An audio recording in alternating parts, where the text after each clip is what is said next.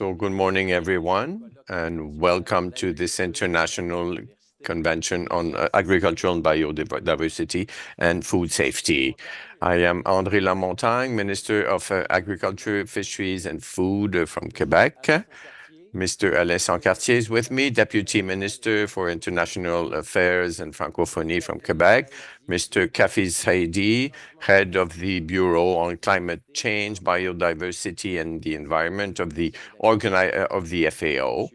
Mr. Jonathan François Gélineau for the International Affairs and Environmental Affairs at Laval University. Dear participants, dear colleagues, I am here before you, Jonathan Parquin, head of the High School of International Affairs of Laval University. We co-organized this symposium, and before starting, we would like to thank the Huron-Wendat nation to greet us here on their ancestral territory, the Nion-Wensio.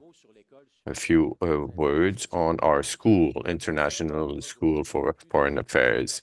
We have 80 professors coming from various departments and faculties for Laval University. All of them are very much involved in international affairs, and our school also receives 350 students from the master's level and doctorate levels, and many experts in international affairs. The school has the chance to have professors with a lot of expertise from all fields, international trade, international safety, Africa and the Middle East, the Arctic, Indo-Pacific region, and others. The school gives a lot of importance to multidisciplinarity and its research activities. We are indeed convinced that the international challenges today require an approach that will not be in silos. Our students follow trainings that are quite demanding, integrating various disciplines, economy, law, political science, agro-food, geography, and administration. Our students also have access to many activities, big conferences, symposiums, simulations of international affairs, summer schools, fall schools, winter schools, probably spring schools too, that are organized every year.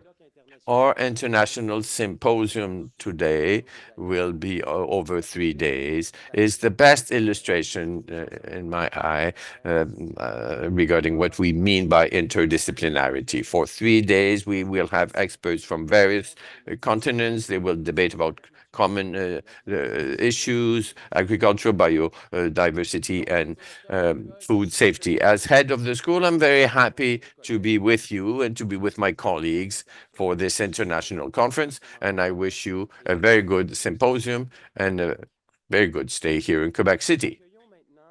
We will now have the Vice Rector for International Affairs and Sustainable Development for Laval University, Mr. François Gélineau.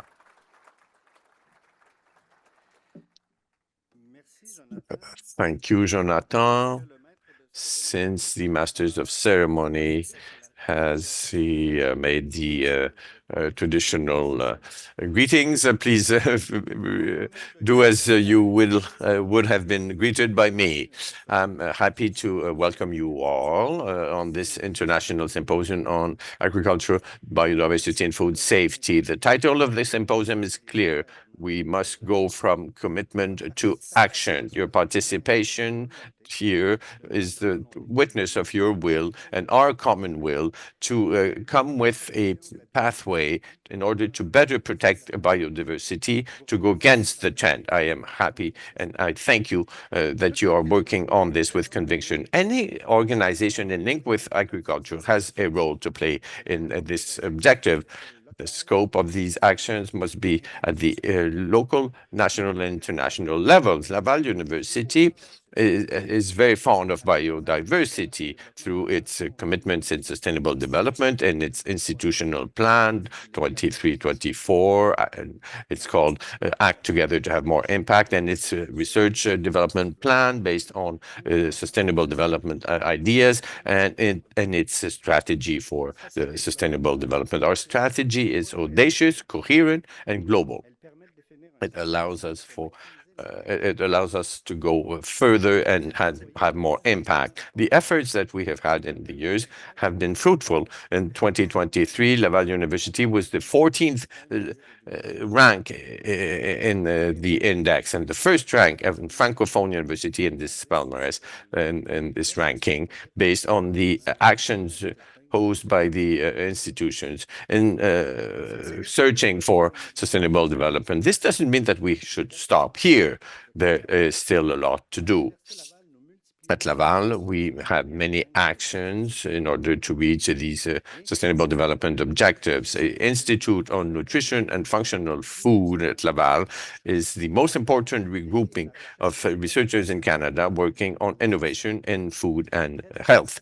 750 scientists work in synergy to look for solutions for the complex issues of food safety in a planet that we want to be as healthy as possible. The chair in law on diversity and food safety at Laval has as its mission to analyze the legal instruments that we have at hand in order to promote productivity for a better food safety in the world. Also, the Environment EDS Institute has research programs to go against the decline of biodiversity, which is really a threat to the human beings.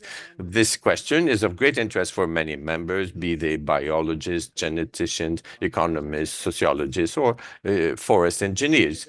This event today is really fitting in our international Brian Mulroney Carrefour.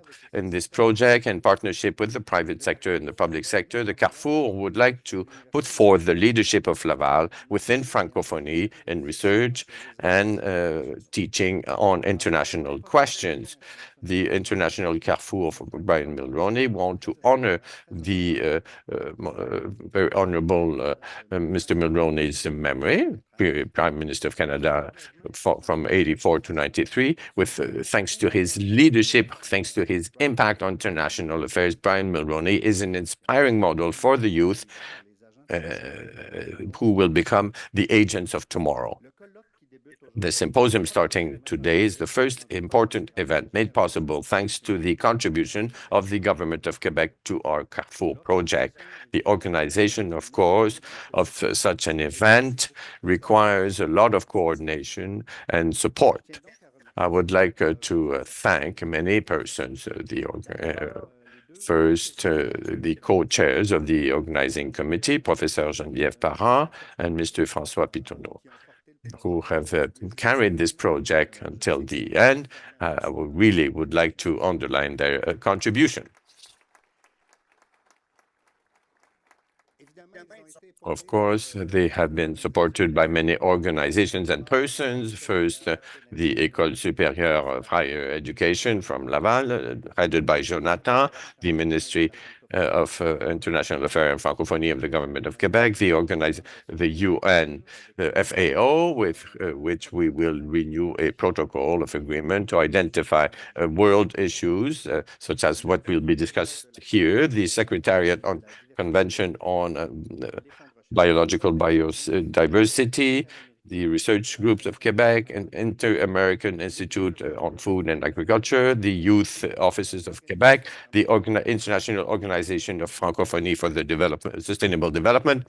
And finally, I would like to thank the whole team behind the event that we are participating today, and the students of our school, thanks to their volunteer work, have contributed to the success of this event. So to you all, thank you for your help, for your expertise in order to go against this trend of the decline of biodiversity. Thank you for believing that there are solutions, sustainable solutions throughout the world. So I wish you all a good symposium, good exchanges, and thank you very much for being here today.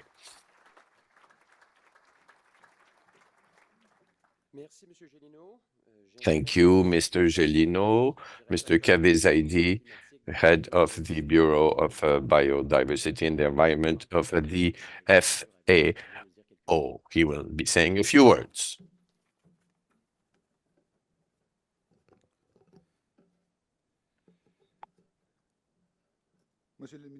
Mr. Minister, Mr. Deputy Minister, Excellency, ladies and gentlemen, it is for me a great pleasure to be here before you on behalf of the FAO for the official opening of this international symposium co-organized with Laval University, the Government of Quebec, and the Secretariat of the Convention on Biodiversity.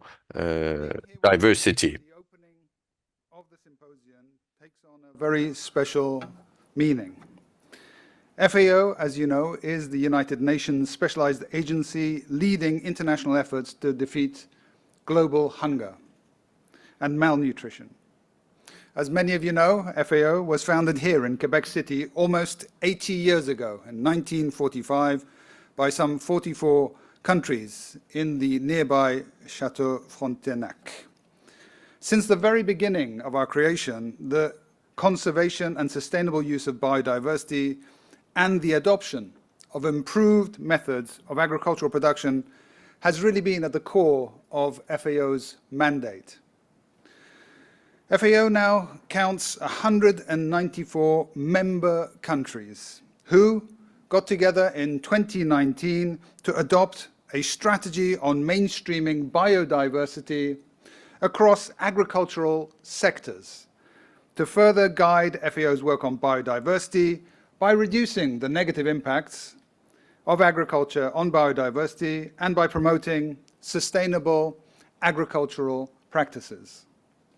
The adoption of the Global Biodiversity Framework, or GBF, at the last UN Conference on Biological Diversity held in 2022 in Montreal has really raised the profile of biodiversity on the global agenda and provided really a blueprint for action across all ecosystems. The Global Biodiversity Framework is really a milestone for the recognition of the critical role of agriculture. Indeed, the global commitments made on biodiversity rely in large part on agri-food sectors, with over half of the 23 targets of the Global Biodiversity Framework making explicit reference to agri-food sectors.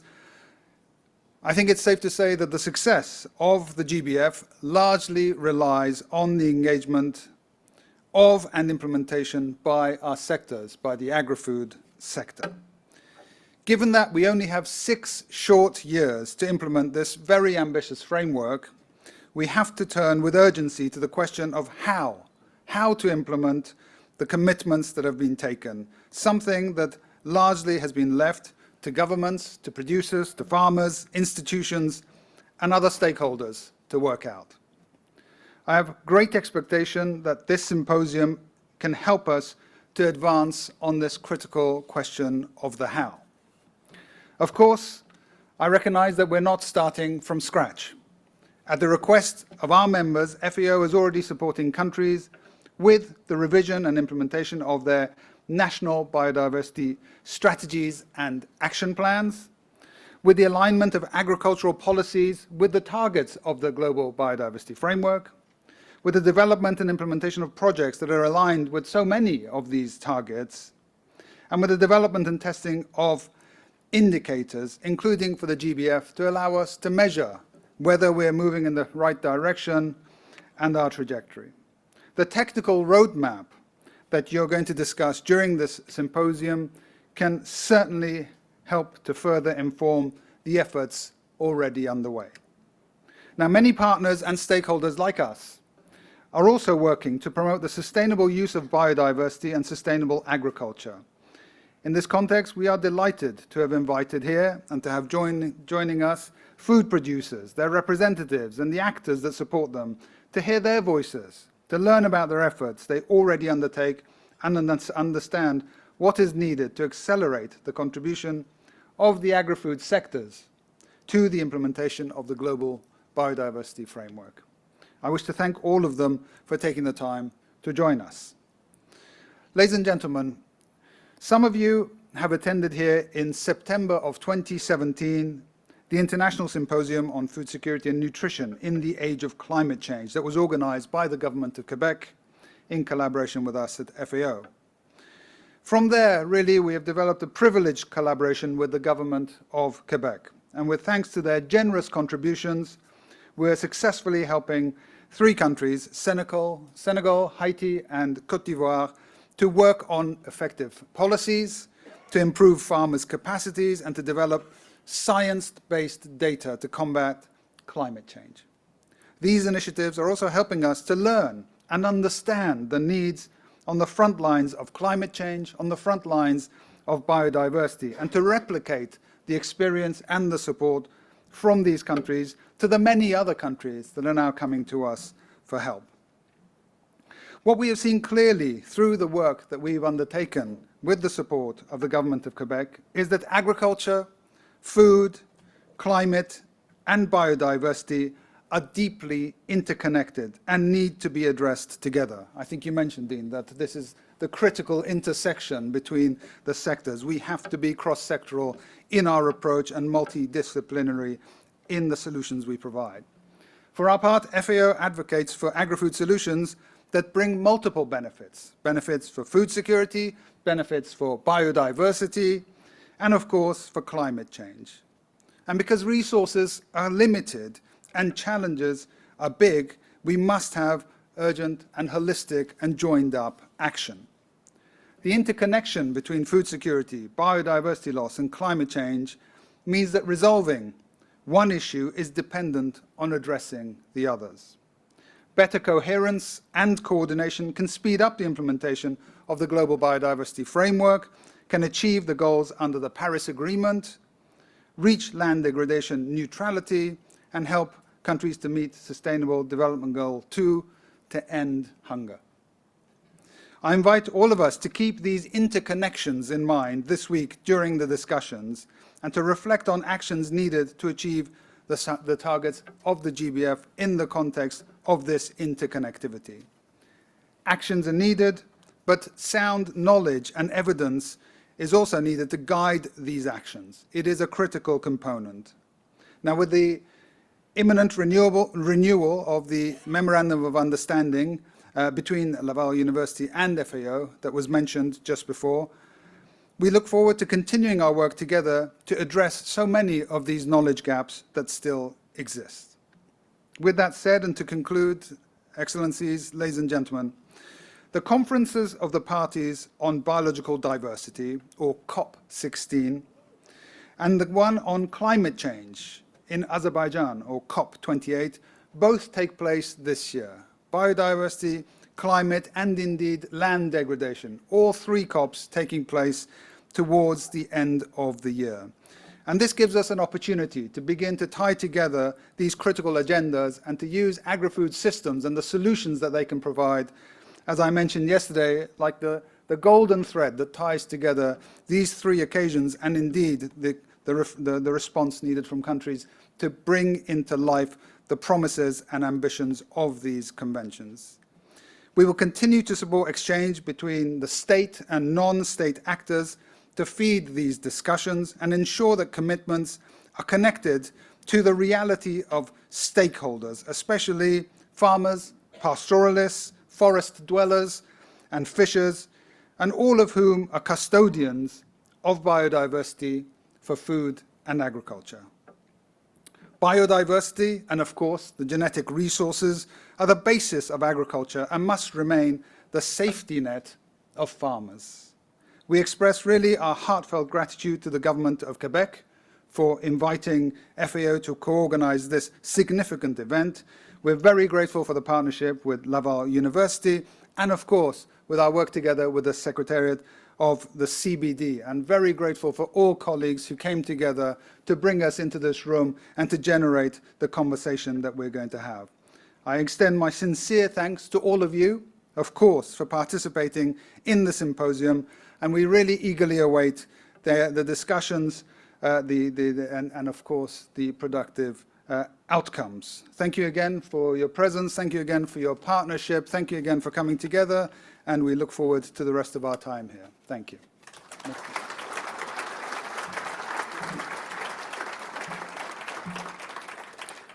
Merci, Monsieur Zaidi.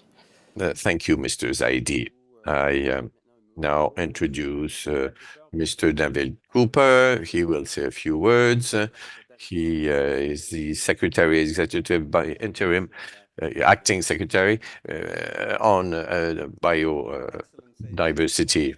Distinguished participants, I'm honoured to address on behalf of the Convention on Biological Diversity this international symposium on agriculture, biodiversity and food security, from commitments to action. I thank the Government of Quebec for the generous support that made this symposium a reality. I also take this opportunity to congratulate everyone involved in the preparation. Thank you for making this happen. It's been a great pleasure to have the Secretariat co-organising this important event with the Government of Quebec, the University of Laval and the Food and Agriculture Organisation. Colleagues, nothing is more important for the future of biodiversity than the way we manage food and agricultural systems. Biodiversity is essential for food security and for nutritious diets. The genetic diversity of crops and livestock has been nourishing people for millennia. But unfortunately, the current architecture of food systems is, for many, failing to provide healthy food or fair employment. Its hidden costs burden our healthcare systems, and it is negatively impacting biodiversity through land use change, overfishing, overexploitation of wild species, pollution, and climate change. As a result, we are stuck in a vicious cycle in which food systems rely more and more on the use of external inputs like pesticides, antibiotics, and synthetic fertilizers. The current food systems model has underlying drivers such as unsustainable consumption, food waste and losses, and subsidy incentives that are harmful to biodiversity. We need to address these issues and accelerate a transition towards a much more sustainable food system. The Kunming-Montreal Global Biodiversity Framework, also known as the Biodiversity Plan, addresses a wide range of issues, including ecosystem restoration, invasive alien species, wildlife management, pollution, genetic resources for food and agriculture, soil health and pollination, among others. Target 10 of the Biodiversity Plan specifically aims to enhance biodiversity and sustainability in agriculture, aquaculture, fisheries and forestry. That said, food systems are linked to all the goals and targets of the plan, from production to consumption, across the supply chain and all levels of government. Urgent implementation is critical to successfully achieve the 4 goals of the Biodiversity Plan: to protect and restore nature, to prosper with nature, to share benefits fairly, and to invest and collaborate for nature. And it is crucial to integrate biodiversity considerations into the global governance of climate change action, land degradation, water scarcity, and natural disaster mitigation. The future of biodiversity depends on this, and food security depends on biodiversity.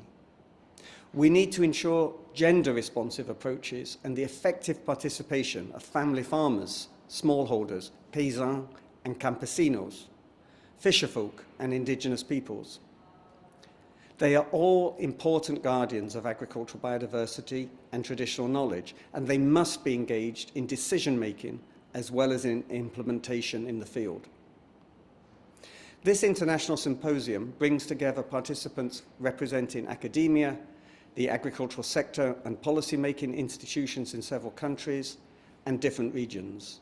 This kind of interaction is crucial, because we need a whole-of-government, whole-of-society approach to implement the Biodiversity Plan. Agriculture epitomizes the challenges that humanity must rise to, meeting people's needs while halting and reversing biodiversity loss. It is refreshing to see people with diverse backgrounds working together, exchanging information and connecting the dots to draw feasible pathways to achieve sustainable food systems while promoting the sustainable use and conservation of biodiversity. Thank you for your participation today, and I invite all of you to be part of the plan, the Biodiversity Plan. I wish you fruitful discussions, and I look forward to the harvest of your work. Thank you for your attention.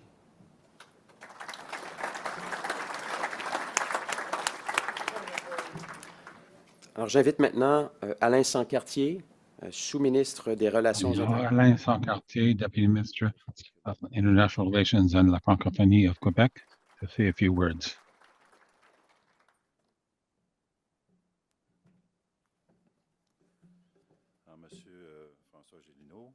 Mr. François Gélineau, Vice Rector of International Affairs and Sustainable Development of Université Laval, Mr. Kaveh Zahedi, Director of the FAO organization, and Mr. David Cooper, Acting Director of the Secretariat of the Convention on Biological Diversity, Minister Lamontagne, Minister of Agriculture, Fisheries and Food. Hello, everyone, distinguished guests as well. I wish to welcome you to the International Symposium on Agriculture and Biodiversity and Food Security, from Commitments to Actions. I wish to thank all the participants from Quebec and internationally for joining us today, whether you're here in the room or by virtual connection. I would also like to thank the International Carrefour of Université Laval, the United Nations FAO, Food and Agriculture Organization, and the Secretariat of the Convention on Biological Diversity, who organized this event, together with the Department of International Relations and La Francophonie. I'd like to take the opportunity to welcome our partners from the agriculture, fish, and fisheries and food officials, and those from climate change, wildlife and parks, as well as research funds from Quebec who contributed to holding this event. We can also be pleased that this event is being held in Quebec City, where the FAO was founded in 1945. The $27.5 million invested by our government for the International Carrefour of Université Laval, an amount for activities on worldwide issues in collaboration with international organizations. I'm very pleased to be here today at the opening of the first of these events, which I am convinced will be numerous. And this outreach will be beneficial to research and teaching for international relations in Quebec and the sharing of Quebec expertise in the areas of interest to the international level. The Carrefour will also contribute to international visibility for the national capital and region, showing the key role it plays in many important international relations events nowadays. I also wish to thank Ms. Sophie Lamour, Director of Université Laval, and the entire team of the Institute for Higher International Studies, as well as Jonathan Paquin, Director, and Geneviève Parent, full Professor, Research Chair in Diversity, Rights, and Food Security, and her entire team. The joint organizing of this event is tangible proof of the partnership between the Department of International Relations and La Francophonie and the research chair on food security that we invested $250,000 in for 2019 through 2024. The Department of International Relations and Francophonie also wishes to underline that the first international event of Université Laval's International Carrefour has two important partners, the FAO and the SCBD. Martin Daron was in fact present in Rome last February for the official launch of the Saga 2 project on food security, accelerated adaptation, which will take place in Senegal, Haiti, and Côte d'Ivoire in the coming years. We're very pleased of this promising project of the FAO, which is a concrete outcome of the Paris Agreement on the climate, which also recently won a prize from the government of Quebec. The Saga project is an important part of our international relations with a total investment of $12.9 million Canadian dollars since 2018, and now generates considerable spin-offs and major structural spin-offs. We're very pleased with the collaboration developed with the Secretariat of the Convention on Biological Diversity, particularly in the framework of COP15, where the international framework of Kunming-Montreal on biodiversity was adopted, and the International Symposium on Agriculture and Biodiversity and Food Security, and commitments to actions. Quebec wishes to create an inclusive and participative dialogue in a francophone space to contribute to the implementation of the worldwide framework on biological diversity in the specific sector of agriculture and food. I hope that you will all benefit from these 3 days of discussion. And I can assure you that you can count on us to pass on the recommendations from Quebec to the international level, particularly at COP16 next October in Colombia. I wish you all an excellent symposium and excellent discussions. Thank you very much.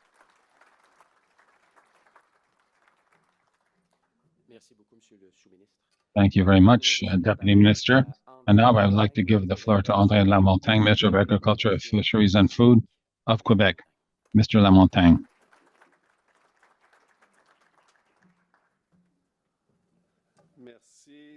Thank you. And I'm very pleased to be here this morning. And congratulations to the organizers for this event.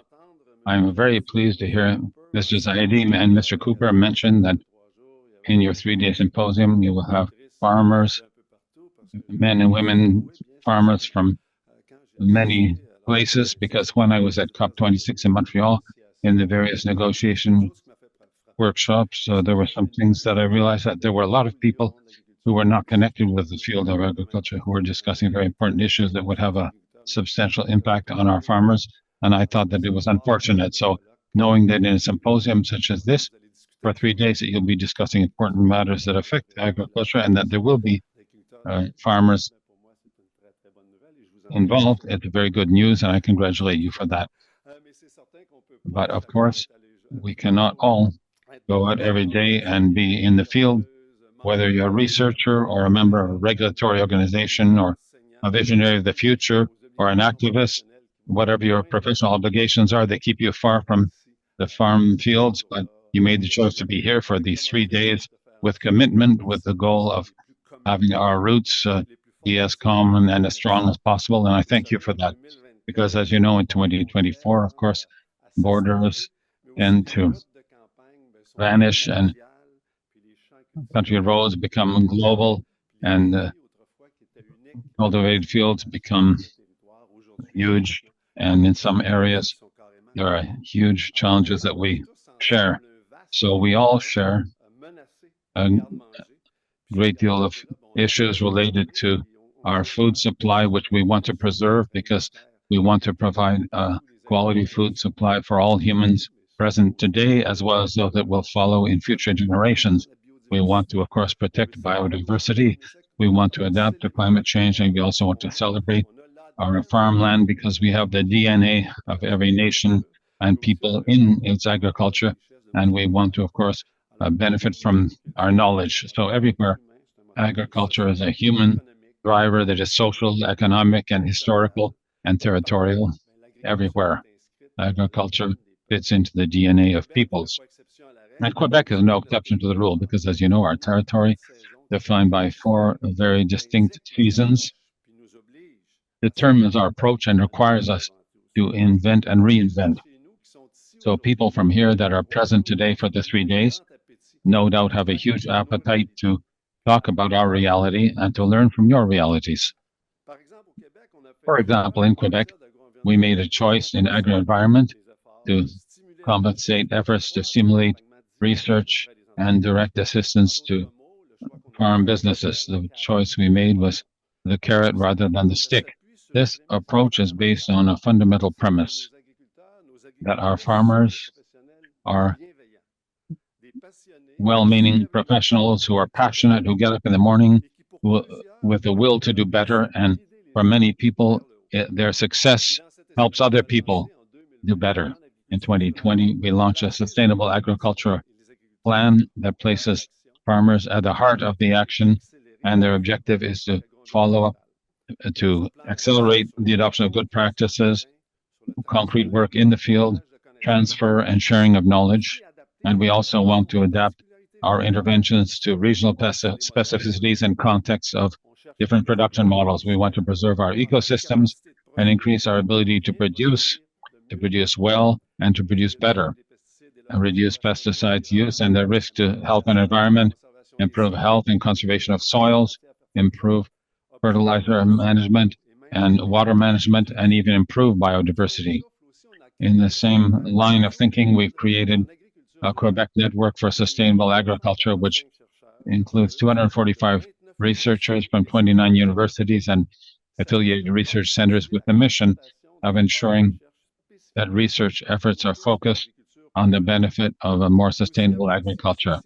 We have also connected Quebec's Agriculture Technology Institute for training to train producers in farming. And as we speak, there's some 34 training programs underway that our producers have access to online to help them move forward towards improved practices for the agro-environmental sector. We also have our soil health squad, which goes out directly to visit farms to share successes and discuss problems.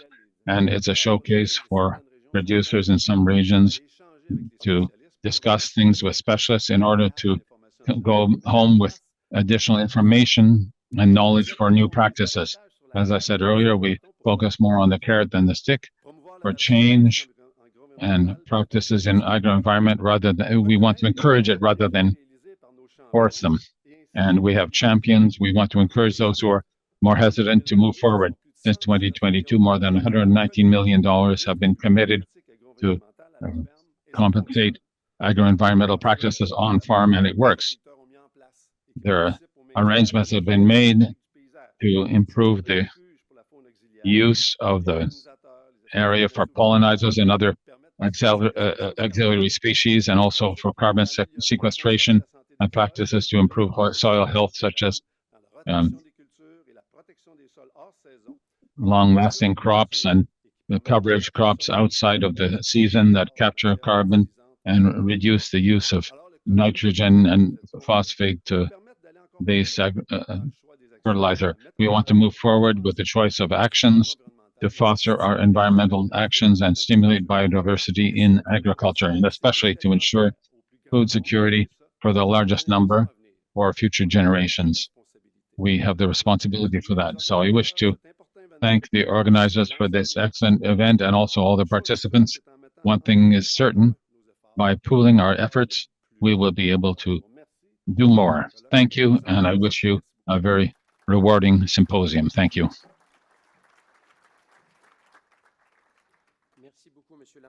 Thank you, Mr. Lamontagne. Now let's move on to the official photograph. So I invite the representatives of the co-organizers to come up to the stage just over here. We will also add representatives of partners of the symposium, Mr. Gelino, Mr. Zahedi, Mr. Sancartier, and Mr. Lamontagne. Please come up to the front.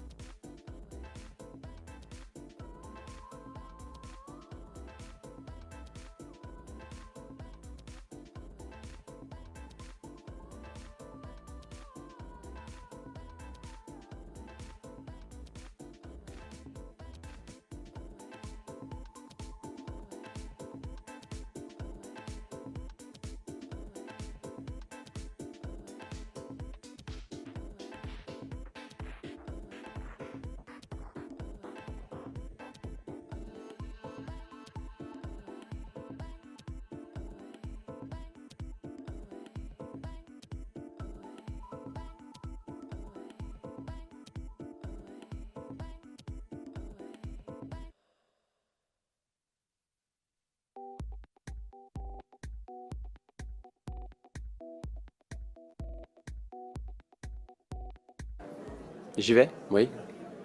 Très bien. Alors, j'invite maintenant... All right, now we would invite the partners of the symposium to come up to the front, perhaps just in front of the stage.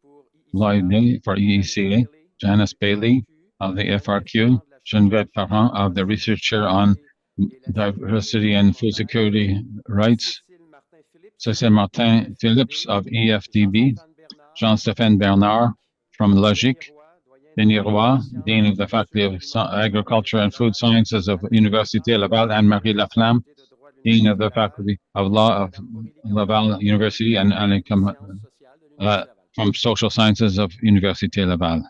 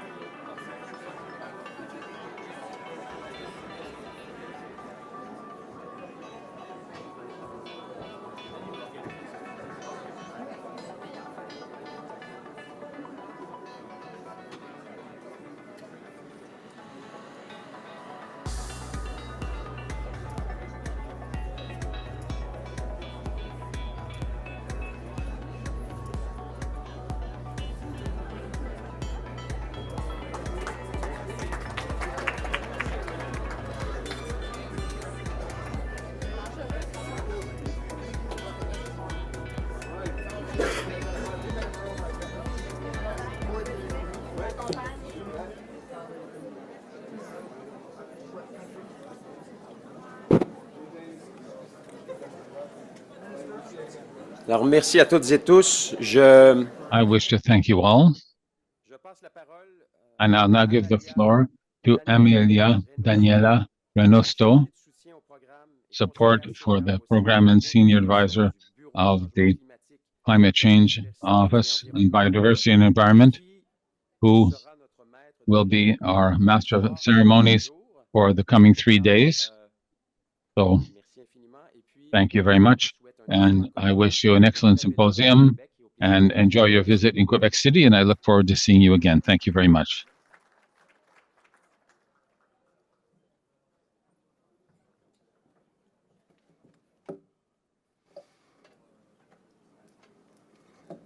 Alors, bienvenue à tous les... So welcome to all the officials, stakeholders, and participants in this symposium, including those who are listening online. You will understand that considering the list of the co-organizers of this symposium, I feel particularly encouraged by, since I studied at Laval University and I'm employee of the Department of International Relations and Francophonie and working for the FAO that has a mandate for biological diversity. You'll understand that for me, I'm very pleased to be here because there's a lot of resonance for me. And with the task of facilitating the connections between the different segments of the symposium, I would like to comment by introducing the trio of co-chairs of this symposium. And when I name you, please stand. And for those who don't know you, then they'll be able to see who you are. So I'll start with Ibrahima Koulibaly,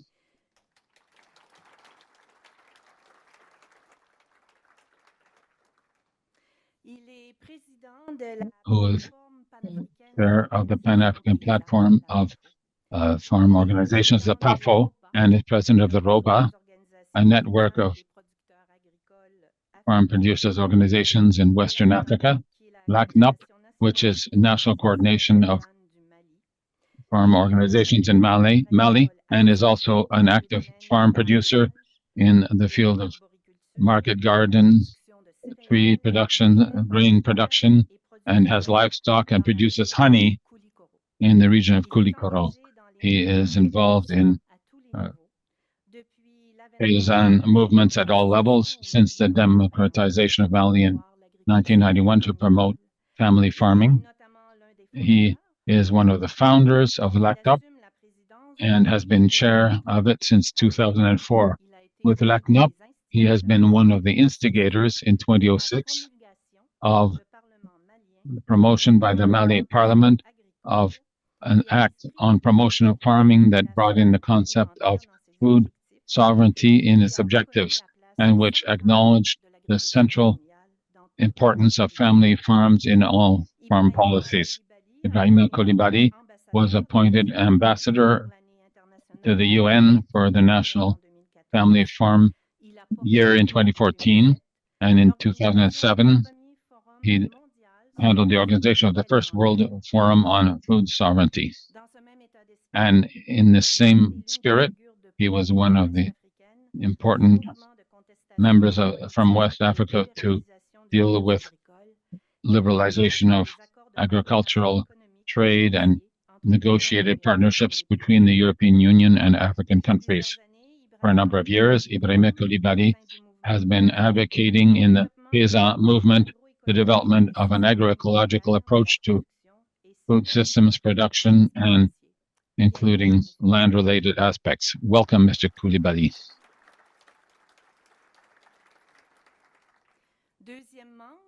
Secondly, a second member of this trio of co-chairs, Geneviève Parent,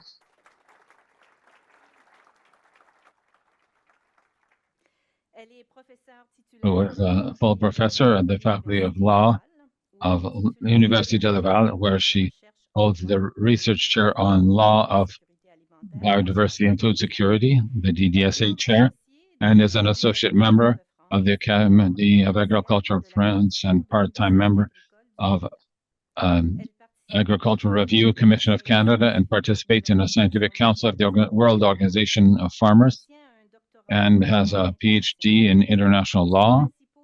And her main fields of interest are food security, national and international agri-food law, and the research she's been doing actively for more than 20 years focus on legal, national, and international instruments contributing to food security, as well as impacts of law on the transition of food systems toward greater sustainability and equity.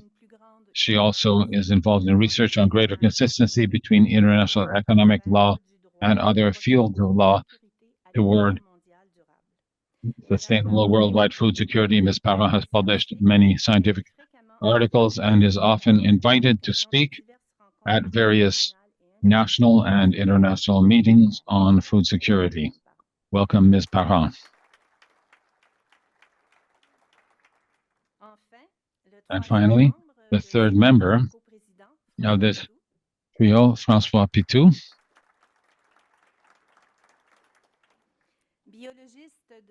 a biologist by training and holding a PhD in natural sciences from the University of Fribourg in Switzerland, and has more than 30 years experience in environmental and agri-food international policy, with a particular focus on food systems, sustainable development, natural resource management, biodiversity, biotechnology, biosecurity, agroecology, innovation, and the green economy.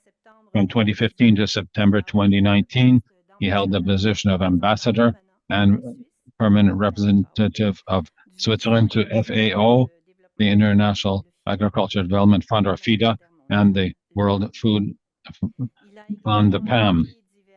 He has held various duties at the Swiss federal government, director of the International Division of Sustainable Agriculture at the Federal Agriculture Bureau, in charge of the FAO, and also food-related and agricultural issues connected with the G20, an organization of economic cooperation and development, the OECD, and multilateral agreements on agriculture and actions with the UN on sustainable development. Has previously worked at the Federal Office of the Environment on genetically modified or GMOs, biodiversity, and a researcher in the USA and in Switzerland. As an expert and Swiss negotiator. He followed the Convention on Biodiversity since 1995 and the International Treaty on Phytogenetic Resources since 2005, where he had the privilege of serving at various levels as facilitator in negotiation processes, including the Cartagena Protocol in 2000 and Nagoya in 2010. And now he works as an advisor for food, biodiversity, and sustainable development. I'm very pleased to find you here in Quebec City today. Thank you.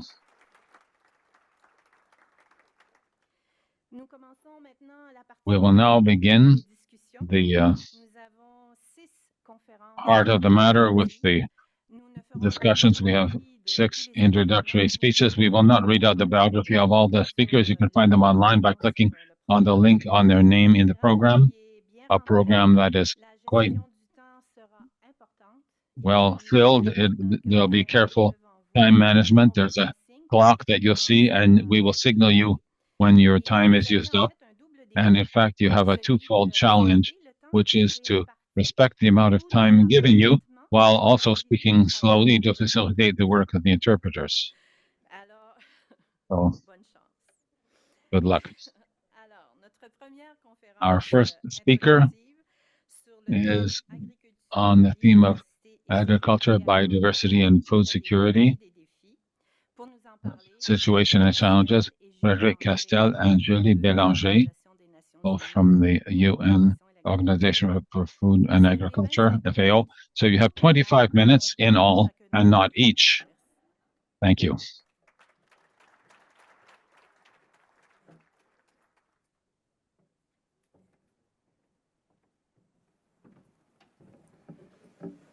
Merci, Amalia. Thank you, Amalia. Ladies and gentlemen, distinguished guests, it is really an honor for Julie and myself to appear before you. We work at the Biodiversity Unit of the Department of Climate, Biodiversity and Environment of the FAO, managed by Director Zahidi. Today, we will be discussing agriculture, biodiversity, and food security, from commitments to actions, and propose guidelines for discussion in the symposium. And Julie and I were asked to give you an overview of the situation of biodiversity in agricultural sectors and to present challenges here that are faced by farmers to reduce negative impact of the agricultural sector on biodiversity, and in order for farmers to be considered as truly central actors in management of natural resources. So we have everything.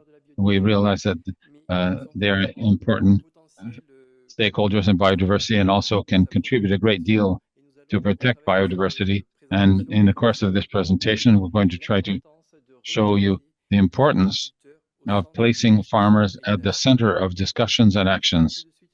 So right away, I'll give the floor to Julie to give you an overview of the situation, and then I'll take the floor again to talk about the challenges and opportunities, and then we'll be able to discuss together.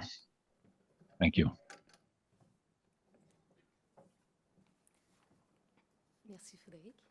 Thank you, Frédéric. The next slide, please. Oh, I'm the one controlling it.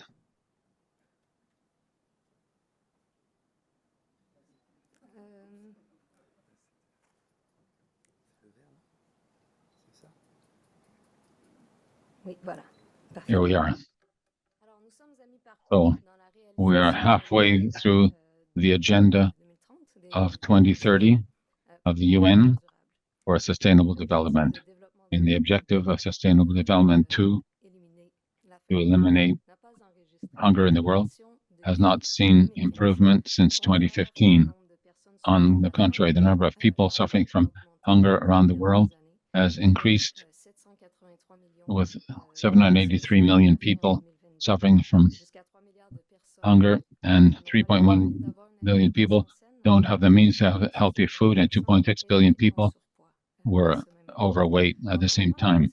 So a large part of the world population depends to various degrees on agri-food sectors for their subsistence, including poor and rural populations. And in that context, it is important also, as an overall challenge, to note that about 1/3 of the food produced for human consumption is wasted or lost. En ce qui concerne les changements climatiques, pour atteindre l'objectif de With regards to climate change, in order to achieve our temperature targets, all sectors will need to reduce their carbon emissions, including food systems, which represent up to 30% of emissions. So climate change has various impacts on agriculture and food safety through increase of weather events, availability of water, pests, disease, biodiversity loss, erosion, loss of productivity, and increase in hunger. It's the smaller farmers that are at the front line of these changes. Agriculture must accelerate its transformation to cope with climate. With regards to biodiversity, we've heard about the loss of biodiversity, which is accelerating. There are various metrics and indicators that measure the global situational analysis here with regards to species and ecosystems. 1 million species are deemed at risk. This was from the Intergovernmental Panel on Ecosystems. We know that about 70% of local livestock races are also at risk. Over 400 million hectares of forest were removed over the past 30 years. And we have various other indicators that show biodiversity is severely impacted. We have estimates since 1900 that also show a severe loss in biodiversity. What are the main causes for these biodiversity losses? We've heard a few this morning.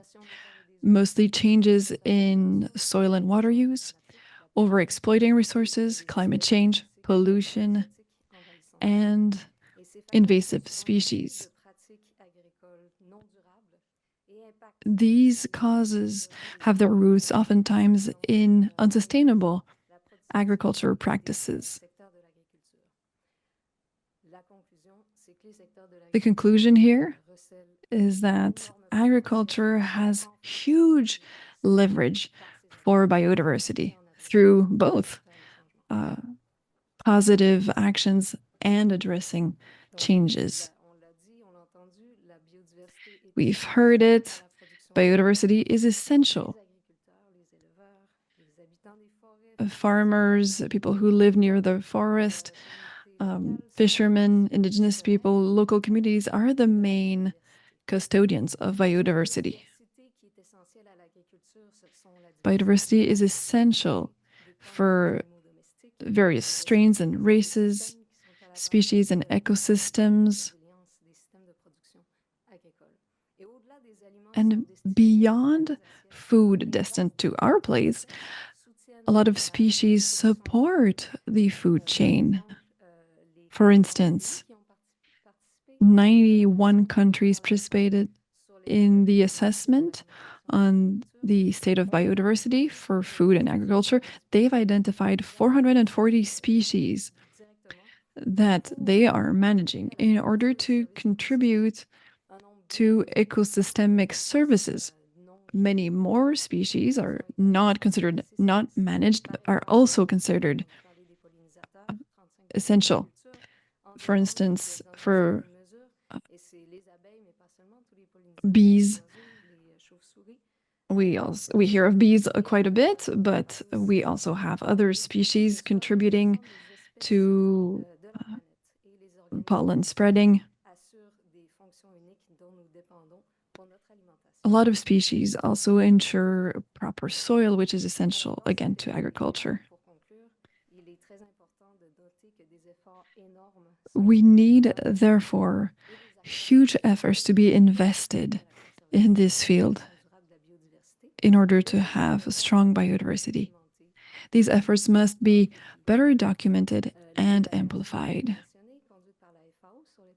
The assessments from FAO, as I mentioned, addressed 20 practices that are being implemented and that can be seen as favorable to biodiversity. The conclusion is that most of these practices are being implemented. We see a few on the screen.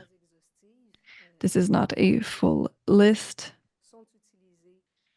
Many practices are used in various countries and contexts, so they're not necessarily compiled here globally. These depend also on, of course, the climate zone and many other factors. Let me wrap up in saying that this situational analysis shows, in fact, does not show that there's a huge diversity in, again, ecological zones and realities for farmers. Thank you.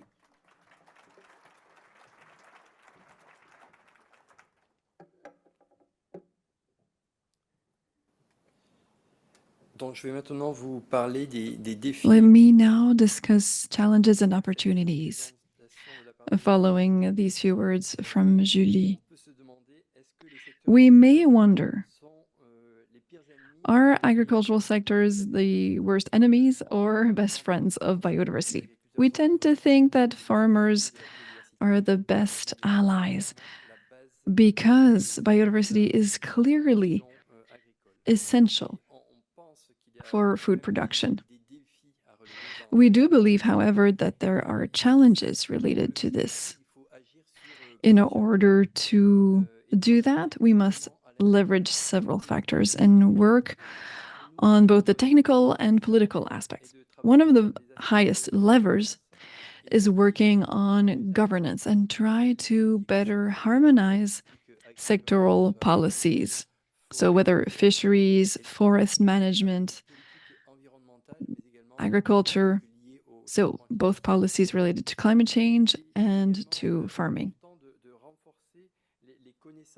It's important also to reinforce current knowledge on food practice. We want to promote, again, practices that are respectful of the environment. We want to make sure that these good practices are promoted through education. But this is not enough. We also need to develop metrics, standardized metrics, that will allow us to measure the impact of these eco-friendly approaches. This is a question that's often asked. We would talk about agro or agri-ecology, but how do we measure this? This is indeed a challenge that we are looking at with our partners. Another crucial point, supporting and funding transition for food production system. Minister Lamontagne mentioned it.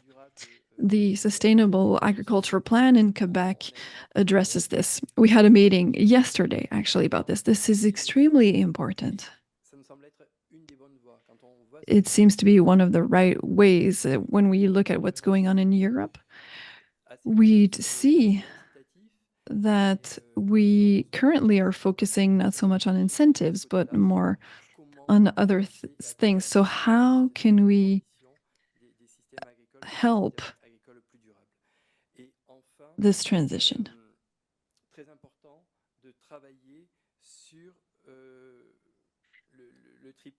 We also need to work on biodiversity, climate change, and food safety, the convergence of all of these. These are three agendas that are, of course, interrelated. So these are the challenges. Now, I think there's one opportunity that was mentioned already a few times. At COP15 in Montreal, adopting the Kunming-Montreal Global Biodiversity Framework. If we look at the 23 targets of this framework, there are three groups. One category focuses on conservation and reducing threats on facing biodiversity. A second category focuses on using sustainable biodiversity to meet human needs. And the third category is implementing solutions. Now, the second category on using biodiversity is very promising as part of this framework. These targets are all interrelated, but half of them fall under the category of agriculture. There are clear measures that relate again to farming. I'd like to mention a few of these targets. Number one, spatial planning, restoring ecosystems, invasive species. Number 7, pollution, extremely important. So whether fertilizers, plastics.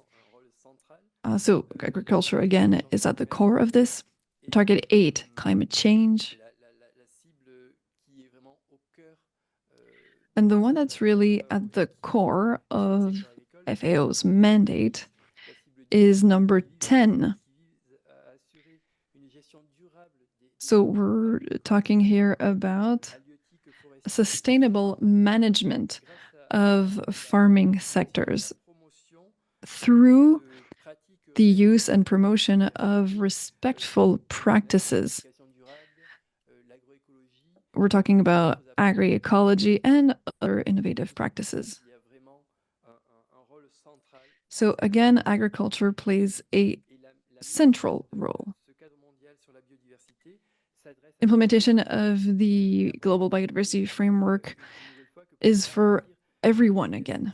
In order to have effectiveness, we need high willingness at the political level so that there's collaboration between various departments. We also need all players in society, all stakeholders to be part of this. And of course, farmers are one of those.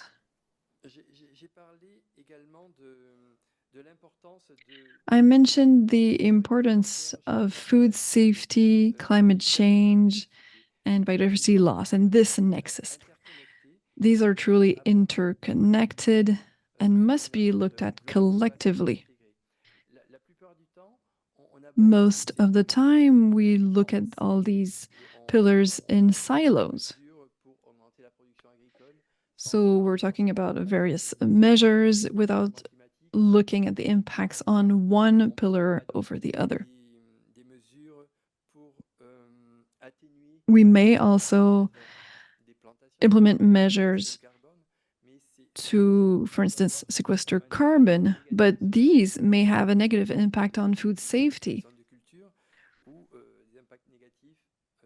because of various reasons. It is essential, therefore, to reinforce consistency as part of this planning.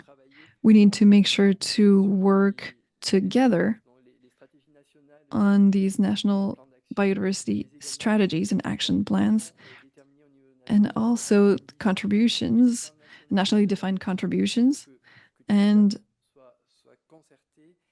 all of these need to be, again, harmonized and consistent. A few examples. These are win-win situations.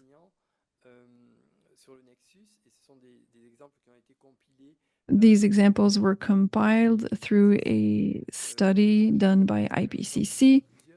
Let me give you just one example. Agricultural diversification. Only 9 species represent 70% of plant-based production. We know this, of course, increases vulnerability to climate change. More than 25 million people will need to be more resilient. Therefore, increasing the number of species can only have beneficial impacts and also increase job opportunities. So this is just one example, one quick example here. One point here Funding.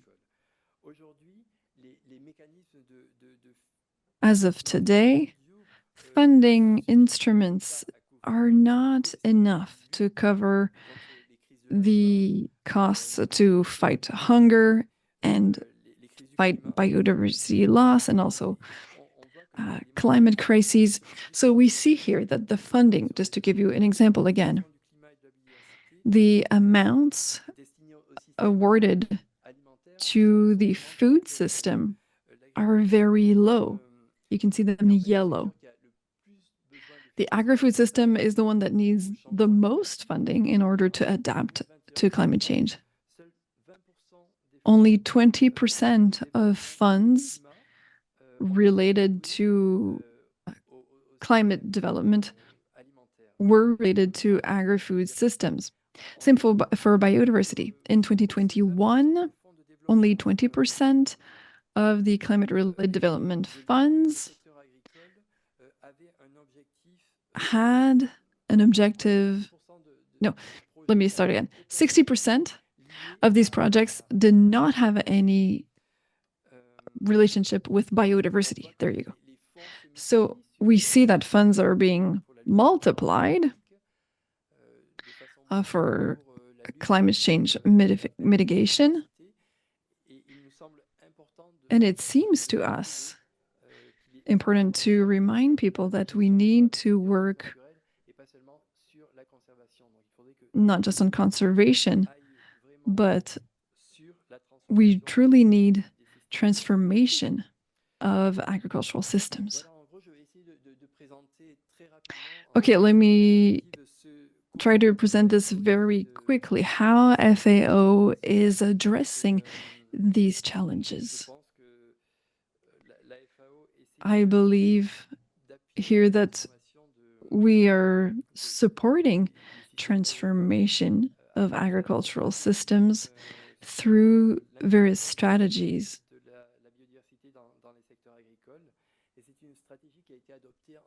This strategy was adopted in 2019. The objective is to reduce negative impacts on agriculture on biodiversity and to promote sustainable agricultural practices. There are 4 pillars. First, member support at their request in order to have reinforced policies. Second, integrating biodiversity in all policies, programs, and activities of FAO. Third pillar, and this is a complex one, making sure that there's true acknowledgement worldwide of the role played by biodiversity and ecosystemic services that it gives us as part of nutrition and food safety. And the fourth one, reinforcing coordination for works related to biodiversity. So this is a more internal one. In implementing this strategy, an action plan has been developed. All agricultural sectors were involved. Here is a knowledge hub that I want to share on biodiversity that was developed by FAO. This was following the adoption of the Global Biodiversity Framework. We decided to compile all existing resources. There are over 300 that users, whether policymakers or technicians or various stakeholders, can have a look at. We tried to make this accessible so that we can look at specific aspects. So we can focus on a specific agricultural practice or a specific region. As part of this knowledge hub, there is also a section on data and metrics and indicators. FAO is a custodian or guardian of 20 indicators as part of the Global Biodiversity Framework. We also have some learning modules and over 20 courses, online courses on good agricultural practices. So this is what I meant to present here. Thank you so much. Hopefully this will serve as a foundation to our discussion. And again, we really want to say that the role of farmers must be amplified in order to fight against climate change and biodiversity loss while continuing to maintain food safety. Thank you.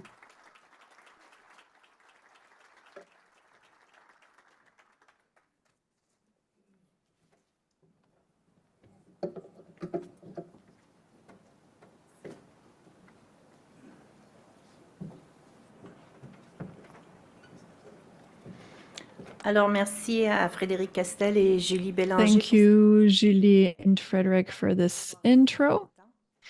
And thank you for keeping up with our time.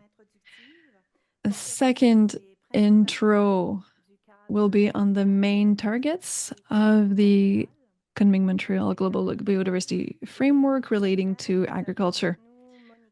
We have Monica with us from the Secretariat on the Convention on on biological diversity. Thank you.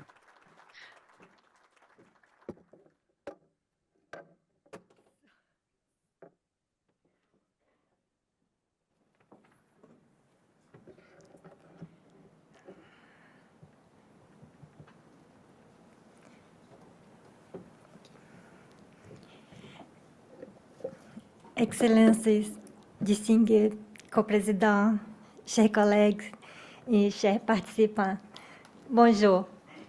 Aujourd'hui, je me permets de vous adresser. Today, I will be speaking English as it is easier for me. Thank you for coming to the beautiful Quebec City and join us in this important dialogue.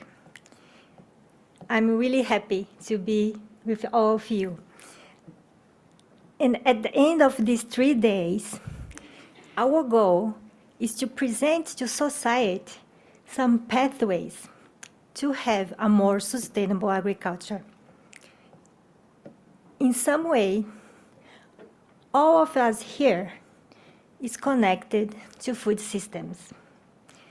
Each one of us, under our different capabilities and capacities, we are collectively producing food in the field, working with government policymakers.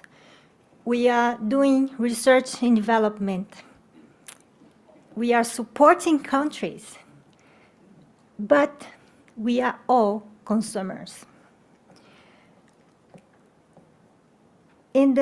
Currently, we have a major food system that is failing to deliver healthy food and healthy diets to our society. At the same time, this same food system is depleting biodiversity and is impacting our environment. So how can we, together, support a more sustainable food system?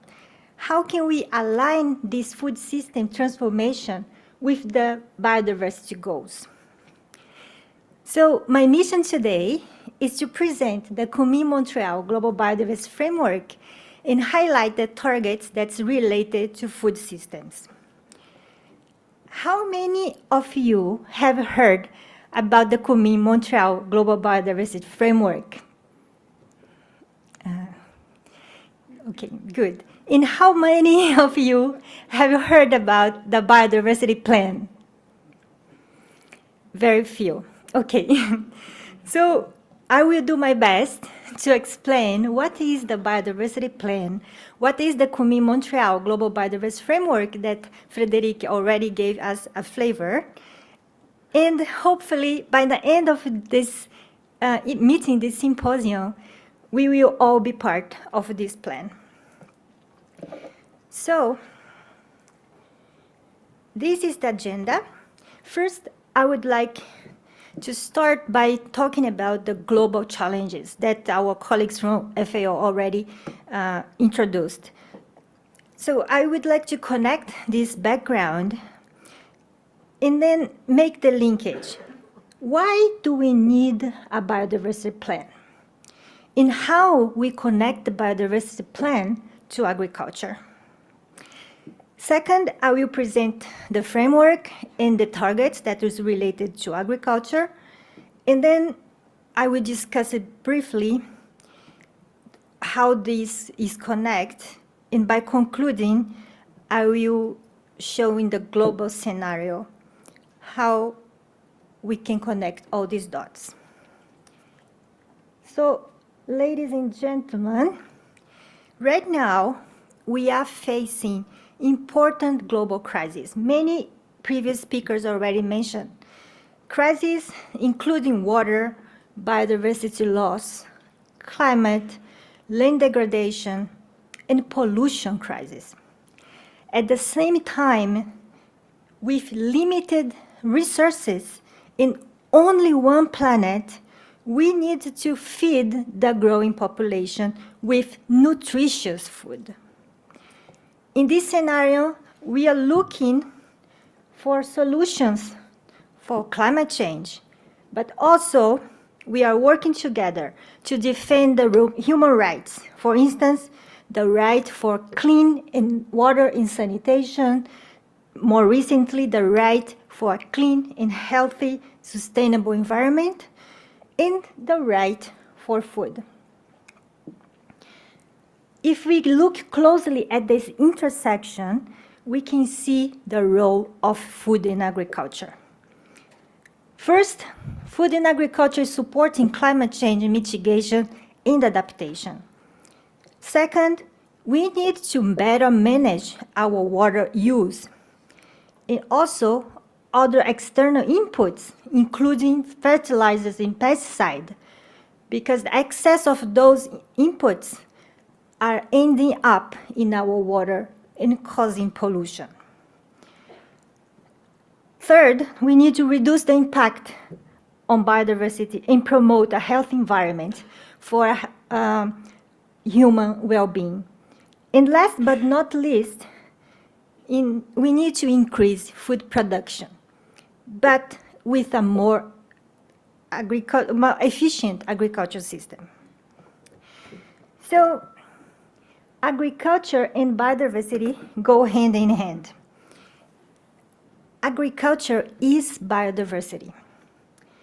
It is the genetic resources of crops, of livestock. Also, biodiversity supports the main engine that produces food, which is nature. Nature is soil biodiversity. They are the organisms that are forming our soils, recycling nutrients, sequestering carbon, filtering water, recycling pollutants, helping plants to fix nitrogen. Nature is pollinators, seed dispersals, the natural enemies of pests and diseases, and much more. So, in one hand, we have the loss of biodiversity that is impacting our food production. In the other hand, the future of biodiversity depends on the way that we manage agriculture. So, we need a global response for this crisis that we are living in. And that's why we need a biodiversity plan. For those who are not familiar with the Convention on Biological Diversity, periodically we have this publication that is the Global Outlook. In this Global Biodiversity Outlook, also known as GBO, we publish the status of biodiversity, the trends, and these help us to guide the implementation of the convention. The last report was the GBO5.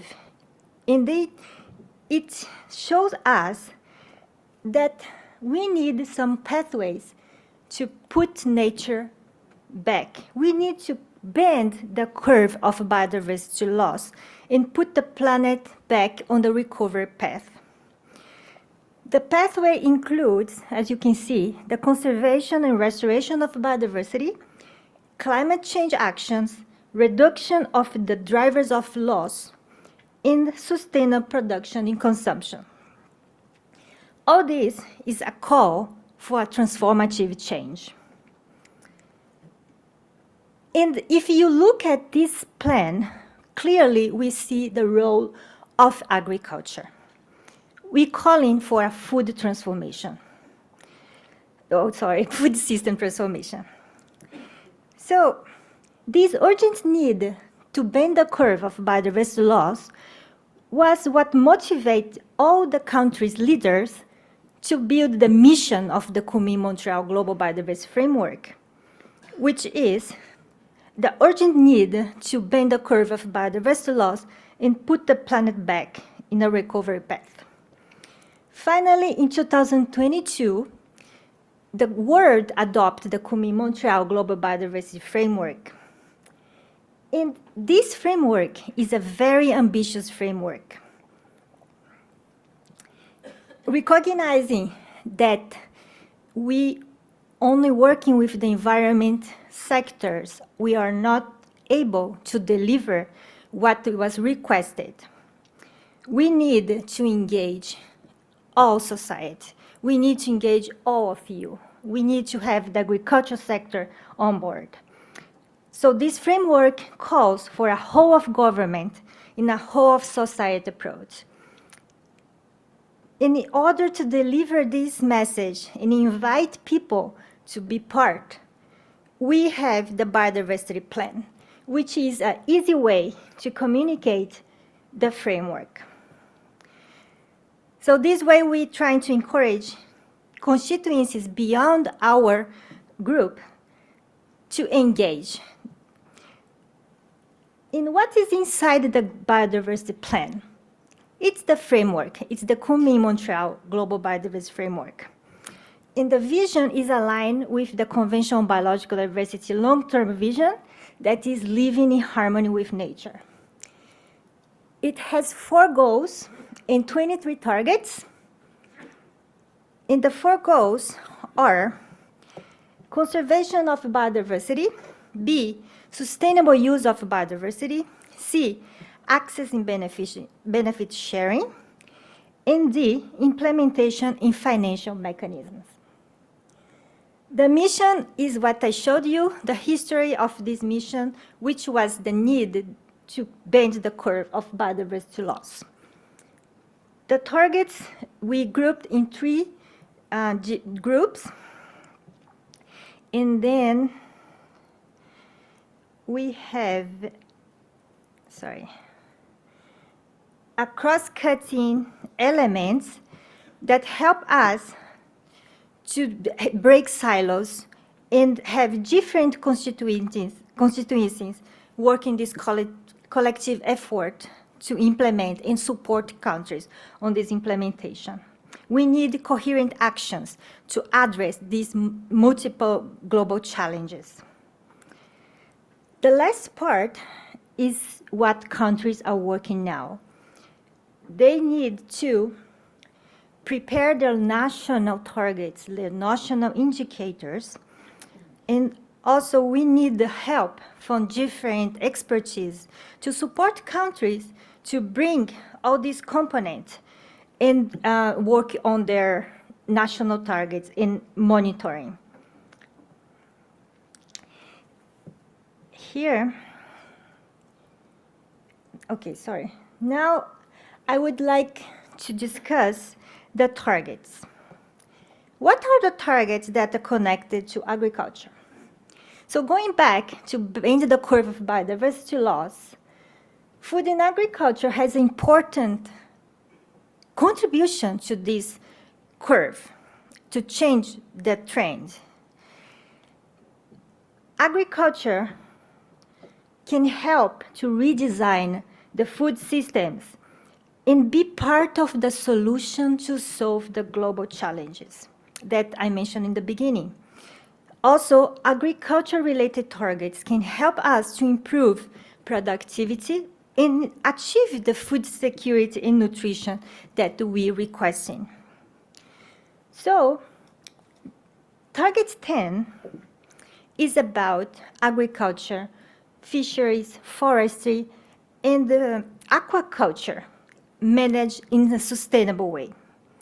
It's about the sustainable use of biodiversity, including through biodiversity-friendly practice, like agroecological practice, agroforestry, and many other approaches. Those approaches can contribute to food security and also to increase resilience and have a long-term efficient in productivity that we require from those systems. However, Target 10 in its own cannot do the work. We need to work and implement many targets at the same time. I would say that food system actually touch all the 23 targets. But for the purpose of our discussion those 3 days, we selected some targets to focus on. So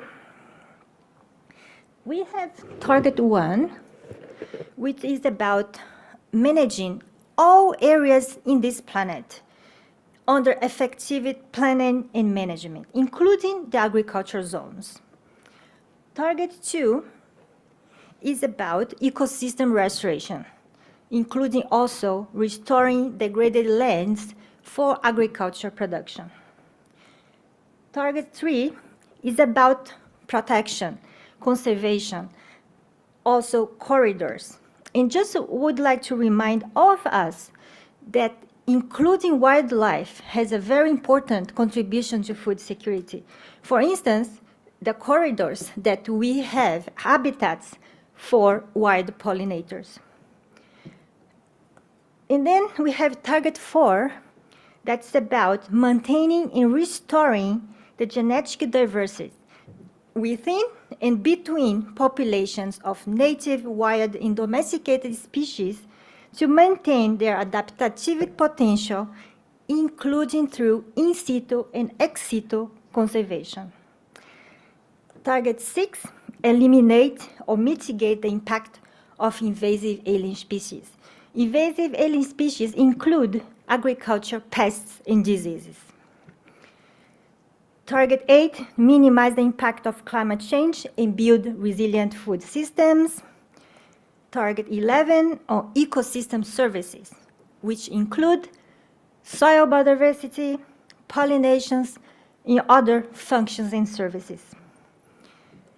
Target 13, sharing benefits that arise from the utilization of genetic resources. And just to remind that frequently those genetic resources are for food in agriculture. Target 14, integrating biodiversity in all levels of decision making.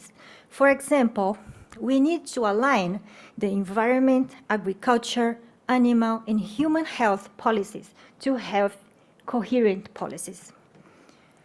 Target 16, it's about sustainable consumption, including reduction of waste, also including food waste. I just would like to make a linkage between Target 16 on consumption with Target 4 on genetic resources. Genetic resources for food and agriculture face challenges also from market and consumption trends. So let's think about neglected crops and how we are narrowing our variety of food. Think about consumption trends that we have currently. For example, we have fresh blueberries the whole year in the market. Let's ask ourselves, is this sustainable? Target 18, reduce harmful incentives and scale up positive incentives for biodiversity. These include subsidies for pesticide, for fertilizers, and also for trade incentives. How we can shift those perverse incentives to have more positive incentives. All this is also connected to the other targets like capacity building, awareness raising, participation of indigenous people and local communities, gender, and others. So just to go very quickly, how we connect all these dots. At the global scenario, the Sustainable Development Goals and the Kunming-Montreal Global Biodiversity Framework, known as a Biodiversity Plan, they are mutually supportive. And also, the actions to achieve the Biodiversity Plan and the SDGs will benefit other international processes like the Decade on Ecosystem Restoration and many other international commitments. So to conclude, I would like to give you a takeaway message. We all recognize the fundamental need of food security.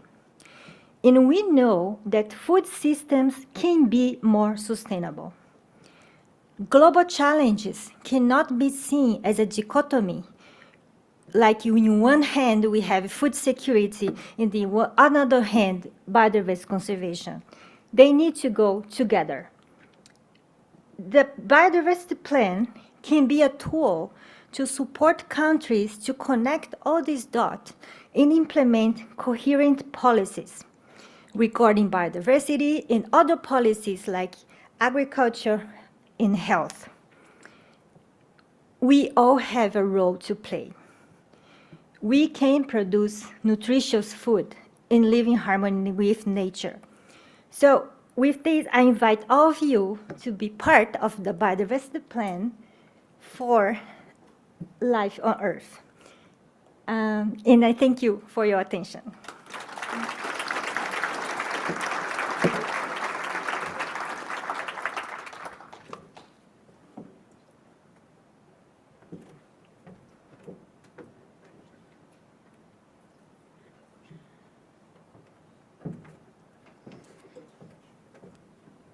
Alors, merci Monica Kobayashi pour cette introduction et pour cet appel à Thank you, Monica Yokabashi, for this introduction and for this call for action. And with us, we have Marcel Bokaboum, the permanent representative of the Kingdom of the Netherlands, based in Rome, and he also chairs the group of Friends of Biodiversity.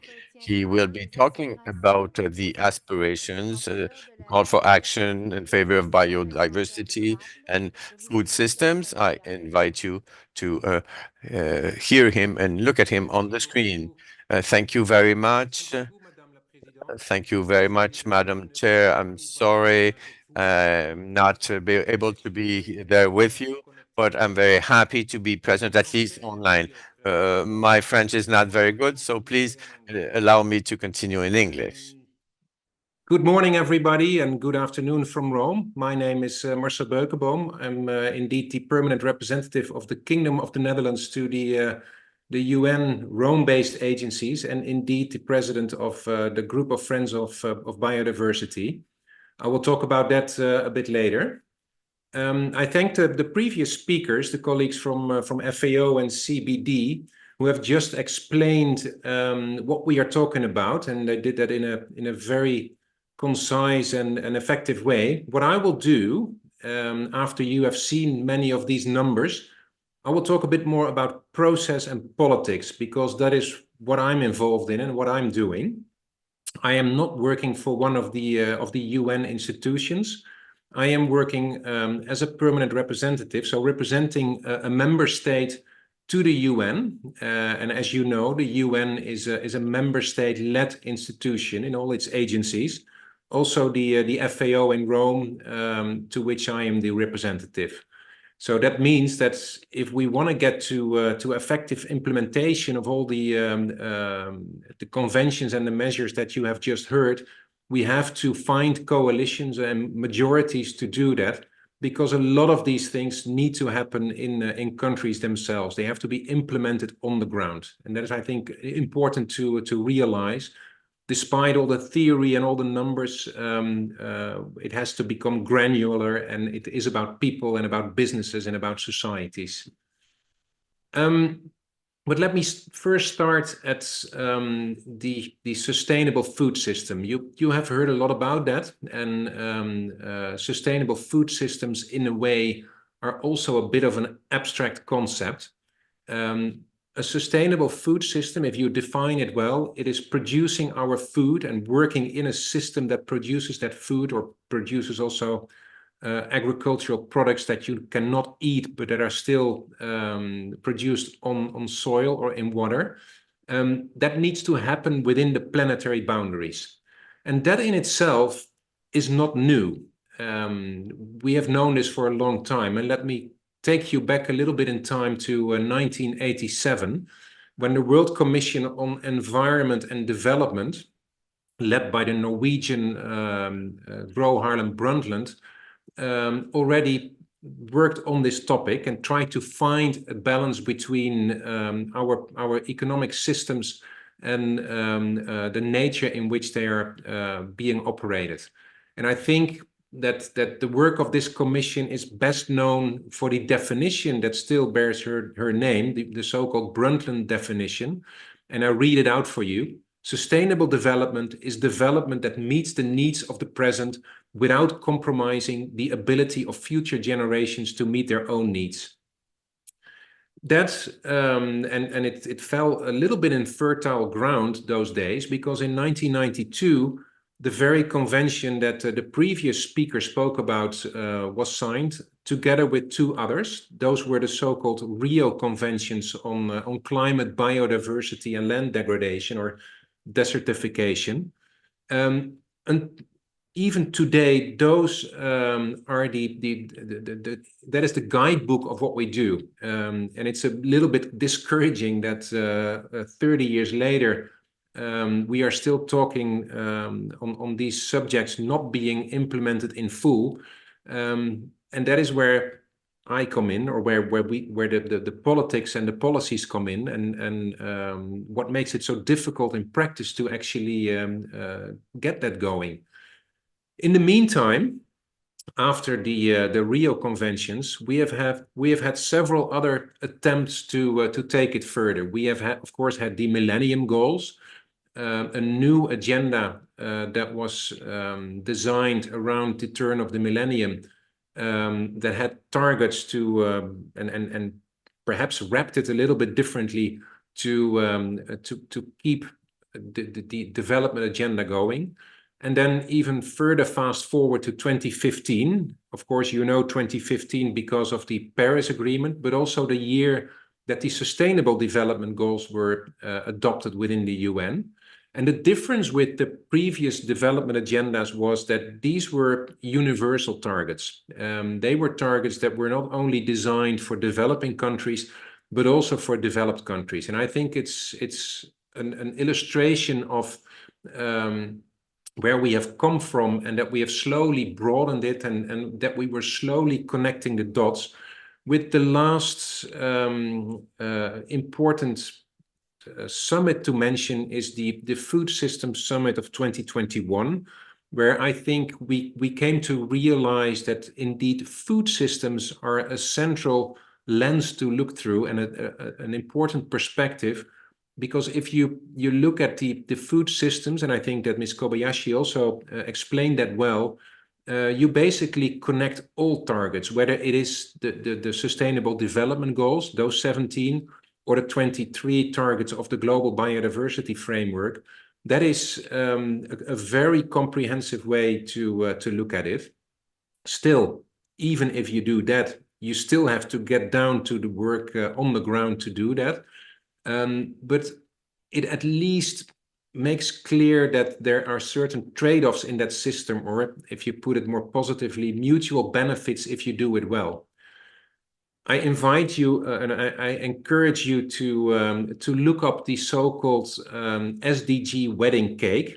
I don't have a picture with me, but if you would do that, and the wedding cake has been designed by the Stockholm Environmental Institute, it is a different way of looking at these sustainable development goals. And the nice way that this institute did it was the base layer, and indeed we're talking about food here. The base layer is the biosphere. That is where climate, nature, water, soil, and indeed biodiversity sit. The very foundation of the food systems that we try to make more sustainable. And if you think of it, and previous speakers spoke about that as well, without the insects, without the pollinators, without the fungi, and without the healthy soils and enough water, there is no food production. If you would cut out the pollinators, we would not even have one more harvest. So that is how important it is. But it's also a bit mind-blowing that we more or less forgot about that over the past couple of decades, that this is the very foundation of our life. So what we have to do and what we had to do, and this is the evolution of politics and process within the UN and amongst member states, we had to learn to look at things more systematically in a more holistic way, in if you wish, an integrated approach. And that was not easy because the whole system in which we operate is designed to reward expertise. If I say it's expertise or specialization is king, and that is in the UN, that is in governments, that is in academia. People that are more generalist or able to look at things more in an integral way are not necessarily the ones that make the decisions, because the specialists are often better capable to explain what is needed in their domain. But still, we have to learn to look at it in a more systematic way. And that's why I mentioned the Food Systems Summit as well, as a way to connect those dots and to see it as interconnected as it is. So we have to overlook and to overcome some deeply rooted habits, and even to unlearn some things, because we have to be able to zoom out. And my plea today is that interdisciplinarity has to be valued more than it has been in the past. We have to learn to think in mutual benefits and see potential trade-offs within that system. And even, and that is something that I keep on saying also in the governing bodies of the institutions that I represent my country, we have to learn to say no. And that is something, especially for my generation, that is a word that is very hard to say, because we have become accustomed to luxury. Everything was possible. We could have an avocado from New Zealand, and we could have a piece of popcorn from the United States, or an orange from Spain, all at the same time. It's coming to us almost real time. But if we have to look at the agriculture of the future, we have to be able to nurture soil a bit more, and we have to be able to think of crops that use less water and fewer inputs, because the way we are doing it until now is no longer sustainable. So that is an important trick that we have to learn as well, to say no. And that, as I said before, is a long process. And now I get to my group of friends. A group of friends within the UN context is a coalition of countries that are willing and able to push a certain subject higher on the agenda within those institutions. And in the case of FAO, that is higher on the agenda of the FAO Council and the FAO Conference, but also in the technical committees that deal with fisheries, with agriculture, and with forestry, for example.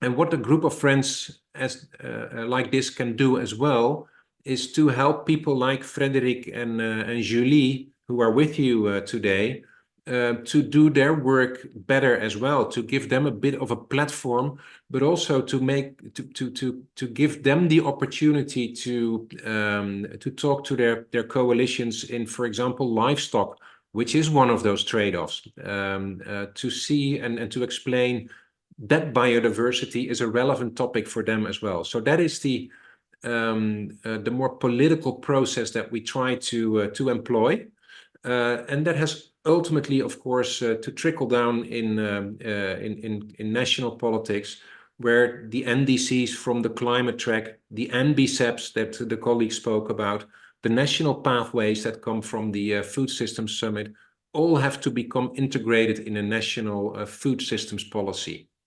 And that entails multi-stakeholder collaboration, that entails a science policy interface that is working, and of course, multilateral support like from FAO. So in short, we need everybody. And I heard the previous speaker conclude in that fashion as well. We need everybody, including you. So therefore, I finish by saying that I wish us a lot of success. I hope you have a good conference, and I look forward to hear back from you. Thank you. Over to you, Madame la Présidente.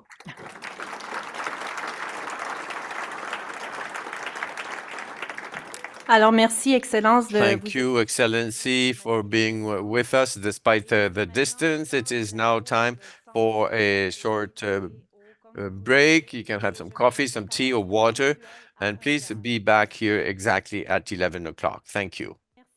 So I wish to thank those of you who have already come back in at the appointed time in the room.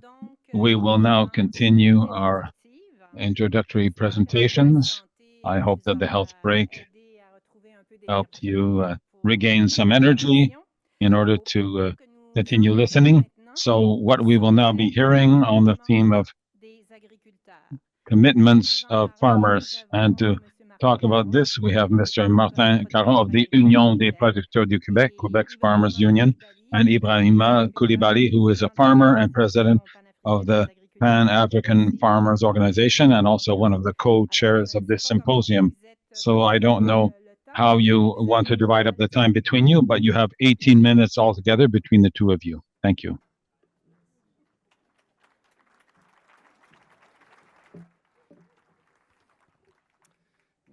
Good morning, everyone. I'm very pleased to be here with you today and for the next 2 days.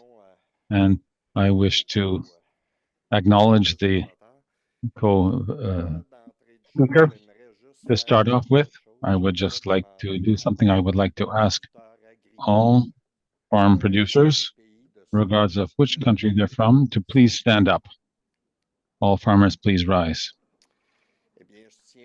So I wish to introduce those farmers to you. Thank you for being with us, and thank you for contributing your knowledge and expertise on biodiversity. Okay, I won't go beyond that. So, hello everyone, I'm Martin Caron, president of the UPA, which is a union of all farm producers and forestry workers of Quebec. We are celebrating 100 years of existence as of this year, which is no small feat. I myself am a dairy and grain producer, as well as proximity markets and vegetables in the Mauricie region with my wife Chantal and my son Marc-Antoine. On behalf of all farm producers and forestry producers of Quebec, I welcome you to our beautiful province and to this major event. Quite frequently, major international events are held without consulting farmers or even understanding or assessing the impact of its commitments on their work and therefore on food security worldwide. The result is inconsistencies in the applicability of their commitments at the international level. I therefore wish to thank the Ministère des Relations Internationales de la Francophonie, the FAO, and the Secretariat on the Convention of Biological Diversity to have invited farmers to participate in a reflection process. If farm practices are appropriate, agriculture is the first ally of biodiversity and preserves and even generates it. In Quebec, we have implemented various important projects for and by farmers with agro and environmental results that are concrete, measurable, and sustainable. while producers are being helped and financed, but they are part of the solution. So biodiversity is also a source of resiliency facing climate change impacts. This is a win-win relationship that must be maintained and that must be invested in.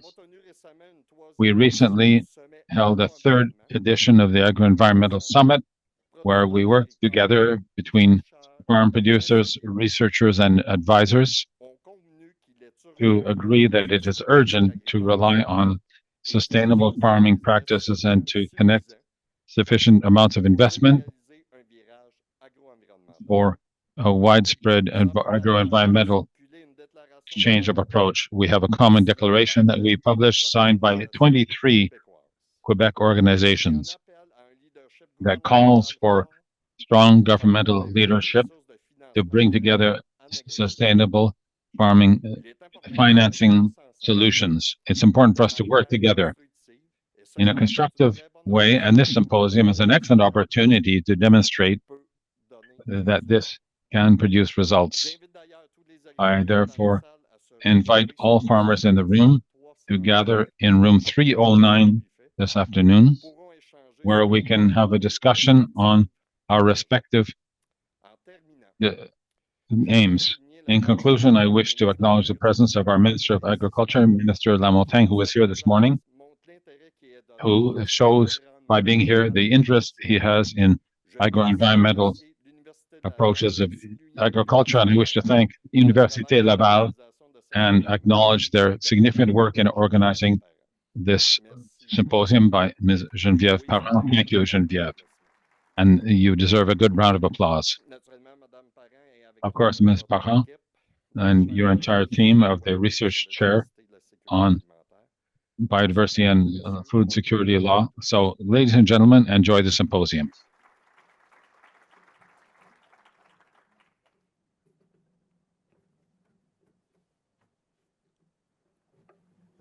Merci. Thank you. My colleague Martin Caron of the Union des producteurs agricoles du Québec for having opened the stage for me. And I wish to thank all participants, all of those who made the trip to attend this important meeting, an importance that has been reiterated since the beginning this morning.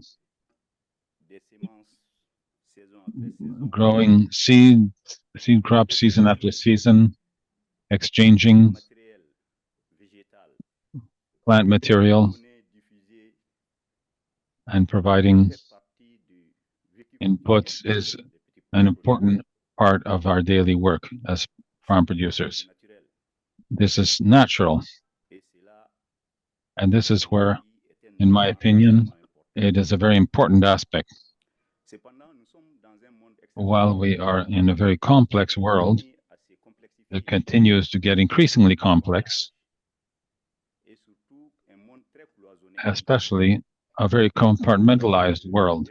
When we talk about one subject, people tend to only talk about that one subject.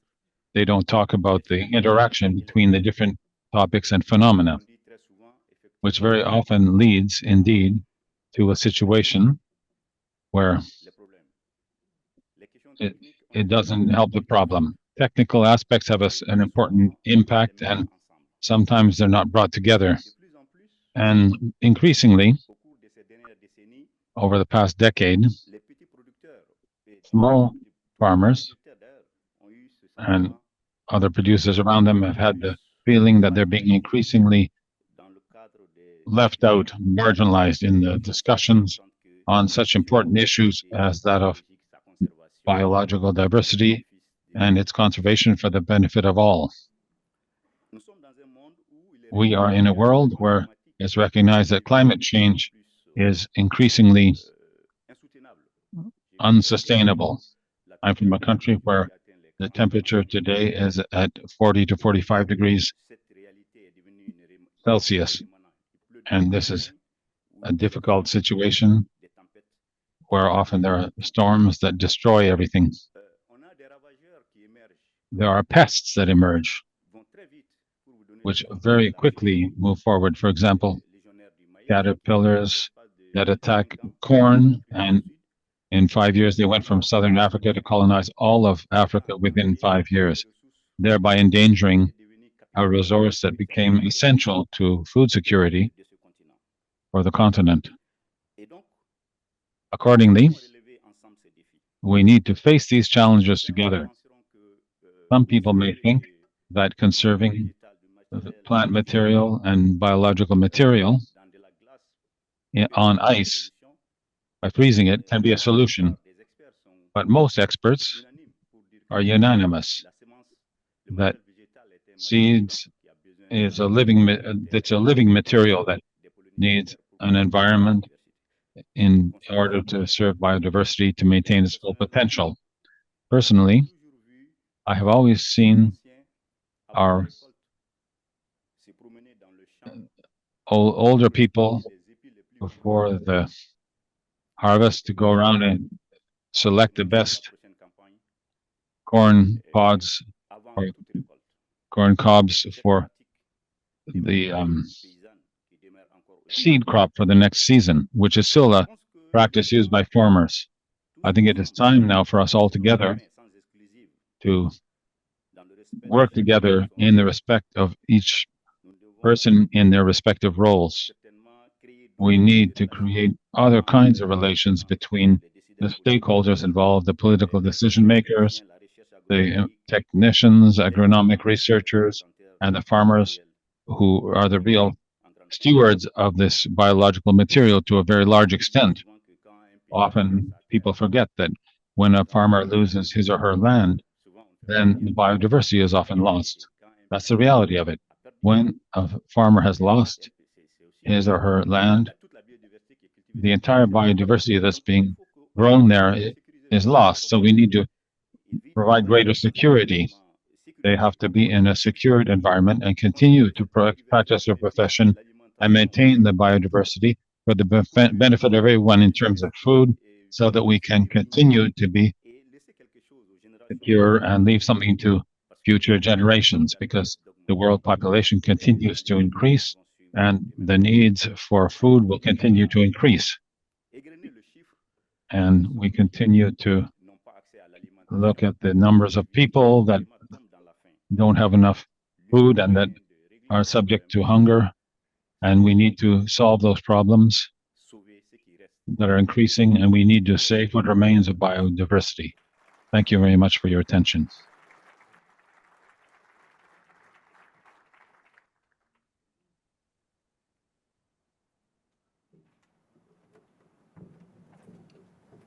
Alors, merci à Monsieur Caron et à Monsieur. Thank you, Mr. Caron and Mr. Coulibaly, for having spoken on behalf of producers here this morning. And now we are at the next introductory presentation, which will be on instruments adopted and implemented by Agriculture and Agri-Food Canada in order to support conservation and sustainable use of biodiversity in the agricultural sector in Canada. I would therefore invite Mr. Marcos Alvarez of the Pest Management Center of Agriculture and Agri-Food Canada to please come forward to the stage. And you have 18 minutes, sir. Thank you. So that's 18 minutes. Thank you, Chair. It's very pleasant. It's a privilege. I also wish to thank the Conference Committee for inviting me to give you a presentation on instruments implemented. Biodiversity within the agricultural sector. Ladies and gentlemen, thank you very much. I'm really delighted to have the opportunity to be here today with you. And I look forward to our collective dialogue over the next 2.5 days now. 2 days, I guess, left on biodiversity that we all cherish and want to preserve. Implementing the Kunming-Montreal Global Biodiversity Framework, adopted in December 2022 at the COP15, will require the involvement of all economic sectors, particularly agriculture and agri-food. So the government of Canada has committed to introducing a federal nature accountability bill in 2024, this year. The objective of this bill is to establish a framework of accountability and transparency for the federal government in achieving its commitment under the Kunming-Montreal Biodiversity Framework and related commitments under the Convention on Biological Diversity. The bill will include requirements for developing the Canadian Biodiversity Strategy to 2030 and reporting on its implementation. Together, the bill and the strategy will provide a robust and coordinated approach to implementing the global framework commitments in Canada. Concrete measures to protect biodiversity will continue to be defined in the national strategies. So let me see. What is the...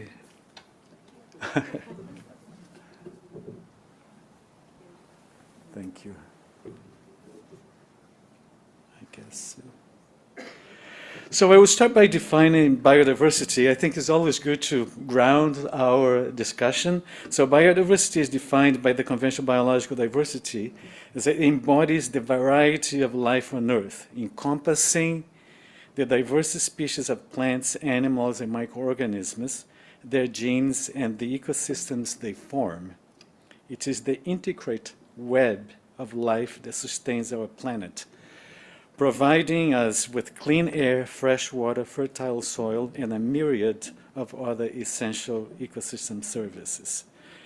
On the other hand, agrobiodiversity refers to the variety and variability of plants, animals, and microorganisms that are used directly or indirectly for food and agriculture. It includes not only the crops we cultivate and the livestock we raise, but also the wild relatives of these species and the diversity within them. Agrobiodiversity is crucial for ensuring food security as it provides a resilient foundation for agriculture, enabling farmers to adapt to changing environmental conditions and pest pressures. In essence, both biodiversity and agrobiodiversity are fundamental to our well-being and health of our planet.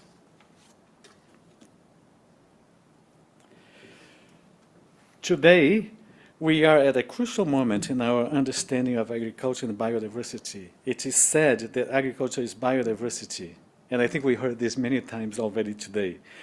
And indeed, this statement could not be more accurate. Agriculture at its core relies on biodiversity to thrive and survive. Imagine a world where our fields are barren, lacking the rich diversity of plant and animal life that supports our crops. It is the biodiversity that ensures our plants are pollinated, the natural pest control that protects our crops, and the diverse gene pool that allows us to develop resilient crops. But it's not just that agriculture is biodiversity. It's also that agriculture needs biodiversity. So we are biodiversity, but we need biodiversity for agriculture to thrive. Our operations are not isolated entities. They are part of a larger ecosystems. By protecting biodiversity, we not only protect the habitats of many species, but also ensure the long-term viability of agricultural practices.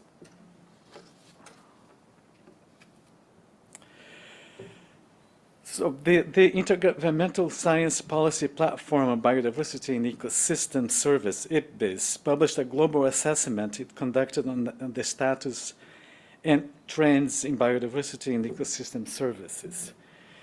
The impact of biodiversity and ecosystem service on human well-being and response effectiveness in this assessment, the platform highlights 5 critical drivers of change in nature that are shaping our planet.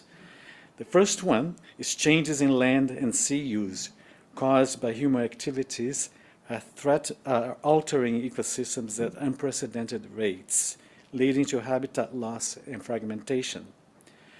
Second, the direct exploitation of organisms depletes biodiversity, threatening the very foundations of our ecosystems.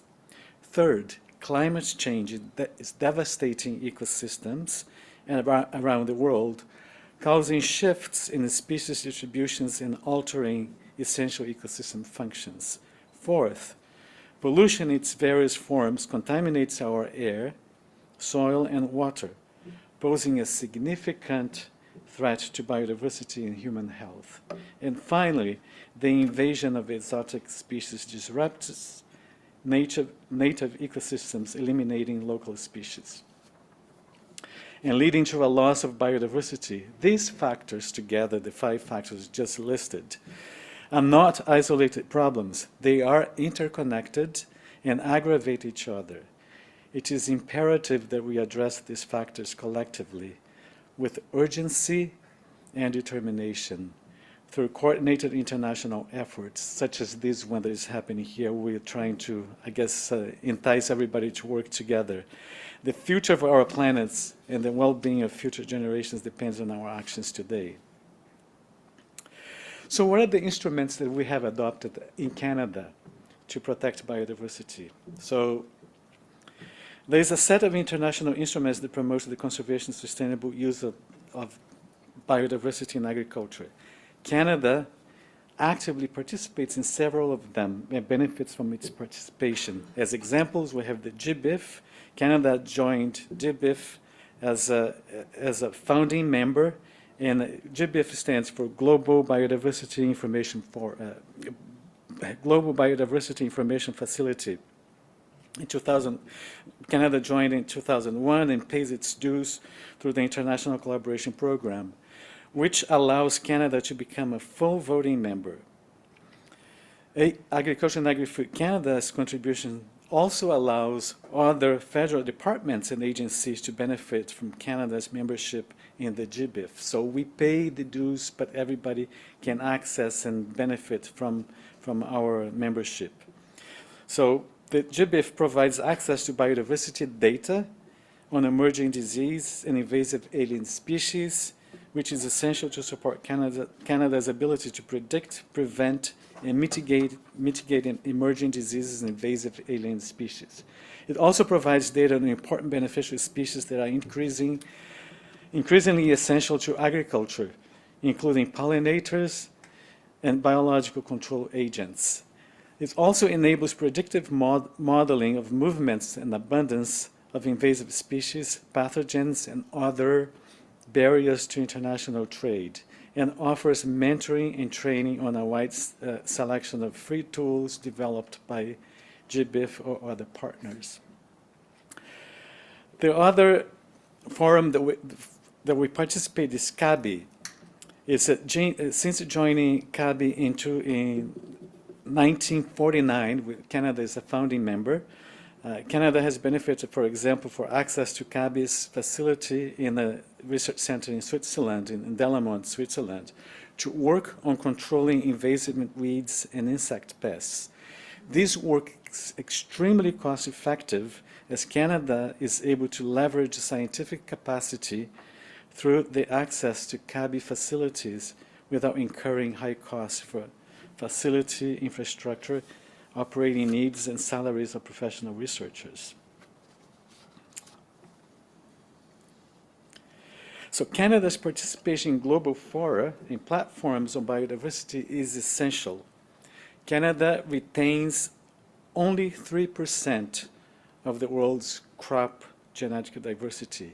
It is important for Canada to have access to genetic resources from other countries.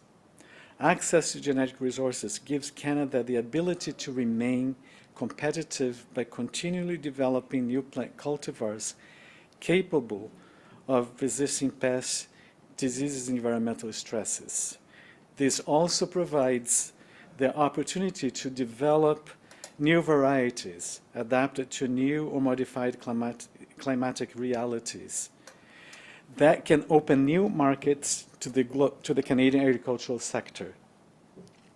Agriculture and Agri-Food Canada's presence in this global fora provides opportunities to influence policy decisions and improve international cooperation, thereby protecting the interests of Canada's agriculture and agri-food sector.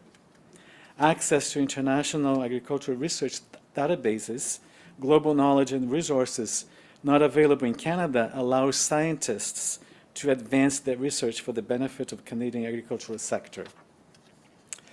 Participation in these international fora is essential for the Canadian sector to stay abreast of world-class research information, practices, resources, and methods in the areas of plant health and food safety. International collaboration helps address global challenges more effectively while developing and adopting local solutions. For example, it increases Canada's capacity to halt and reverse biodiversity loss, to reap the co-benefits of nature's resilience to combat climate change and protect the livelihoods of Canadians. For over 130 years, Agriculture and Agri-Food Canada has helped farmers produce safe and nutritious food, from developing new crop varieties and environmental sustainable production systems to managing pests and diseases, supporting the food industry to increasing productivity in livestock. The knowledge generated through our scientific efforts have contributed to building a vibrant and prosperous agricultural sector for Canada. The commodity-based approach has traditionally served Canada well. In an increasingly complex and intertwined world, we must deliberate in our actions to address the needs of producers, the industry, Canadians, and citizens around the globe. Everything we do is interconnected. So Canada launched a new science strategy last year, and the science strategy builds on our past successes and delivers a new vision to meet future challenges of the sector. One of that is focused on economic sustainability while addressing key issues. Our strategic plan clusters around research, our research plan clusters agricultural research around 4 missions. The first mission is mitigating and adapting to climate change. The second one, increasing the resiliency of agri-ecosystems. The third one is advancing the circular economy by developing value-added opportunities. The fourth one is accelerating the digital transformation of agriculture and agri-food. Those 4 missions is directed through 12 research portfolios, with biodiversity acting as one of those portfolios. Work within this fora and the work Canada does to meet the commitment we make in this fora contribute to all the missions of Agriculture and Agri-Food's Strategic Plan for Science. Most fora that we work to address, most fora do not meet all the missions on their own, and it is only by engaging across multiple fora that we work to address all missions in a holistic way. Canada can make progress to strengthening our national performance by contributing to our international commitments. Canada is also a host of 7 biological collections, and those national biological collections contain a wealth of material and data that can be mobilized to respond to challenges posed by climate change, threats from invasive and alien species, and risks to biodiversity from agricultural practices. AFC's collections are critical to meeting its national and international obligations and commitments. For instance, the international fora that I mentioned, the FAO Commission on Genetic Resources for Food and Agriculture, the International Trade for Plant Genetic Resources for Food and Agriculture, the Convention of Biological Diversity, and also it functions as a national reference for Canada as well. It's an integral component of Canada's Federal Emergency Response Plan, and it fulfills it's a national obligation as well. And also it is a national identification service. Together with the research scientists, taxonomists, systematists, the collections allow us to very quickly identify a possible threat, a possible invasive species, or a possible pathogen that is going to shipments to Canada and going back to Canada. I'm concluding very quickly.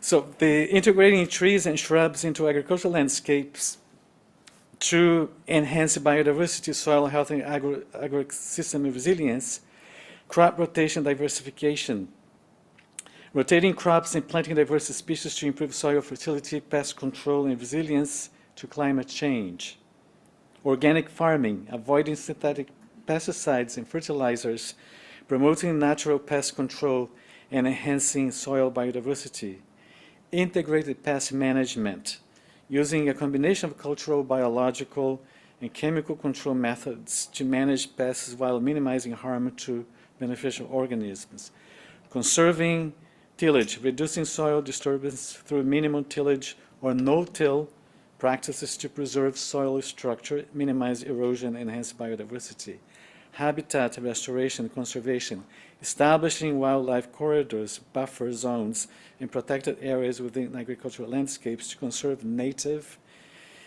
flora and fauna, genetic diversity conservation, preserving traditional crop varieties, livestock, breeds, and wild relatives to maintain genetic resilience and adaptability in the face of environmental challenge. So those are some examples of the practice that we, the research that we fund at Agriculture and Agri-Food Canada.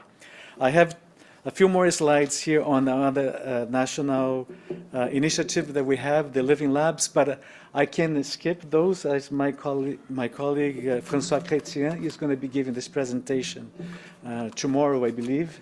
So you're going to have a chance to see that. I will conclude my presentation here. Thanks so much.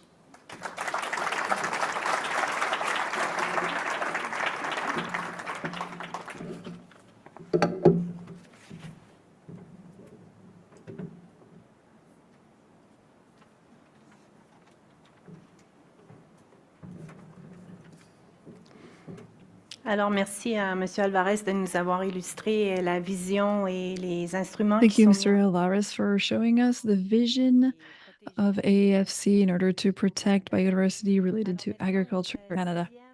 Now, our sixth conference speaker for this morning about regional and local community engagement. This is an example from Arakan, the case of farmers in Arakan, Philippines. We have Normita Ignacio from the Southeast Asia Regional Initiatives for Community Empowerment. You have 18 minutes. Thank you.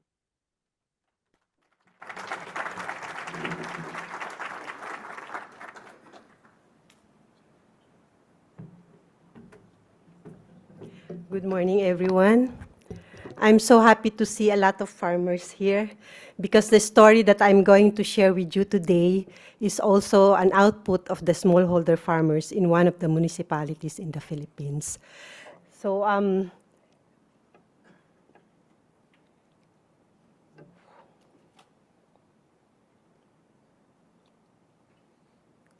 which one?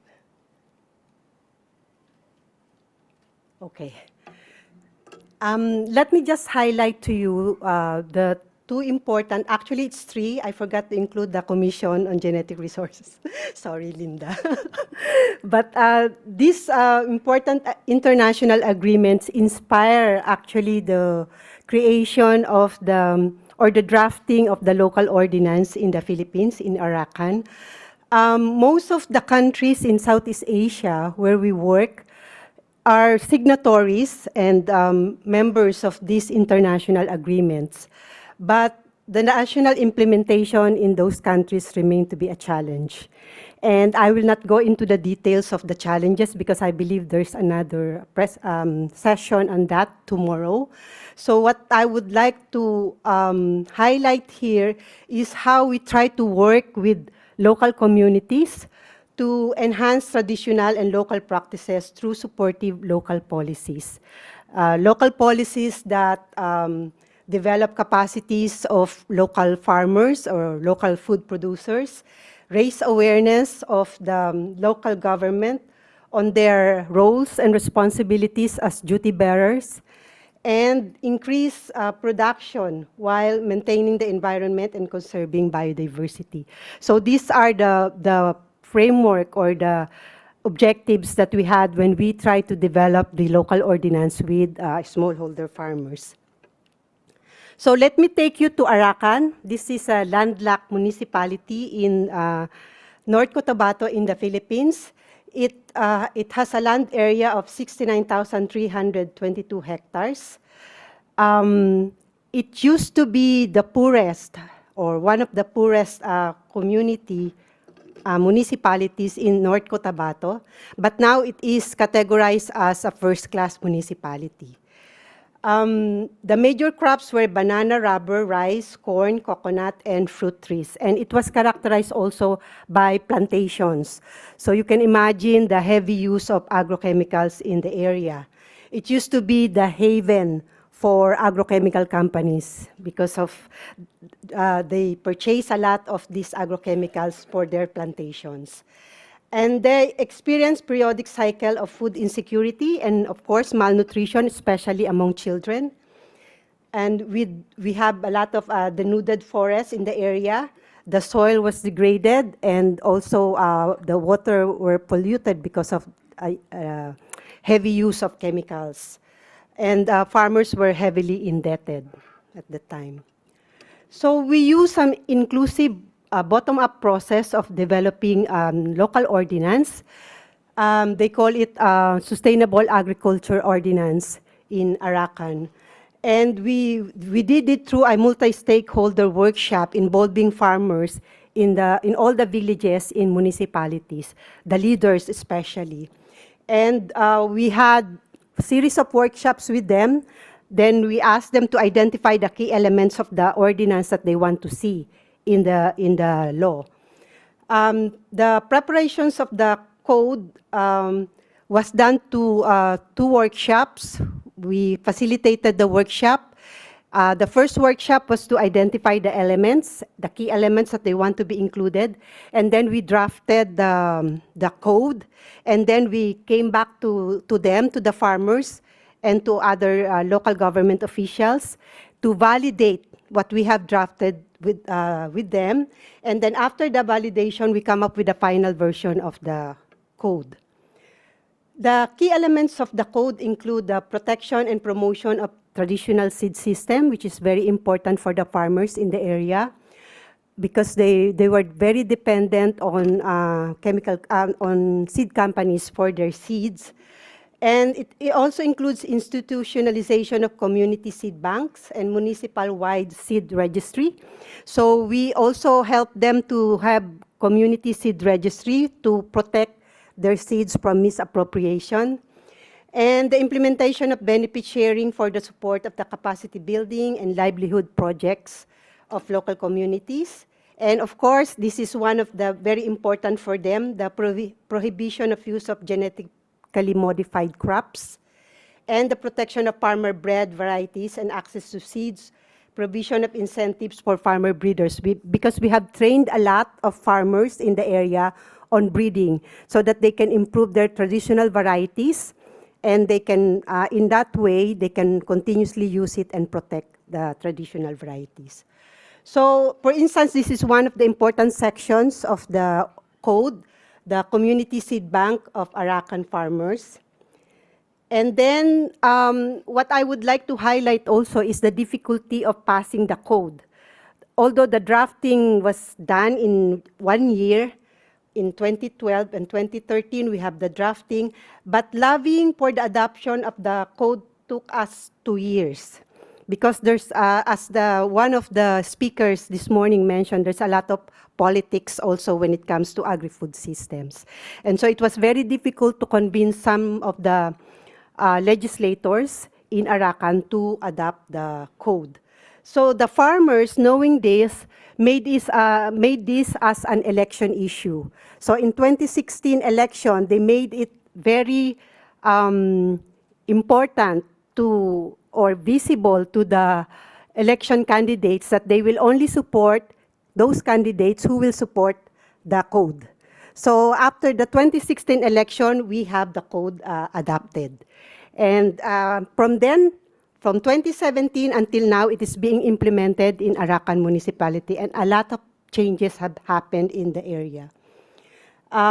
So farmers were able to have the code that they want for the implementation of agri-food systems in Arakan. They were given full opportunity to participate in crafting the law.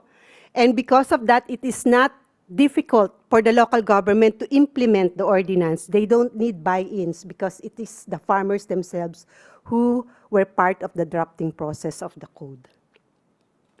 So because of the ordinance, it strengthens the support provided by the local government to farmers, like appropriate training were given to them. It is based on what they want and what they need. They were able to be given crop and animal insurance because the area was often visited by typhoon also. There were input dispersals like seedlings, small livestock, poultry, traditional breeds of poultry and livestock, some inputs for organic fertilizer production, like vermicomposting, fingerlings for aquaculture, and even small machineries were given to the farmers. And this helps a lot the farmers, and also the institutionalization of Farmers' Day. So once a year, they have Farmers' Day, they celebrate it. And it's an opportunity for farmers to exchange seeds and exchange their products as well. And they were able also to link to the market with the help of local government so that they are able to have what we call Bagsakan Center, or a place where they put all their organic products. It's a market, and they open it once a week for those who are interested. So because of that, they were able to maintain more than 150 rice varieties. These are mostly traditional and farmer-developed varieties in Arakan. They were able to reduce the input costs, which translate to more income for farmers, and enhance livelihood of farmers through various organic products. So you can see there the rice, different colors of rice, pigmented rice, black, pink, red, brown, all these traditional varieties of rice you can find in Arakan. And then you have also chocolates, which is from organically grown cacao, and then eggs and other products that they sell in Arakan. And most importantly, they were able to transform their agri-food system into more sustainable and resilient farming systems, and the availability and accessibility of nutritious and healthy food within the municipality. That helps the poor community to be able to live up from food insecurity and malnutrition. So we believe that the transformative agenda that we had in Arakan was, we were able to succeed because of the human rights-based framework that we use in the process. It's very important for us to use this framework because with the change in mindset only from thinking about the rights of the farmers as a charity, as opposed to being their rights as farmers, as right holders, then if you have that change of mindset, especially among the local government officials, it makes a lot of difference in the way they deal with farmers and in the way they allow farmers to participate in decision making. It's a fundamental right of everyone, and if we make it very strongly apparent in the negotiations and in the processes of working with government officials, then the whole thing changes. People are right holders and not beneficiaries. Those are very important things that the local government officials were able to realize. And the states are duty bearers, so it's not a matter of choice for them to help the farmers, but it is their responsibility to make it happen in the community. So that kind of framework changed a lot of mindsets and the way our local government in Arakan deals with farmers in the communities. So we believe that with the governance that is committed to operationalize the transformative agenda needs an enabling policies that recognizes the right of peasants and the right of food of humankind, the right to food of humankind. And then it comes here also the accountability, the transparency, and also the empowering processes that helps farmers to develop their creativity and analytical thinking as well. So in that process, we were able to develop this publication. I have few copies in the coffee area on the table where they distribute the handset. So if anyone is interested, you can get copies of this publication. So from these community processes, Arakan becomes a model in North Cotabato, such that a lot of other municipalities have requested our support in developing and crafting their own local ordinances and local resolutions. So we were able to help at least 3 or 5 more municipalities and even a province in Visayas region to develop their own code. And this has cascaded also at the national level. So at the national level, we are actually in the process of amending our national seed law. And we are C-RICE is part of the whole process, and we bring in the farmers also in the whole process. But of course, it will take years before it gets adopted again. So it's in the Congress now. The bill is already filed in the Congress, and we are waiting for its adoption. And in that amendment, we have included a section on conservation and sustainable use of genetic resources, and all these important commitments that we have in the International Treaty on PGRFA, the Commission on Genetic Resources for Food and Agriculture, and the Convention on Biological Diversity. So if it gets adopted without any change, then we will be able to at least partly implement the commitments at the international level. I think that's all I have. This is the landscape in Arakan. Thank you so much.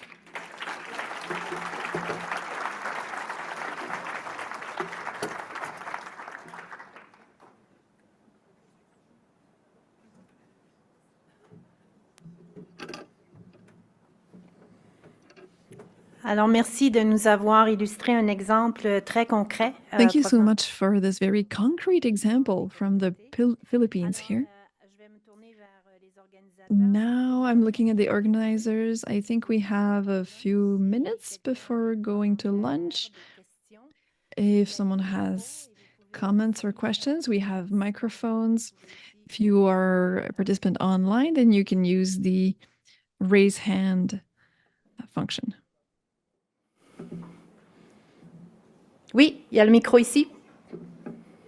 Avec les lumières, j'ai de la difficulté à voir les gens. Il n'y a pas de micro, il s'en vient.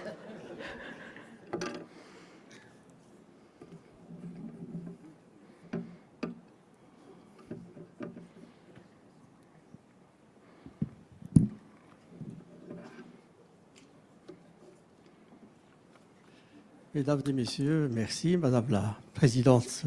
Thank you so much. I am from Marrakesh, professor in economy and agri-food management. I congratulate the organizers and thank you to all our presenters for their rich input.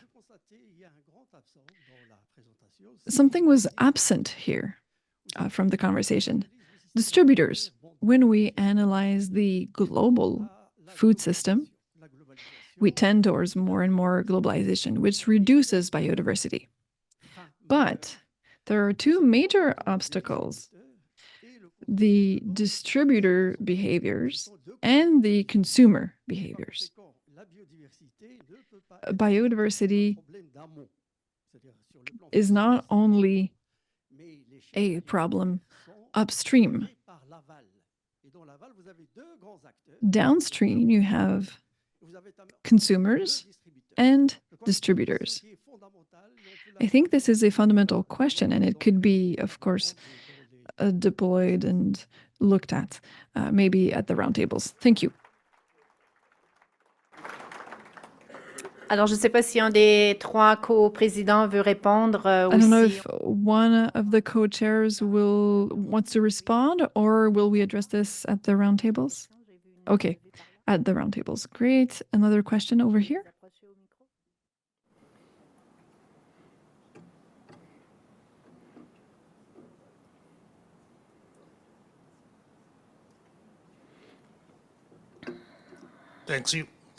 Thank you very much, facilitator. I want also to thank the presenters of even very insightful presentations this morning. My comment is to the speaker who addressed herself to the targets of the GBF that speak to agriculture. I didn't hear her mention target 7 on pollution. She mentioned on climate change, which is target 8, but target 7 on pollution, where agriculture tends to be a really victim contributing to biodiversity loss. Then the lady from the Philippines, that was a wonderful presentation. We are struggling with something similar in Kenya. I did not understand exactly how, having been a community that was where use of chemicals was at a very high rate, then how did you effectively address the issues of pests and diseases? Some of them may have been hardened by the high use of chemicals in those plantations. That did not come out very clearly. Thank you. Julie, est-ce que tu veux commenter? En allant au micro. C'était Monica. Est-ce qu'elle est avec nous, Monica? Mais je pense que peut-être tu peux aussi commenter. Is Monica here with us? Maybe she could respond, or you can comment as well. Thank you for mentioning the targets of the convention. The symposium here focuses on several of the targets. Number 7 is part of the conversations we're going to have. It was either this afternoon or tomorrow, where we'll have a session dedicated to target 7, reducing pollution. So of course, this is at the core of what we do at the FAO. There are tensions between biodiversity and food systems. And hopefully this will be reflected in all presentations, but do know that this is at the very core of our concerns. Thank you, Ms. Ignazio. Would you like to comment?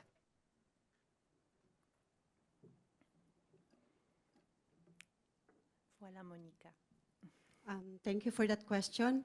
Actually, the transition from heavy use of chemical inputs to totally organic did not come abruptly. So it is a transition process whereby farmers slowly reduce the use of chemical while they increase the use of organic inputs. And in that process also they were able to rebuild the population of beneficial insects that help control the pests also, because when you use a lot of chemical pesticide, it also helps in the proliferation of severe pest infestation. So by reducing it slowly and building all the other elements or components of the agri-ecosystem, then they are able to manage the pest. Monica, do you want to add something to what Julie said before? Oui, merci beaucoup pour la question. Yes, thank you for the question. Target number 7 is indeed extremely important. There are many conversations about this, and we'll have a session at the symposium, specifically again on target 7, focusing on pesticides and nutrients.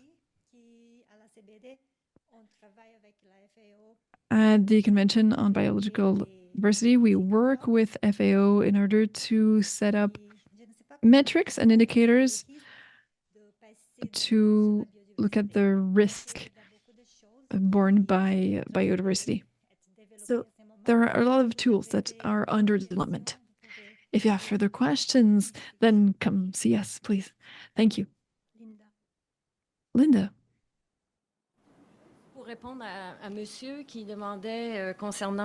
Also, to respond about the value chain and consumers and distributors, there is a session specifically on target 16. This will be tomorrow afternoon. Thank you. We have time for one last question. I don't see any raised hands. Okay, so we're now going to go to lunch. Let me cover a few housekeeping items. You will walk to the urban zone for lunch. It will be buffet style, so on your left when exiting the room. For your information, we used Maestro Culinaire for catering. We have local and regional products offered. We have a way to use and filter out compostables and recyclables. There are methods in place to limit any waste, and any surplus food will be distributed to people in need through organizations locally. I'd like to remind farmers, once you have your plate, to meet in room 309. There are posters, I think, that can lead you there. So have a good lunch. And at 1:30 p.m. we'll be back here. Thank you.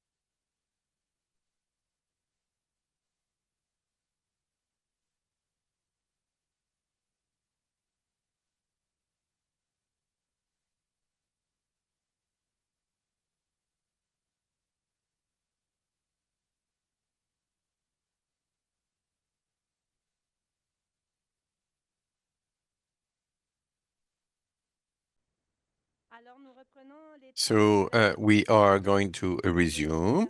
First, we have the roundtables. The first roundtable. I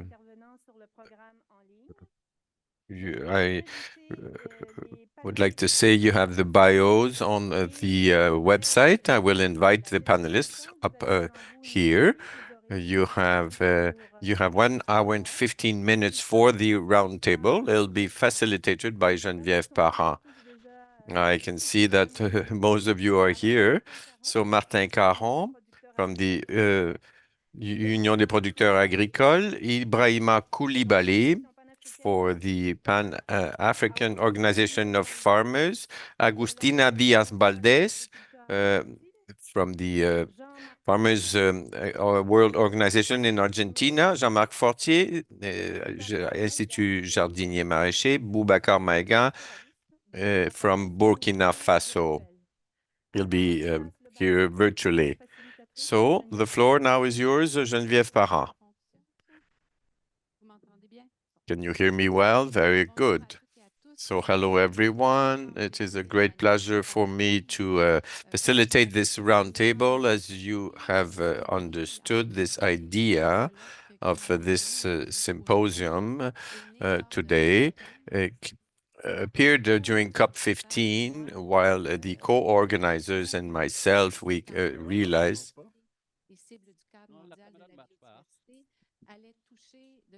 where we said that the targets would really affect the farmers in particular, and we could realize that the farmers were not really present and were not part and parcel of the discussions. So the idea to give a floor to farmers throughout the world came from this observation to discuss with them in the days to come, but we want to know what they do right in terms of biodiversity, and we want to talk with them to know more what kind of challenges they have to link even more agriculture and biodiversity, because it is closely linked, of course.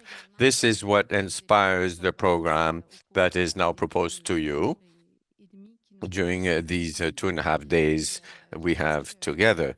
I hope you will participate also in the exchanges in the various sessions. We will have various exchanges. You'll be able to share your ideas and look at avenues for the future with us. Before introducing very briefly the participants, I would like to mention a particularity of today's symposium, a particularity that I find very important. It is that we want to put forth the French reality and the realities and the knowledge in the various scientific fields of the Francophonie. It is very important that the French reality and French knowledge be able to be present throughout the world in international events such as this one. So I thank the co-organizers who have adopted this attitude as they had done in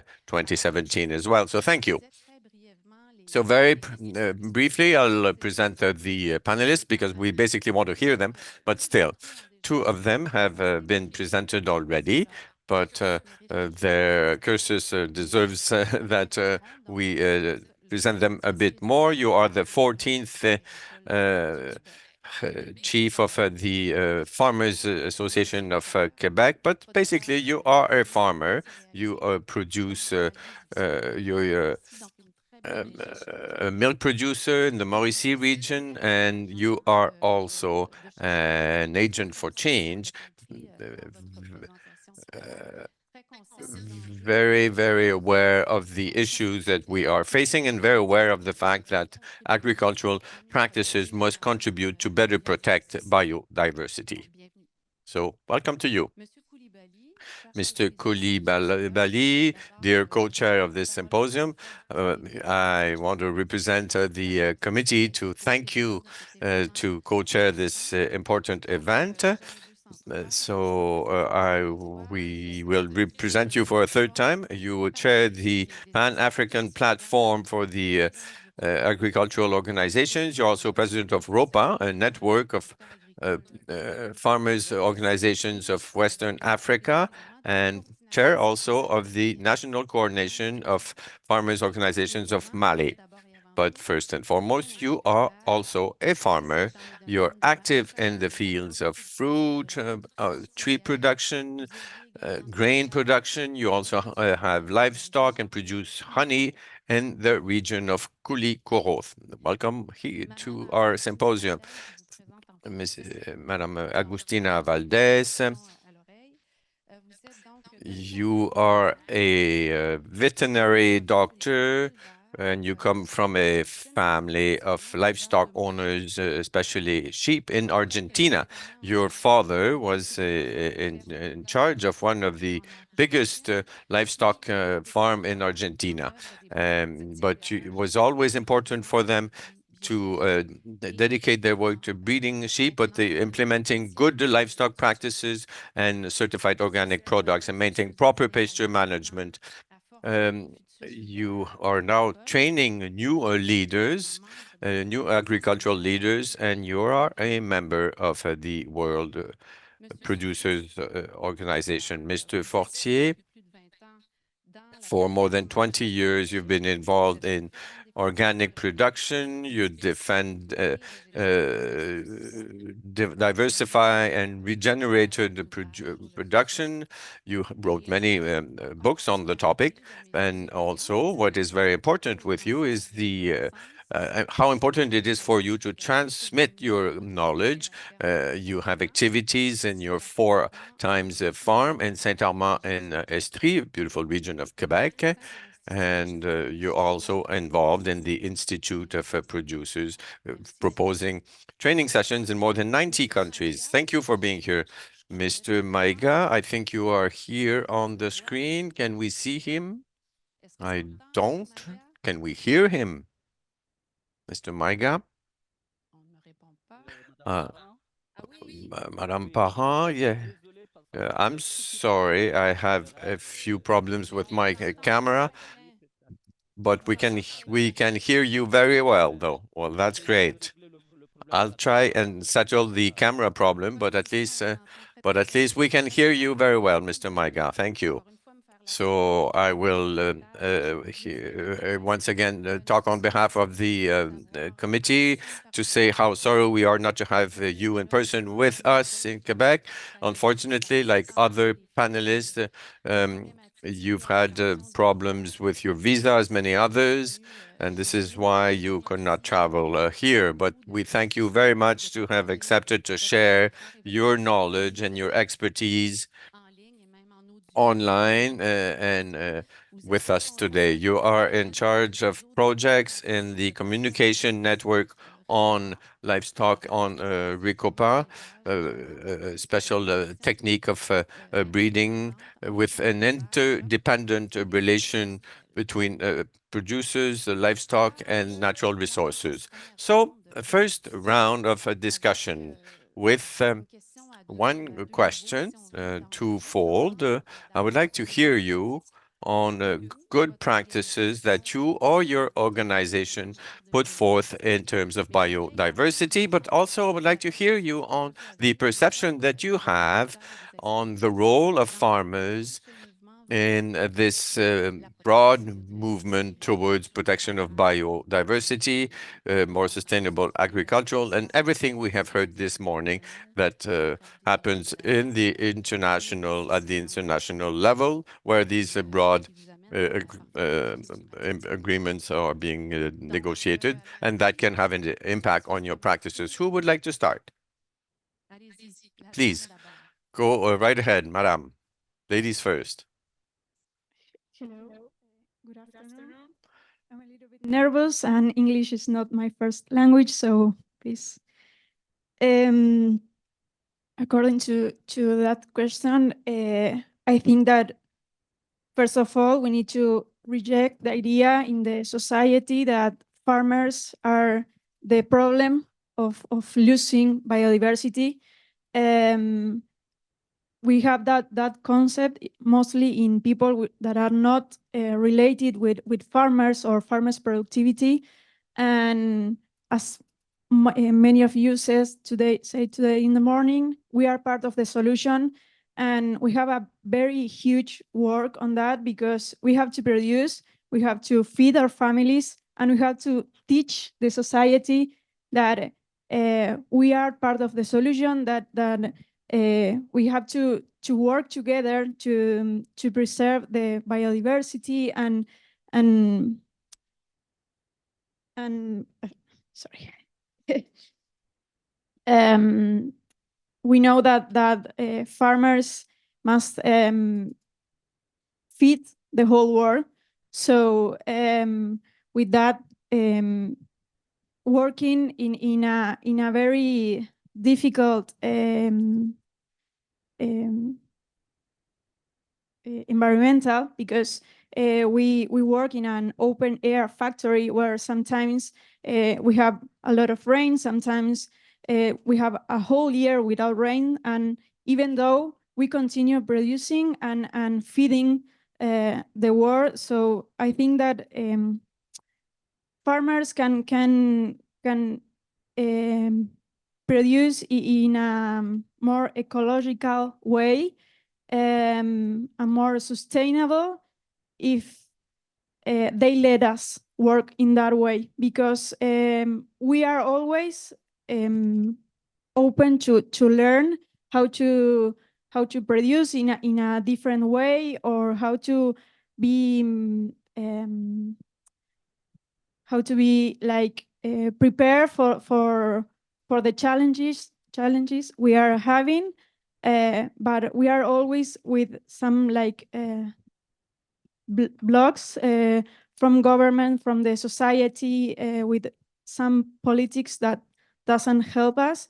And as I always say, we are part of the solution. So if you just open the door and as in Argentina says, abrir tranqueras, and let us work, I think we can preserve more the biodiversity between other aspects.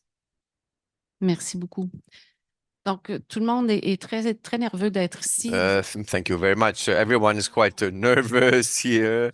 Don't you worry. You've done a tremendous job. We can relax. There's no stress here. We can all take our time. Jean-Martin, yes, well, I like that question very much. We have to put at the center of all of this what we are doing. My history is not all that exceptional, but it was nurtured by an expertise, skills that were transmitted from one farmer to another. The farms around my area are small farms, 30, 40 different vegetables at the same time, and they do their own marketing. There are small farms, more resilient, I think. Maybe we can talk about that later. This is really a good expertise that we have as to how to produce so many different vegetables at the same time. It was developed because we had a farmers network where we could exchange our ideas within which there's a tremendous expertise that has been developed through time. You mentioned also the Institute.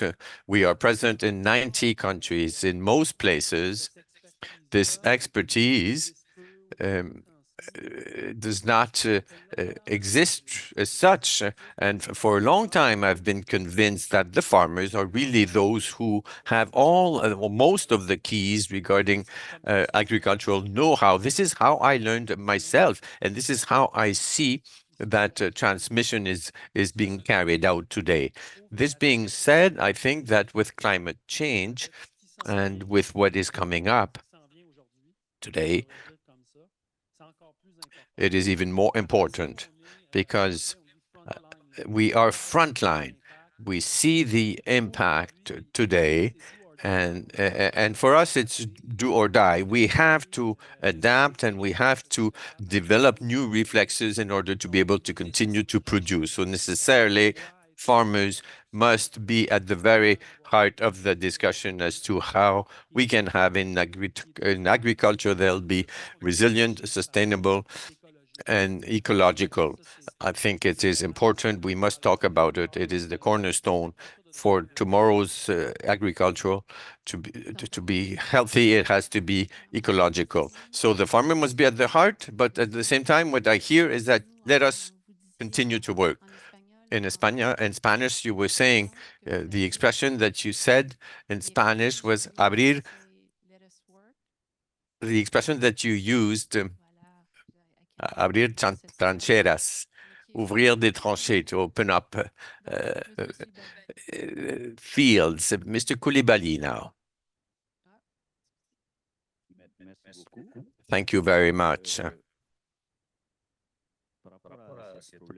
Regarding this question, what I can say is that from the outset, my organization, the farmers' organizations, was set up because there was a deficit in terms of recognition of the role of farmers in our country.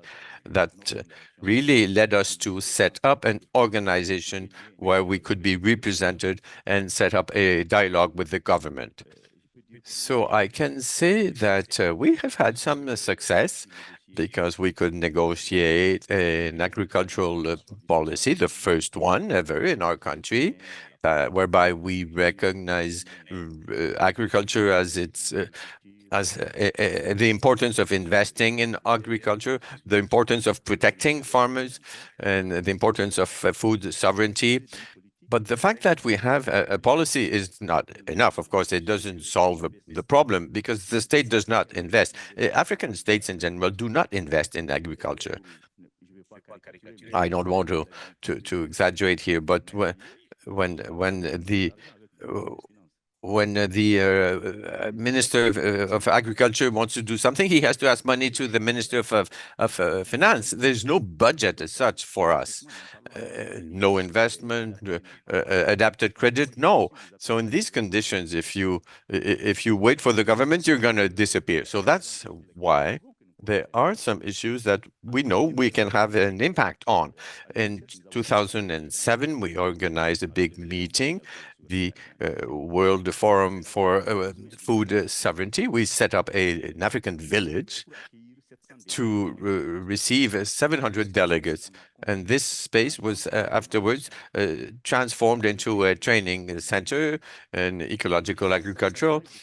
And this gave us a lot of energy because now we have a space where we can invite farmers at all levels to discuss problems that they may have every day. And one of the realities is, of course, climate change and the impact that this has on our daily lives in terms of production, income, etc., for farmers.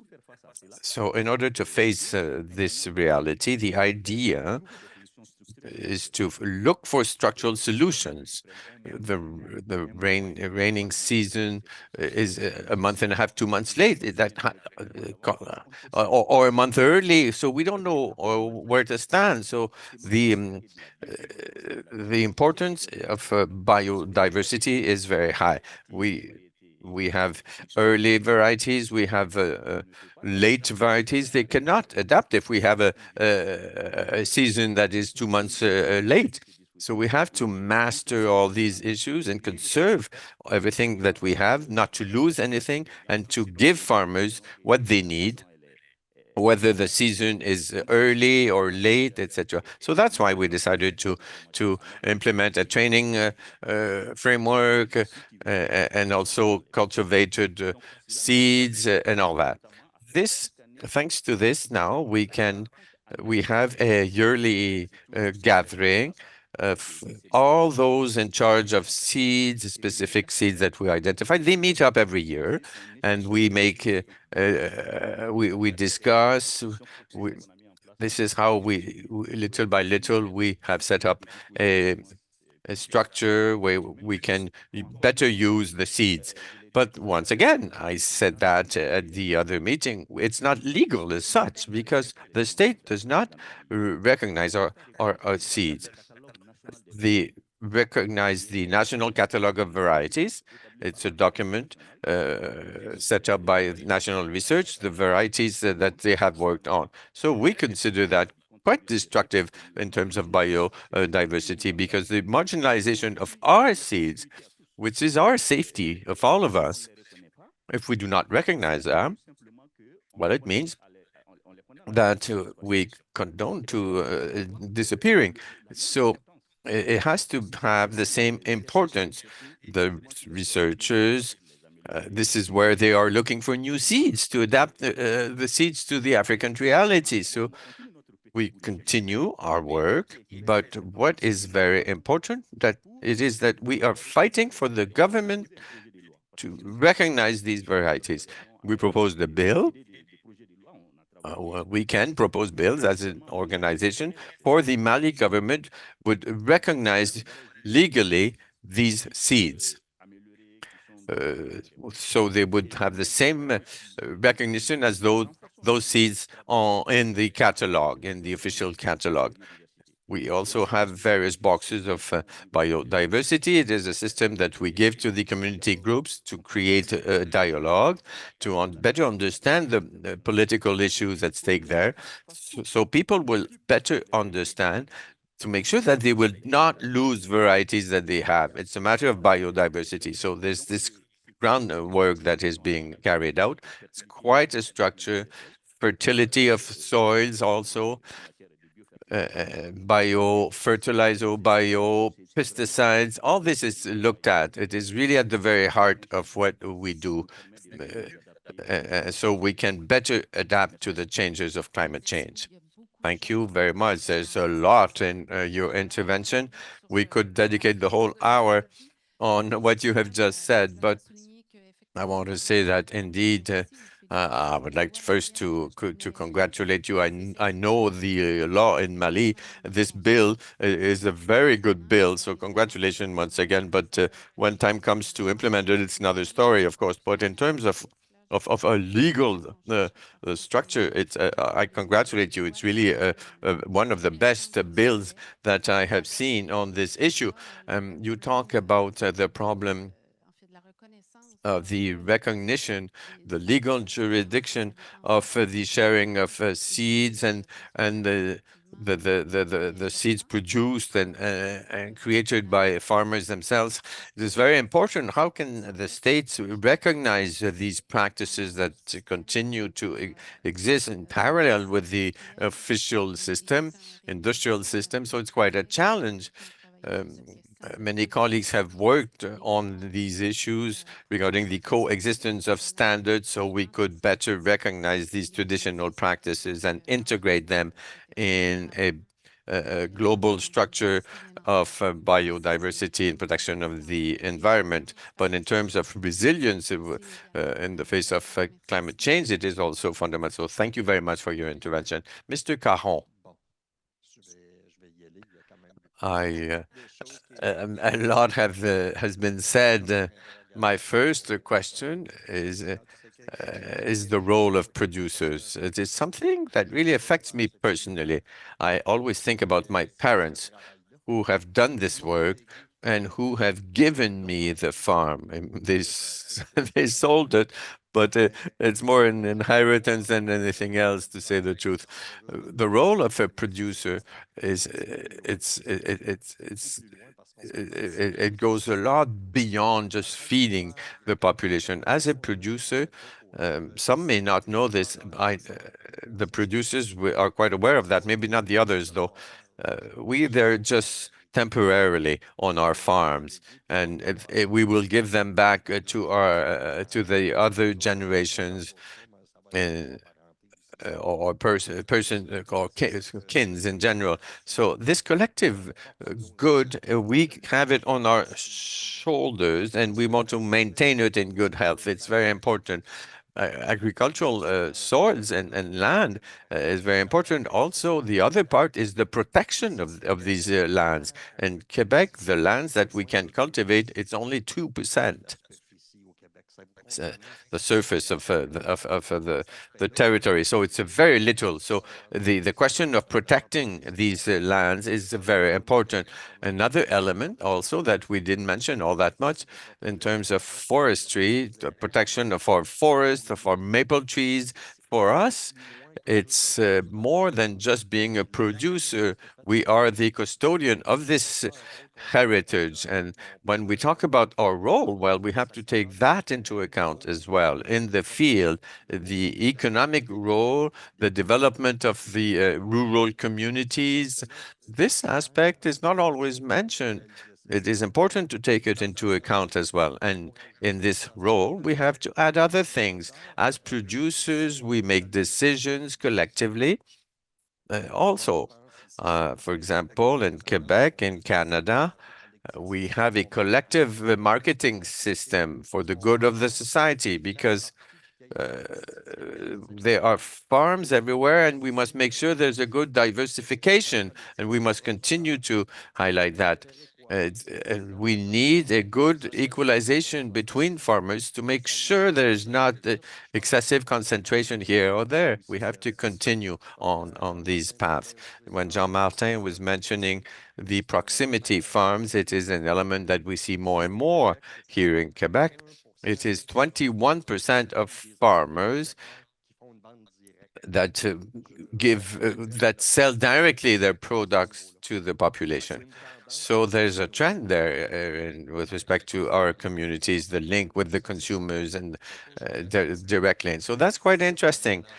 We have here people from the research field who have consultants. So I have a message, our land, be it for vegetables or livestock. These are laboratories, and we propose that to you so you can work on your researchers.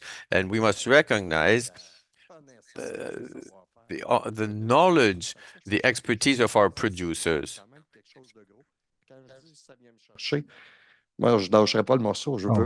I don't want to give up. I want to keep working. Our producers who are behind the scenes, maybe they're not here, but they should be recognized as agriculture professionals, and not only here in Quebec, but everywhere in the world. This is an expertise that should really be recognized at a new level. And with regard to the second question on farm practices and agricultural practices, this leads us to look at this recognition of farmers. I know that Mr. François Chrétien is here with us with Agriculture and Agri-Food Canada today, and we worked on some living laboratory projects where we recognize the expertise of producers, researchers, consultants, and other partners in the industry. And we approach objectives with a common front. It's a great success for the UPA. And in other actions, we have regional federations that are specialized in grain or vegetable producers that invested time for soil health.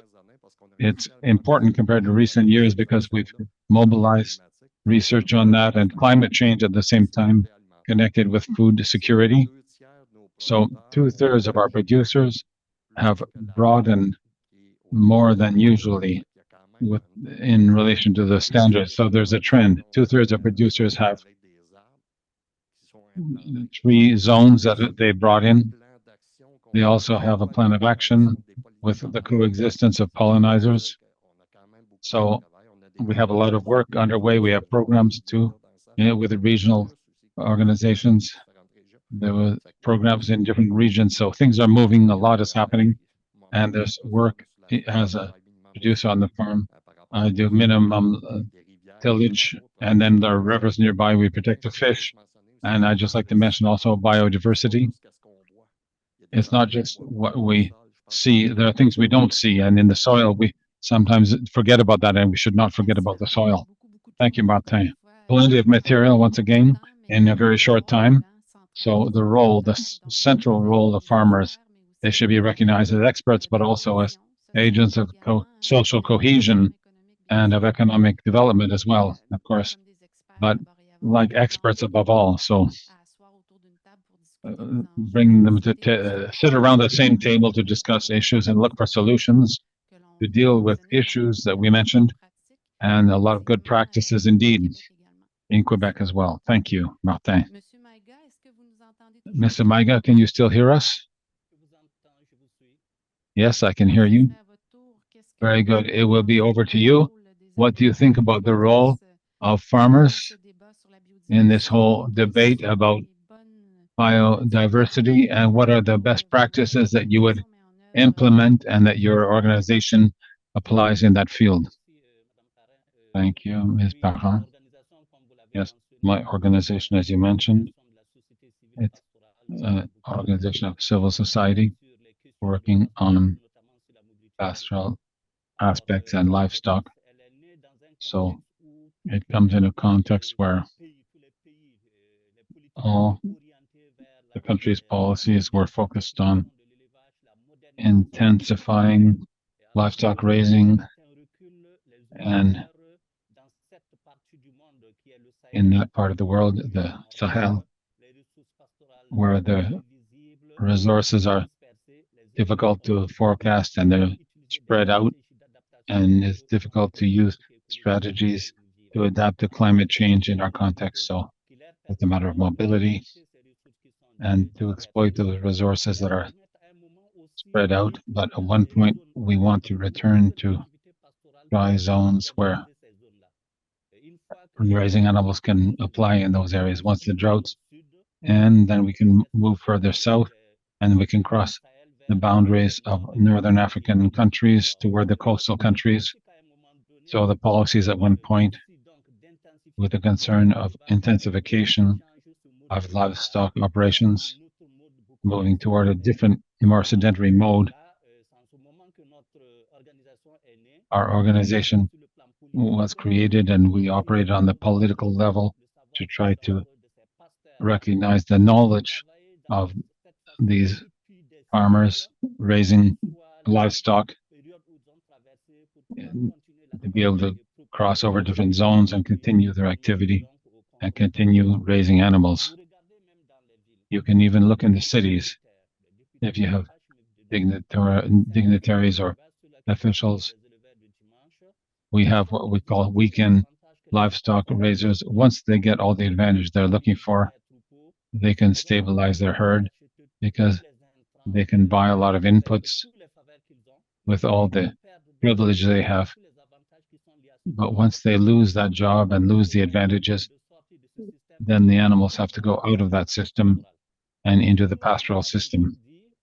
So what we told government officials is that they have to take that into account. Practices have been going on for centuries. So it's an adaptation strategy. And from there, we've tried to assist these livestock raisers by working on securing corridors for transporting or moving herds from the north to the south and at the local level and between different farmers and natural resources to all sit at the same table and discuss and recognize that there are shared common resources and they need to have access to those natural resources because to be mobile, they're always considered foreigners and they have no land ownership. But the logic of this kind of livestock raising is to allow them to have access to resources so that they can use them in a flexible way. Because once you tell them that I'm limited to a certain zone, that it doesn't belong to us anymore, so the resources are difficult to forecast. So you have to be able to move around if there's a drought and they have to leave an area. There's been a lot of experience where these countries have tried to privatize things and assist livestock raisers. The example of Senegal or Niger. There were a few ranches created in Burkina as well to sedentarize livestock raisers. And since the early 2000s, people have started asking themselves questions about this kind of mobility, whether it's appropriate. And certain countries have started to legislate on that activity. For example, there's a pastoral law in Burkina Faso where we also had to plead to have recognition of this kind of mobility that is justified and needs to be protected. So because space is in the Northern African region, we have to move around and we need to discuss this in the coastal countries. We have to explain why we ought to be able to move our herds into their countries, searching for forage And at the beginning, it was complicated because the management was done at the local level with customary chiefs. And now in 73, 74, 84, 85, there were some measures of the countries of the Sahel to be able to move north to the coastal countries. And the coastal countries were interested in this issue. And at one point, they wanted to stop people from entering their country. But in reality, when they come in, they don't cause problems, they provide advantages. Because I remember one year when transhumance was prohibited, and there were border villages who said, listen, those herds coming in provide us with advantages because we can slaughter some of the animals, and there's some contact between the countries. And today is very interesting because with mechanization and decentralization, mayors of certain areas wanted to isolate livestock raising. We were in a context of mobile herds, so we couldn't really settle that at the local level. Herds move around from one area or region to another. So we need to bring in a collective approach that involves all the communities in Burkina Faso, so that the mayors can get together and discuss collectively an approach for mobility of livestock and taking into account the markets. Mr. Maiga, I'm going to stop you there. We'd like to hear you on the second question, but I understand the importance also that you place on giving room to farmers in the systems of governance and food systems, and the issues, of course, of pastoralism and also biodiversity in those practices, and in terms of natural resources management. Thank you very much. So, we've already entered it a bit, but we're discussing some of the challenges that you face and also some solutions that you would like to see adopted or that you have in mind in order to carry things further to better tighten the link between farmers and biodiversity. Time is moving on, so I would like to say, to start off with, Mr. Kalibali, another panelist talked about the link between biodiversity and access to land as well. I'd like to hear you on that at the same time as you're answering the question I just asked. Martin, as well, you referred to the importance of, well, you referred to farmland as a collective heritage or asset. So I'd like to hear you on the challenges and possible solutions, and if you're able to take a few minutes to get into the issue of the access to the land base and biodiversity, I'd appreciate it. So perhaps we could start with you, Martin. Fine, I can start off with that. Of course, we have access to farmland. To us, this is very important, that aspect, because we're able to, there's a lot of interest regarding our farm areas. There are wind farms and other kinds of uses of the land, and urbanization as well puts a lot of pressure on our farmland. So we need to be able to protect that land and also have a development vision of the territory. So protection of farmland for us is that we see a transfer happening, perhaps in other countries, I don't know. And I think I heard that earlier. At one point, the land is no longer owned by the people who farm it. So this is a major issue compared to all the other types of issues we've talked about. And here, this is the problem. There are anti-speculative legislation.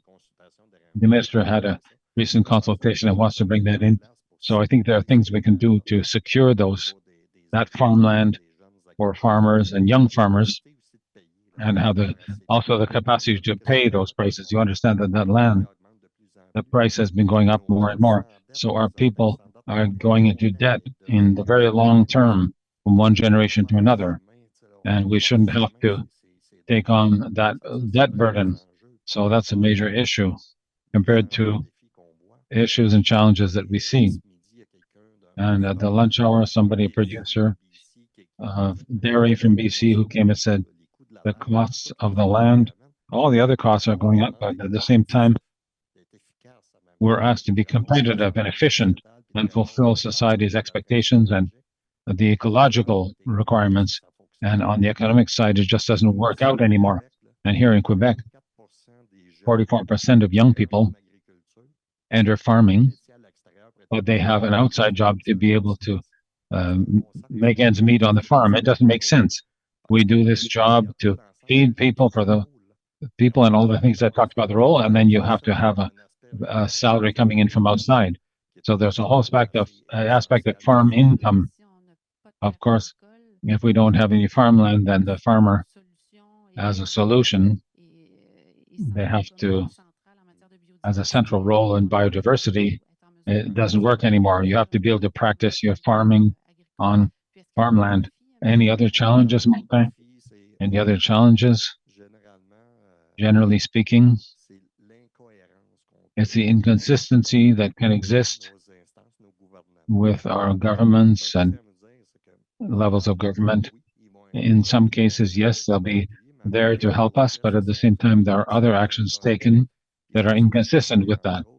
Just some aspects we talked about this morning, we said, okay, the OPs are there, we set objectives, but we don't even talk to the people who take those actions on a day-to-day basis. That's an inconsistency or a disconnect. That's why I'm happy that we're here and we have an opportunity to participate today and for the next 2 days. We have to be able to carry that discussion further to really recognize the farmer at their fair role and have indicators that will be meaningful to farmers and that will be the same indicators that the governments or government departments ask us to implement. That's the inconsistency. I want to have a dashboard that has to do with the biodiversity, animal health, and all those things. And what I'm being asked to do from the department is completely different. We have to hire professionals to come in and fill out the paperwork, and it doesn't even serve to benchmark things for me. I can tell you, we're all partners together, and we can no longer afford to do that. We have to be able to sit down together and find something that's meaningful to me as well as to you and all of society. Another issue, just briefly, is the whole aspect of communication with the population. That's another major issue because young people don't realize that through the product, all the hours that were put in, apart from production costs, when I talked about that, the ecological work, and we mobilize ourselves a lot on that, and there's a cost to that too at one point. We cannot assume that entire burden, the producers, for that. So that's another thing. There are other projects, I think, that when it comes to innovation and research, it continues, and in Quebec, we have 12% of organic production, 12% of the farms, but there's a whole ecological transformation and the possibility to sell it. And there's a project here that's called, well, it's an agricultural project that has to do with carbon capturing, but you don't just have to look at one aspect, but everything together. Biodiversity, carbon capture, and other things. We have to be able to be compensated for the work we do. Here in Quebec, there's another aspect that's very important that affects me. 40% of our farm businesses have no succession plan. In other words, they don't have a next generation coming.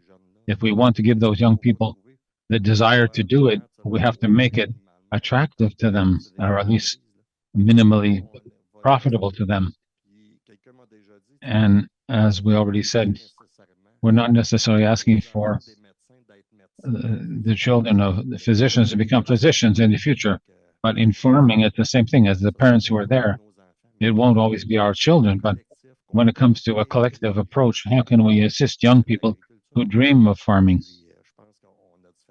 And I think there are different aspects. We talked earlier about proximity markets or proximity farms. There's a rise of that in Quebec, but we have to keep it going because it's fragile and there's some indebtedness. Thank you very much, Martin. Mr. Koulibaly. including the link you made earlier with access to land and biodiversity. Thank you very much. Farmers need three things. First, the land, then water, and then seed. And also the knowledge is there. And some people know that we feed others, but I think that is this reality. It's not fully recognized, especially in countries of the South and mainly in Africa, where there has been a whole process of deconstruction of the image of farmers. For example, I remember when I was at school, when I was young, the school teachers said, if you don't do well in your schoolwork, you'll end up like your parents as a farmer. So farmers, it's the lowest profession. That's a conception that was inculcated in the subconscious of people with the political elite. And that's what we have to work on. So I think that we need to deconstruct that image. If we don't deconstruct that image, then everything we do in terms of progress, we always slide back to the same place. So it's clear biodiversity is an integral part of the heritage. We start by gathering the seed from the field first, and we place it in the roof of the home to protect it from predators, and then after that we harvest the rest, but we don't touch the seed. We can share it or give it some of it, but it's really something that's very precious. And so the most vulnerable farmers are the ones who face the risk of losing their land. If they lose the land, then the seed means nothing anymore. It's lost to everyone. And that's what can happen. A few years ago, we talked about what's happening in Africa. We don't talk about it a lot, but the phenomenon is still there. Multiple use. We have what we call, well, in 2008, the African governments, once again, they said foreign investors can come in and don't worry about the farmers. So come on in, we'll give you the land from the farmers. There were crimes committed in that process. And then after that, it came out. We made some efforts that didn't lead anywhere, and then we realized it was not the solution. And people lost their land, and the same thing, people keep losing their land. There's pressure from that elite in the cities that wants the farmland because it increases its value day by day. It's the only asset that's not losing value right now. So people, if they don't understand it, if they want to control the farmland, it's a long-term investment for them. And there's a whole phenomenon that enables people to buy the farmland at low prices from vulnerable people and control it. So the existence of those policies doesn't solve it. We have our land policy that was in the legislation, but since 2017, when it was developed, the government didn't do what they need to really make it possible to apply it. A law that recognizes the right of land security, where you can give an ownership for the first time. So people can, the families in the village can have an ownership certificate. After the land commission recognizes it, it's in the legislation. They note the ownership because they have a rich official that can buy that land. So it's a major step forward, but we need to set that up out in the field, out on the land. I think it's a major program with regard to that question of land ownership, which is connected with biodiversity. So coming back to the challenges, I think all we have in Africa is challenges. Really, sincerely, you know, when Martin Caron said there are inconsistencies, well, I'd like to trade mine for yours. I think that I would be very happy if I could do that. But, you know, when I came, when you invited me to your UPA convention, and when I had an opportunity to discuss things with Canadian farmers. They talked to me about the marketing legislation that made it possible to reduce rural poverty, because you also had rural poverty. But I admired that. I talked about that for months when I went back, because you have, if we had that in Mali or other African countries, the responsibility to I chair the organization, the Pan-African organization, but there's something in Canada that could solve all our problems. Because quite sincerely, we have assets, we have something that has value, but we always are losing, the farmers are always losing money. And what does the government say in the researchers? They say that they have to produce more, but they don't have an interest in producing more, because the more you produce, the more you have a deficit. So we're asking us to increase our deficit. But you have to be intelligent at one point. Are you asking the people to go and buy the food somewhere else in another country, in Dubai? No, the farmers cannot continue to, they should get a fair price, have a fair income. We really want to draw inspiration for that collective marketing legislation that stabilizes prices, with groups that can negotiate with the processors and facilitate the things for our workers, and then there won't be so much poverty in Africa. There's coffee and cocoa, the government sell it. That's how they finance their public servants' salaries with those, but they're not interested in the workers, so most of the farmers. So I really think that at one point, that's my fight, my struggle now. We have to move toward consistency and understand that every human is a human, and every human is entitled to a fair and equitable living. Thank you. Thank you. So I'm looking at the other co-chair, because yesterday we were saying there's the land, the soil, the fair prices. These are central aspects, and I think this is what we've just been reminded of just now. So challenges and solutions, opportunities.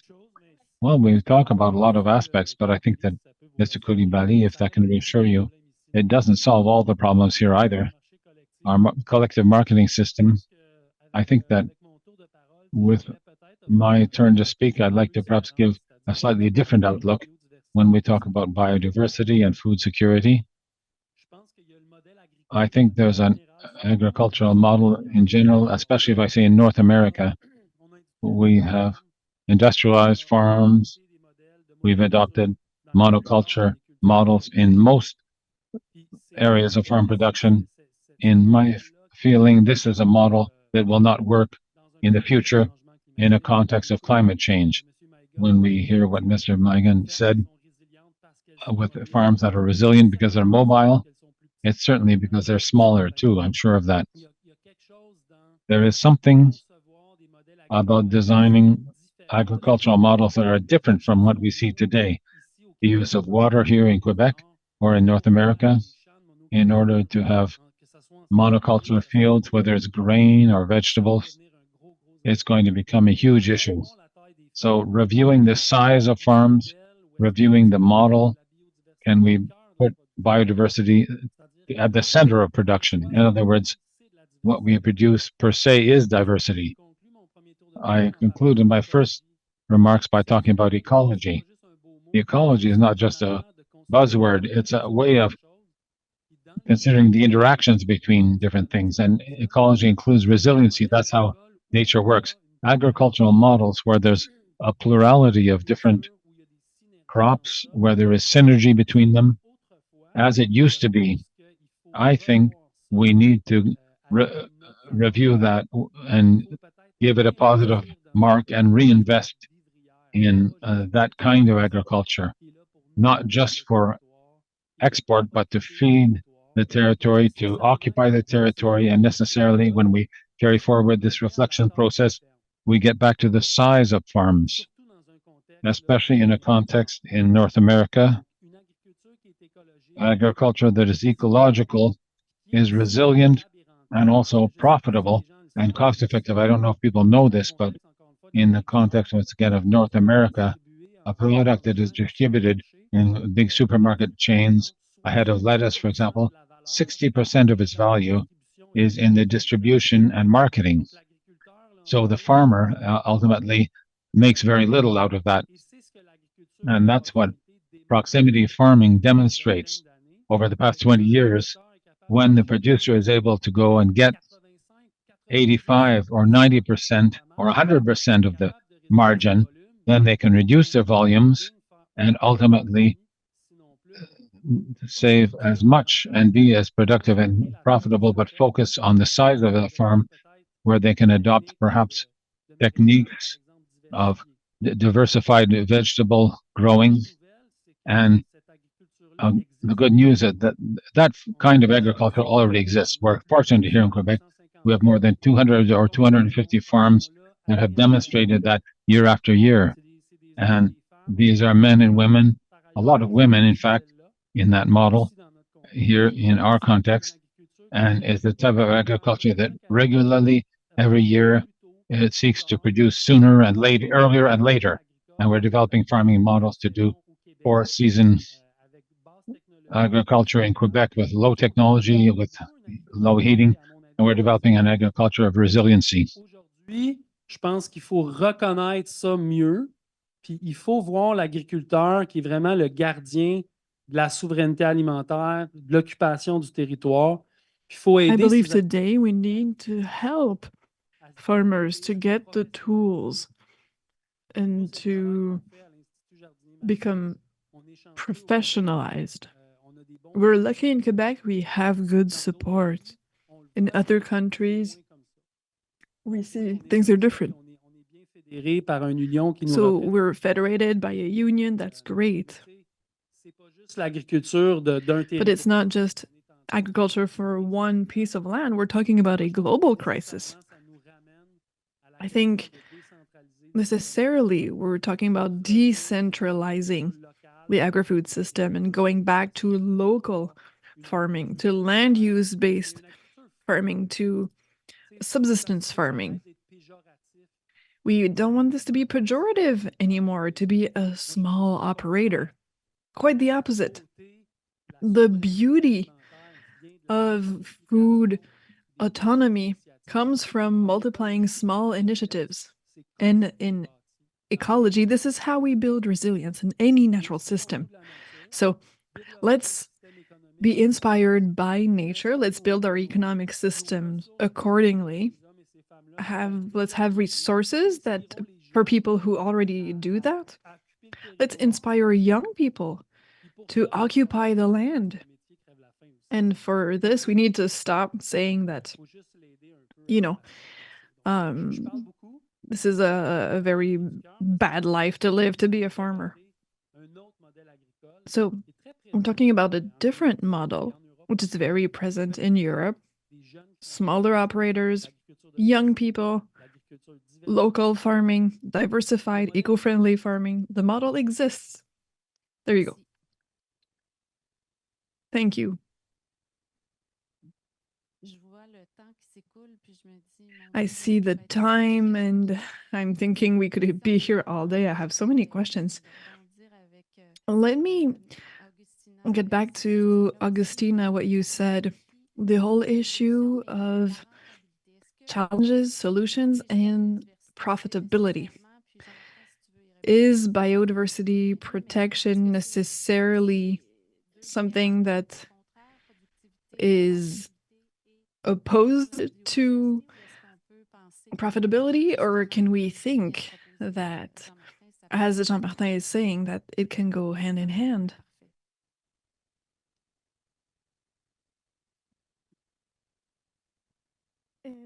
Yes, first, Ms. Coulibaly, when you said that Africa is always being like punished, I thought you were talking about Argentina because we are very similar sometimes. I will give an example. I'm from the south of Argentina, from Patagonia, and it's very critical to be a farmer there because we have very heavy winters with too many snows. Some springs we don't have enough rain, so we don't have grass, and sheep can give birth sometimes always. Sometimes we lose also the sheep. And nowadays we are dealing with a animal that is from Patagonia, that it's called guanaco, that is from the llama family. And many farms are closing because we have so many of these animals that we can't produce. And there is when we said, where is the government? Where are the people that protect the natural animals? Where is the people that want farmers to produce natural friendly or be sustainable? Where are they when these things happens? Because we don't want to like eradicate all those animals because they were born there, but we want to produce. We want to mix our work with biodiversity. And when you were mentioned the access to land, I think that in Argentina we have access to land. It's difficult because prices are too high comparing what we receive of money at the end of the month. But in the south, we are dealing with this with this problem that no one is helping us. I'm sorry. No, that's okay. Take your time. So I really enjoy this moment of having the farmer's voice to be heard, because many people, for example, in governments that take actions, they really don't know about what farmers do or how is to produce, how difficult it is for us. And we are trying to find a solution with the new government, but at the moment it's not so easy. And I think it's a problem that most of us we have, that is government politics. We have to find a solution to let them, to make them know that we have to be partners. We are a group, and if we construct this and we work together, the results will be better. Thank you very much. It's a very nice example. Very nice example of the need for governments and other stakeholders to sit with farmers and hear what they have to say. So thank you very much. 12 minutes. So, Monsieur Maïga, je ne sais pas si vous êtes toujours avec nous, mais vous avez I don't know if you're still here with us, Mr. Maïga. You have a few minutes to respond to challenges and solutions. Can you hear us? Yes. All right, take it away. Thank you. Today, I always talk about shepherding and how can we protect family-owned operations. Mr. Coulibaly mentioned it. More and more people, rich people, buy large plots of land and monopolize it. So we want now to do differently, because animals pay the price for these purchases of large pieces of land. So we want to protect small operators, especially shepherds, to continue their activities, which contributes to maintaining biodiversity.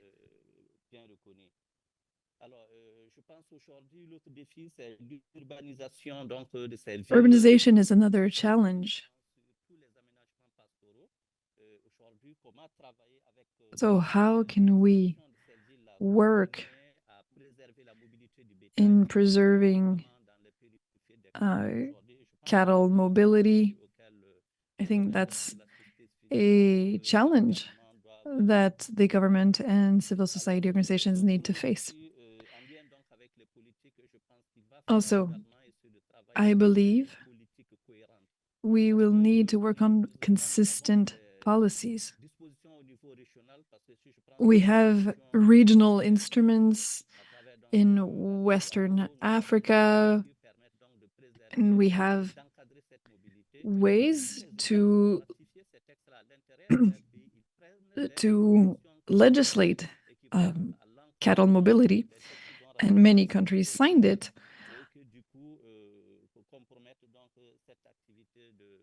But we see this jeopardized, and pastoralists' contribution to the food system jeopardized through different things.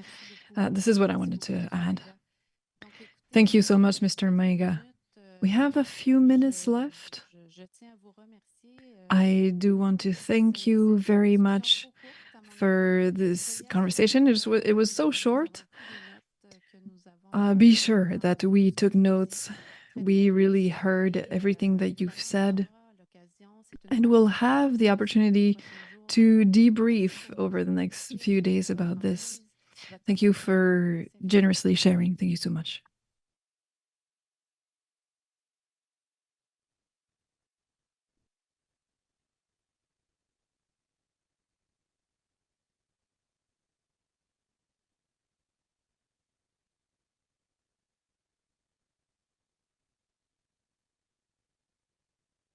Oui, je pense que vous conviendrez avec moi que nous avons entendu des échanges. I think we can say that we've heard beautiful exchanges, and I think there's a lot of food for thought, haha, and that will stay with us over the rest of the symposium. Let's now move on to the second roundtable. This one will focus on national perspectives. The facilitator will be François Pitou from PAD Conseil, also co-chair of the symposium. Panelists, would you please come forward? Braulio Ferreira de Sousa Dias, Ministry of Environment and Climate Change from Brazil. Carla Douglas, Ministry of Agriculture, Fisheries and Mining from Jamaica.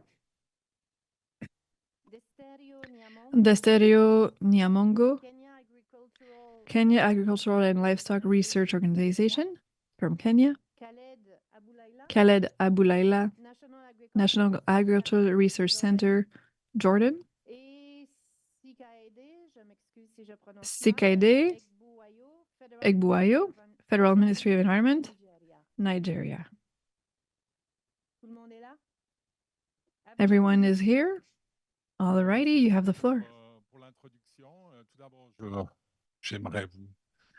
Hi, everyone. I'd like to acknowledge you. It's the first time that I take the microphone.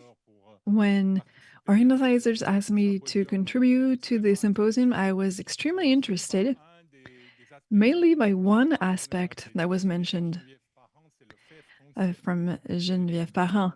This is held in French. In my career, a 30-year career in international policy, I think this is the first time that I can actually speak French. But given the language of most participants, I will quickly need to switch to English. Anyway, thank you for the invite. A few words. As we said, the biographies of each a speaker here. Each of our panelists is on the website. I'd like to just say a few words. First, thank you so much for being here. And also want to acknowledge that we have a very diversified panel. We have people from the environment sector and people from the agriculture sector. I think this is very rich. This is something we try to do also, to bring together various stakeholders from various sectors, also government stakeholders, in order to reduce silos and to communicate together in finding solutions together.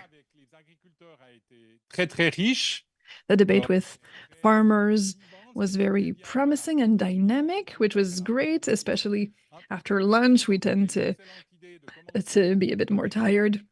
So it was great to hear from farmers. Now we're going to hear from the public service, and we'll see if they'll be as dynamic.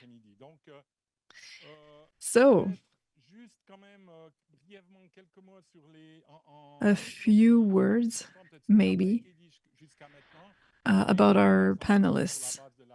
Okay, I'm looking at the list here. This is also the first time that I'm using my phone in this way. Okay, so Braulio Ferreira, I'd like to mention that he works for the Brazilian Ministry of Environment. He was also Secretary of the Convention of Biodiversity. So he knows this from a multilateral perspective. So we have Carla Douglas from Jamaica, who is a researcher and head of research at the Department of Agriculture, but also is the focal point for FAO and has been involved in preparing the State of Biodiversity report that we've heard about this morning.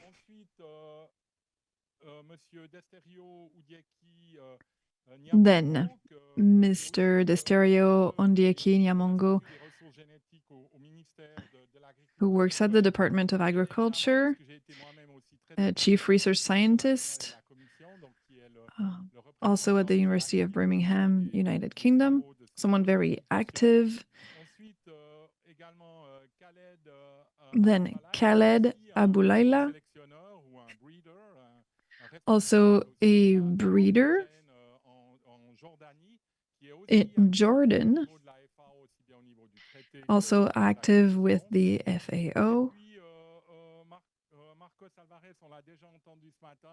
We heard Marco Alvarez this morning already, who represents the Northern government, who is also directly involved with the biodiversity policies with Agriculture and Agri-Food Canada. And finally, we have Sikiade Egbuwalo from the Ministry of Environment in Nigeria, who represents, again, the environmental side and is involved with the work of the Convention on Biological Diversity, especially with the technical entity that advises this system. So, I'm going to, like the previous roundtable we had, I'm going to ask a few questions to our panelists. I'm also going to ask our panelists to be as concrete as possible with their answer, moving from concepts to material reality. I think this is very important to me. So, first question, and let me switch to English now. So the first question is, what are the programs, initiatives, efforts your government is making or intends to make to address biodiversity in the agricultural sector and to contribute to the implementation of the either biodiversity plan or the Kunming-Montreal Global Biodiversity Framework?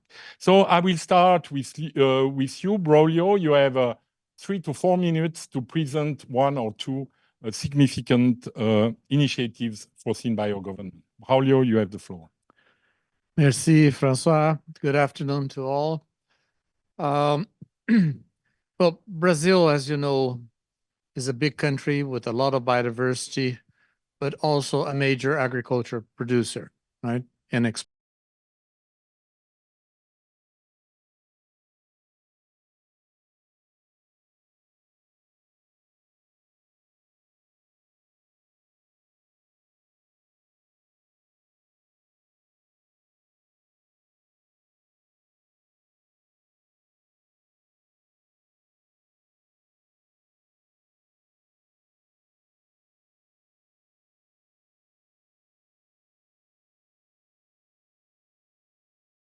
finalizing the consultation, sectoral consultations throughout Brazil is not an easy task.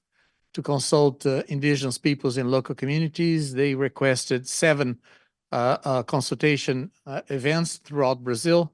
So we have to organize all of this. In principle, we at this government, we have faced, as you know, some recent challenges in Brazil. The last government wasn't very much interested in the environment, to say the least. And so this government, we had to spend a lot of time last year just restoring public policies that were dismissed by the last government. A major initiative has been on reinforcing action plans to combat deforestation and fires in each of the biomes of Brazil.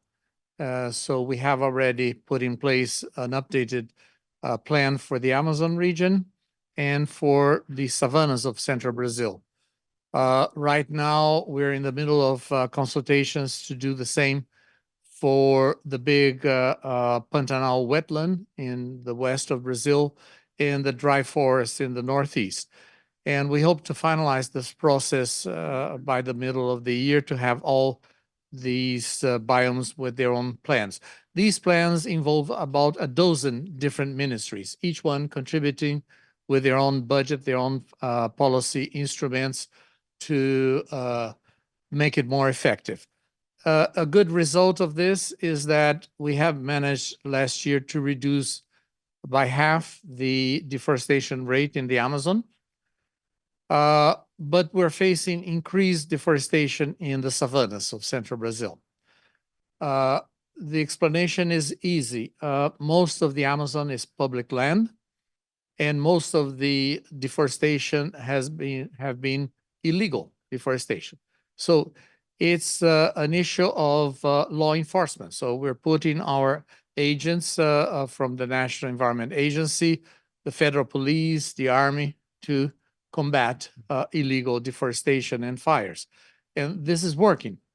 And we hope that we will be able to eliminate much of these illegal activities soon. The problem is that half of the country, the land is private, and all the savanna area is private. And according to all our legislation, the Forest Code of Brazil, it on one side, it requires minimal conservation efforts from each land, each farm. So farmers have to protect all the vegetation along the rivers, in catchment areas, in high slope, in mountain tops, with no compensation. And a part of that, they have to conserve about half of the rest of the land under sustainable practice of economic use without conducting clear cut.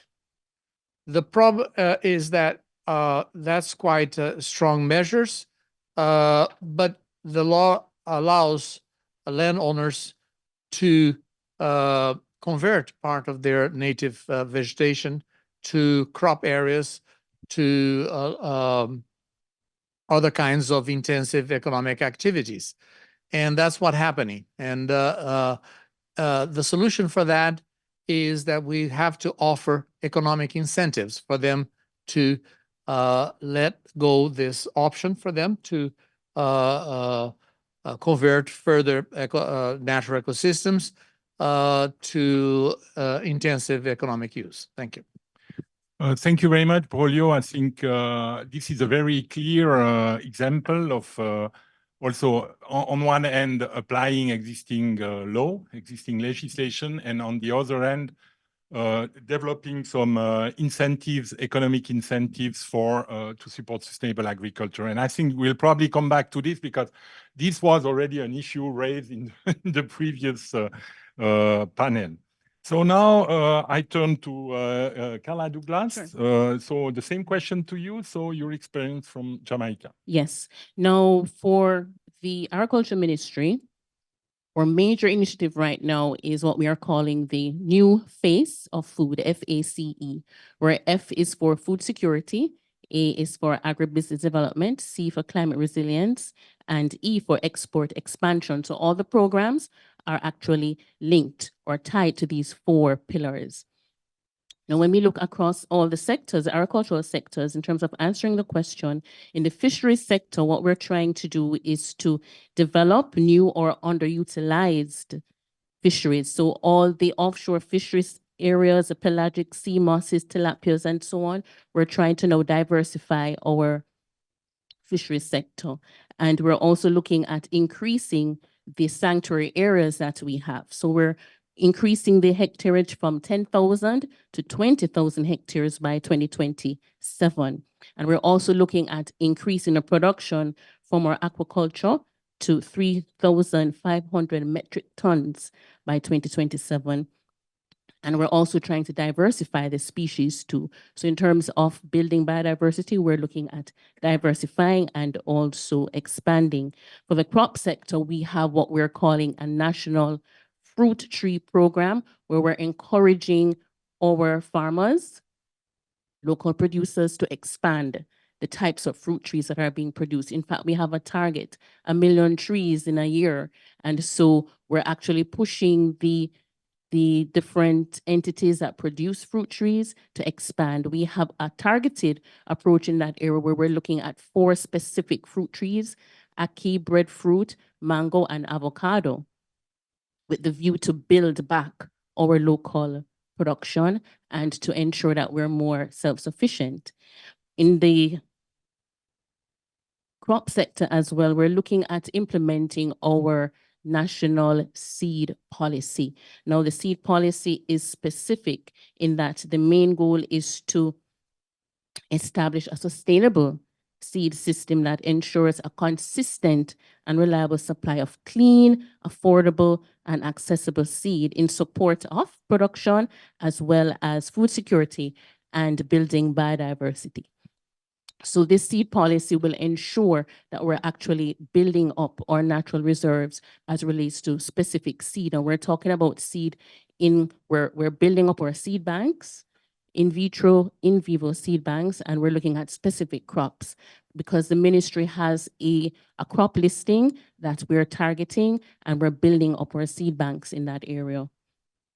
For the livestock sector, we're developing our small ruminant development program, where we have started to import small ruminants. We're looking at sheep and goats, and we're looking at different lines that can improve our local genetics, because the genetics that exist now are just basically for meat production, but we want to diversify into not just meat, but milk as well, because we're not necessarily sold on goat milk, but we're trying to get the locals to accept that. So we're bringing in different lines that are actually higher producing in terms of milk and meat products. We have local cattle breeds that we are going to be improving on as well. We have the Jamaica Hope cattle that was actually developed locally in Jamaica, and we're trying to expand on our breeding program.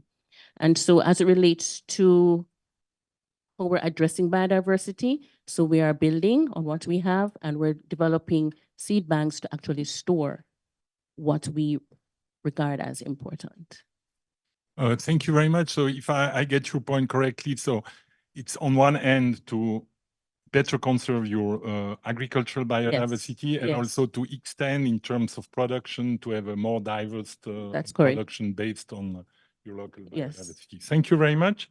Now I give the floor to Desterio from Desterio. You have the floor. The same questions, measures to address biodiversity in your country. Thank you.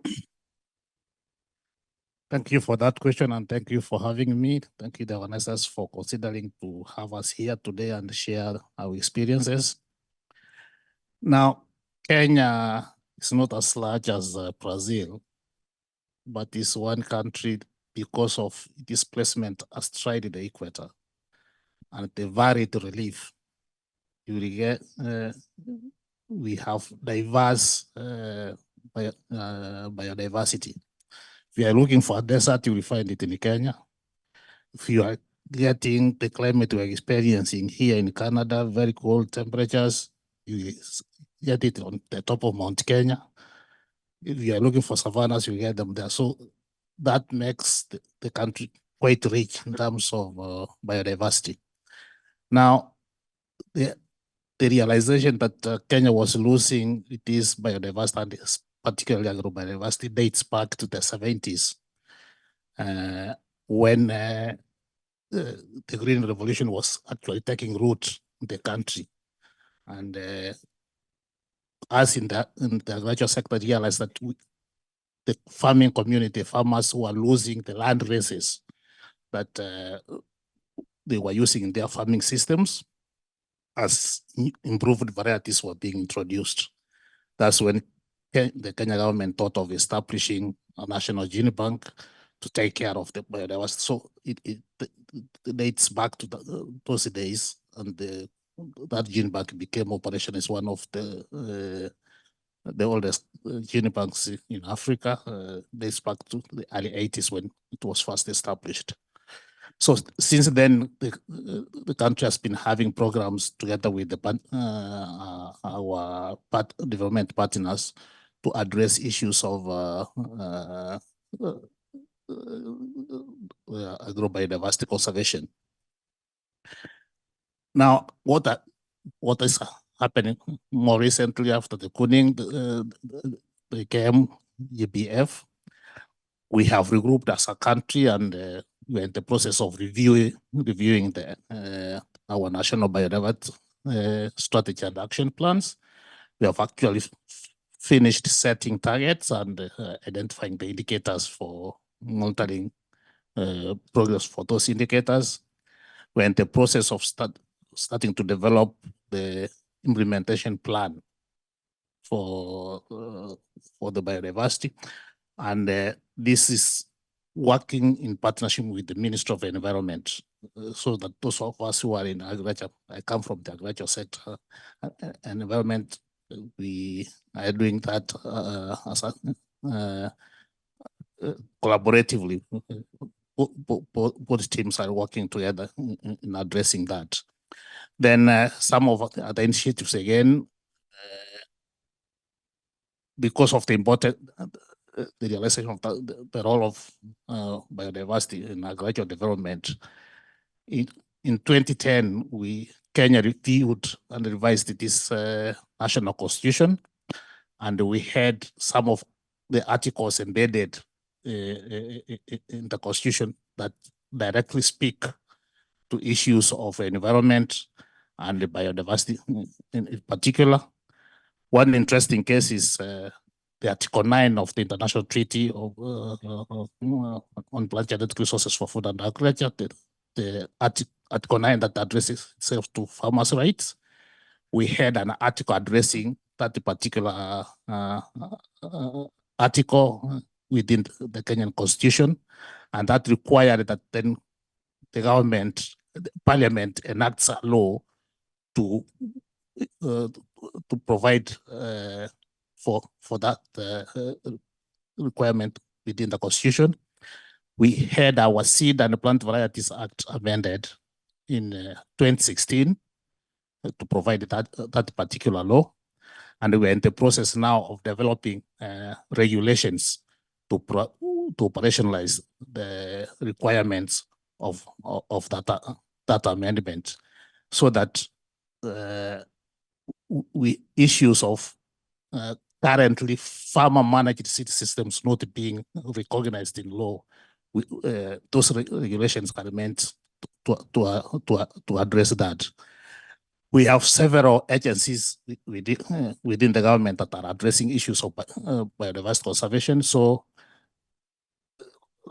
like the Kenya Wildlife Service, which is in charge of protected areas, that's where you will get the crop wild relatives protected, at least those that are under the protected areas.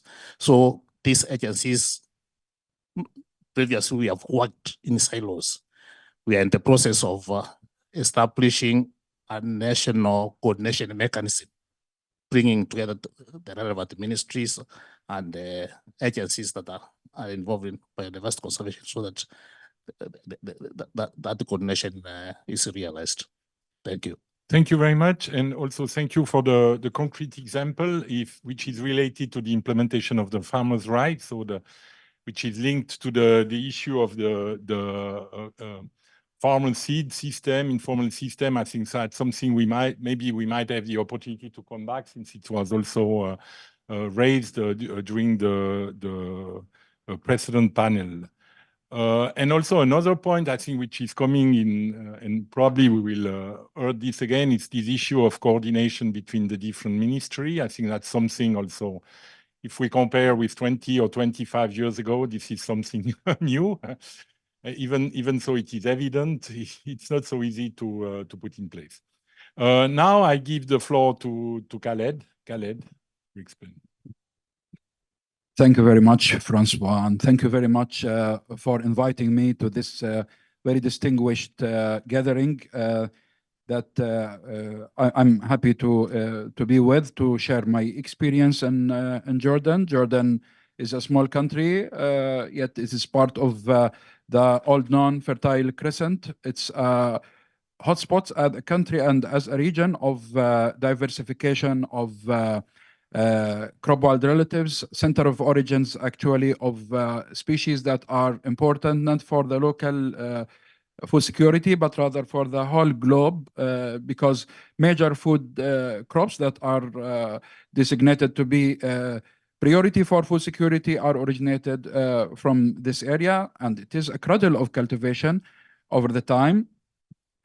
Yet there are, as the stereo my colleague just mentioned, there are lots of devastation and abandonment of the old varieties or the heirloom varieties that were developed over the time by the local farmers and replaced nowadays by commercial varieties that are imported from elsewhere, setting a challenge for the conservationists to collect and to conserve such diversity of species to be used in the future for the sustainable agriculture. As you know, those local land races, they were bred by the local farmers, and they were selected as per their adaptability, as per their quality that are preferred, the unique quality for cooking, for flavor, for whatever.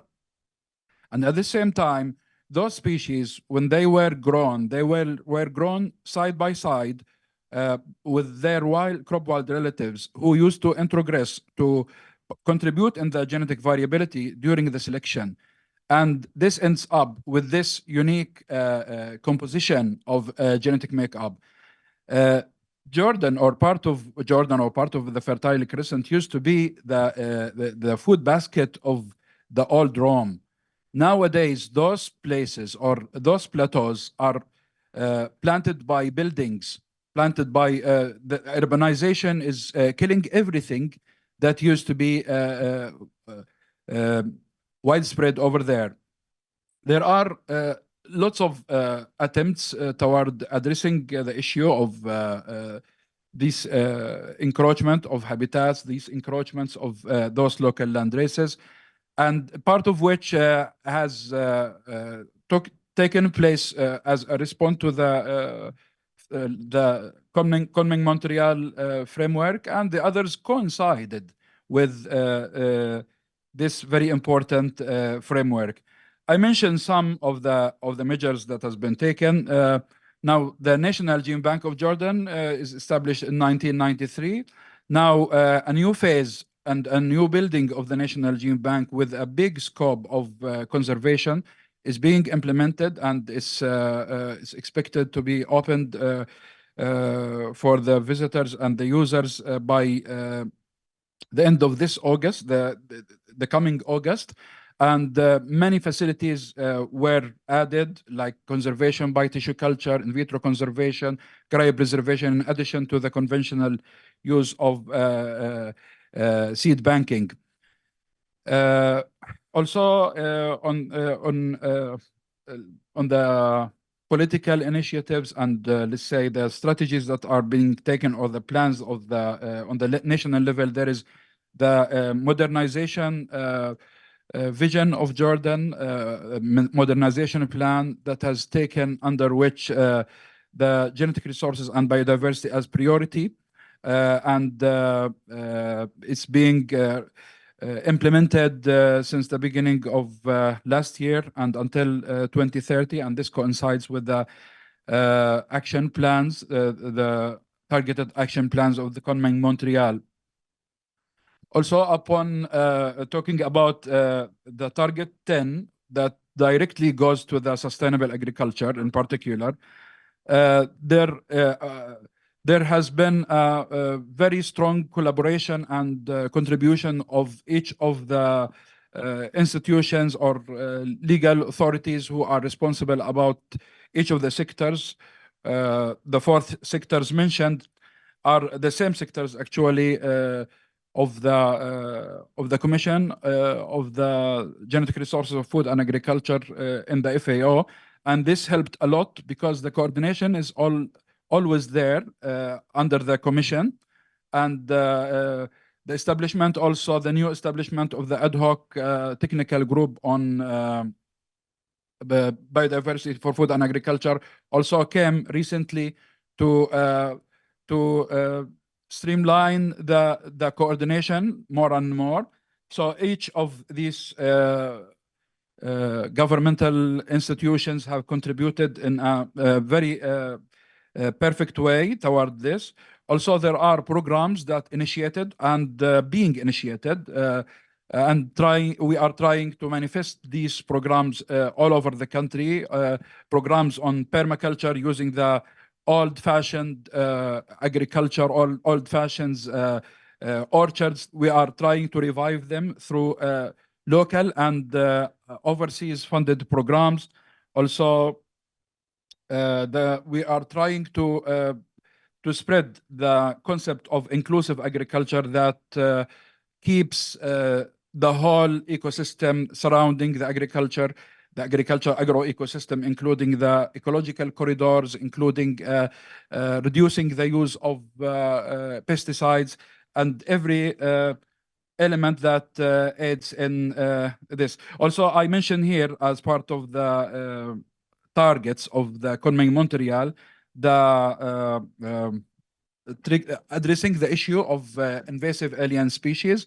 We've had since we developed, and we are still on the way toward developing more sensitive maps for the spread and the effect, to tackle the effect of those invasive alien species. There is also an overlapping between those invasive alien species that attacks the natural ecosystems and the weedy species that attacks and threatens the farming, the local farms that are adjacent to the natural areas.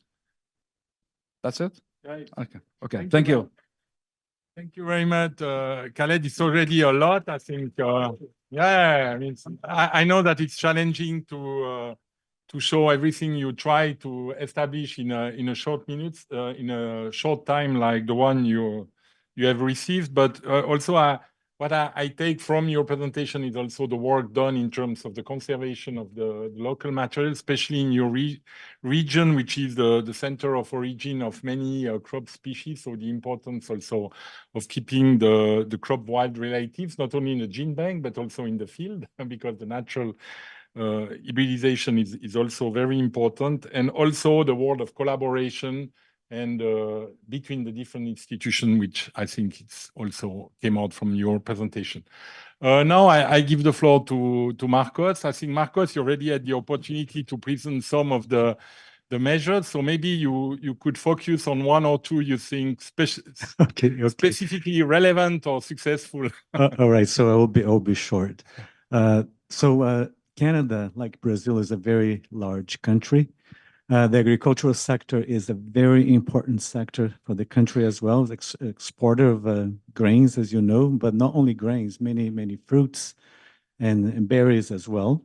It is a very diverse country as well. We have Maritimes, Ontario, Quebec, the prairies, and Western Canada. So it is an opportunity, but it's a challenge as well for us. I guess just focusing on what has been biodiversity protection in Canada, it is the lead, it is the Ministry Environment Canada, the Department of Environment. But we are the Department of Environment, the environment is developing a national biodiversity action plan, but it's taking the whole government approach, meaning that all the departments are working together to work with Environment and Climate Change Canada to develop the plan. Agriculture and Agri-Food Canada is a very important player. I think I should not have to mention here that that biodiversity is essential to the sustainability of agriculture. But just to focus on some of that has been launched recently, the Department of Agriculture has launched a science strategy last year. It is anchored by 4 science-based pillars in climate change, resilience of agriculture, the digital transformation, and the circular economy. And this is it's supported by 12 portfolios. One of them, it is biodiversity. So, and the delivery of the science strategy is based on the science, the mission-driven science, but it's all working in coordination.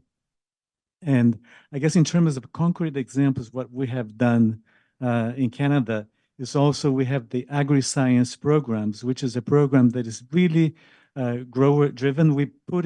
I heard before the first roundtable here that putting the grower, the producer in the center. And this is something that we are following in Canada. So the agri-science program is a producer-driven program. We come together with scientists from government, scientists from universities and other institutions to develop a project. It usually is a 5-year funding to look into, and that is based and that respecting climate change, biodiversity, it is a critical element of those the projects that are approved. In addition to that, we have, and I just mentioned very briefly, it is an initiative that was launched over 5 years ago, and it was the second phase. And my colleague that is sitting over there is going to be giving a presentation on the living labs, and it was mentioned here. Again, it is research being conducted at farmers' fields. So farmers, producers are key participants in this, and the elements that is being focused is climate change, biodiversity, water, and soil. So those elements that are essential to the resilience and sustainability of agriculture. I will stop here. There's many more, but I think in the interest of time, thank you. Thank you very much, Marcos. And now I give the floor to Sikehade. And we started with environment, and we will finish this first round also with environment. So you have the floor. Thank you very much, Francis. I'm honored to be meeting you for the very first time. I followed all your work during the negotiation of the post-2020 Global Biodiversity Framework. So when I saw the name, I was like, is it the same person? So it's good to be able to put a face to the name. So I will not want to waste much of our time. Most of the colleagues here have mentioned relatively the same thing that is obtainable in Nigeria. But first, I would just like to talk about our peculiarity, which is about the population. We have the highest population in Africa, and 70% of our population, which is about 158 million people, engage in agriculture, primarily at a subsistence level. So it is essential for us as a country to encourage small-scale farmers, and we give them opportunities to sustainably produce food while we also focus on protecting soil and biodiversity. And of course, we've got a very diverse ecosystem with 5 ecological zones, which makes us very unique in our region. And it makes conserving biodiversity a very important activity for the government as well. And of course, having an estimation of about 400 million people by 2050, the government is focused on the adoption of new technologies and innovation to ensure that agriculture and biodiversity are fully integrated. And one of the recent examples I'd like to give was the launching of the National Agricultural Technology and Innovation Policy, which just happened last year. It promotes digital and climate smart agriculture, and the policy also targets reduction on importation of foods such as rice, dairy products, and fish, as well as increasing resilience for farmers and boosting high potential value chains. Of course, our agri-food system cuts across many policies that includes increasing agricultural productivity for export, where we are big on exportation of food chain, and of course, in order to meet our domestic demand based on our population.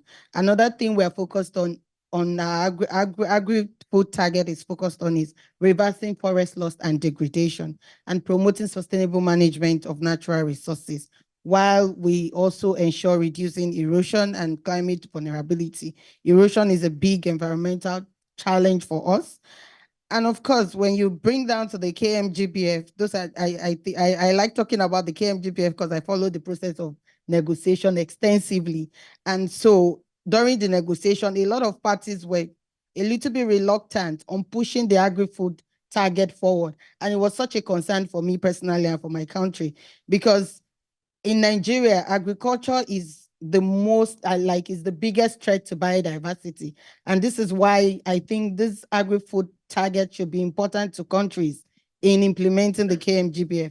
Of course, we're prioritizing the agri-food system target in the updating of our MBSAP. We're currently updating our MBSAP. We have set the target, which will be validated in July and will be submitted to the CBD Secretariat. And of course, this target alignment was done through a coordinated approach. We have established a group that we call National Biodiversity Working Group in 2015, which comprises of all stakeholders in the country, including the government, the CSOs, even the private sector as well. So this working group is responsible for aligning this target and revising the MBSAP that has expired in 2015. And the process involves all of government, all of society approach, because it has been identified that if we don't use this approach, then there will be a problem in implementing the KMGBF. The target is also aligned to a lot of government policies, such as the Agricultural Promotion Policy, which has a lot of guiding principles that identify agriculture as a key business and as a long-term economic growth and security. Food as a human right. I was glad to hear my colleague from Kenya talked about how they've been able to take that forward and include that in their constitution. So another policy that we've recently launched is the National Agricultural Technology and Innovation Policy, the Nigeria African Trade and Investment Promotion Program. And another key thing that this MBSAP alignment has done for us,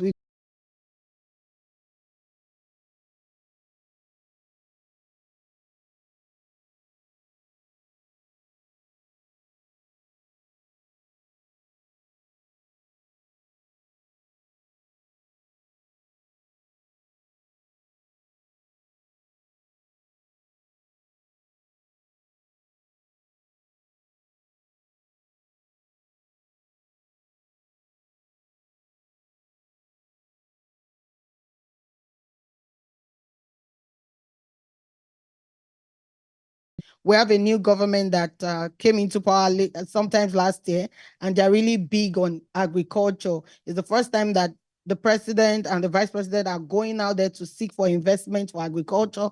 And this is really encouraging for some of us that are policymakers.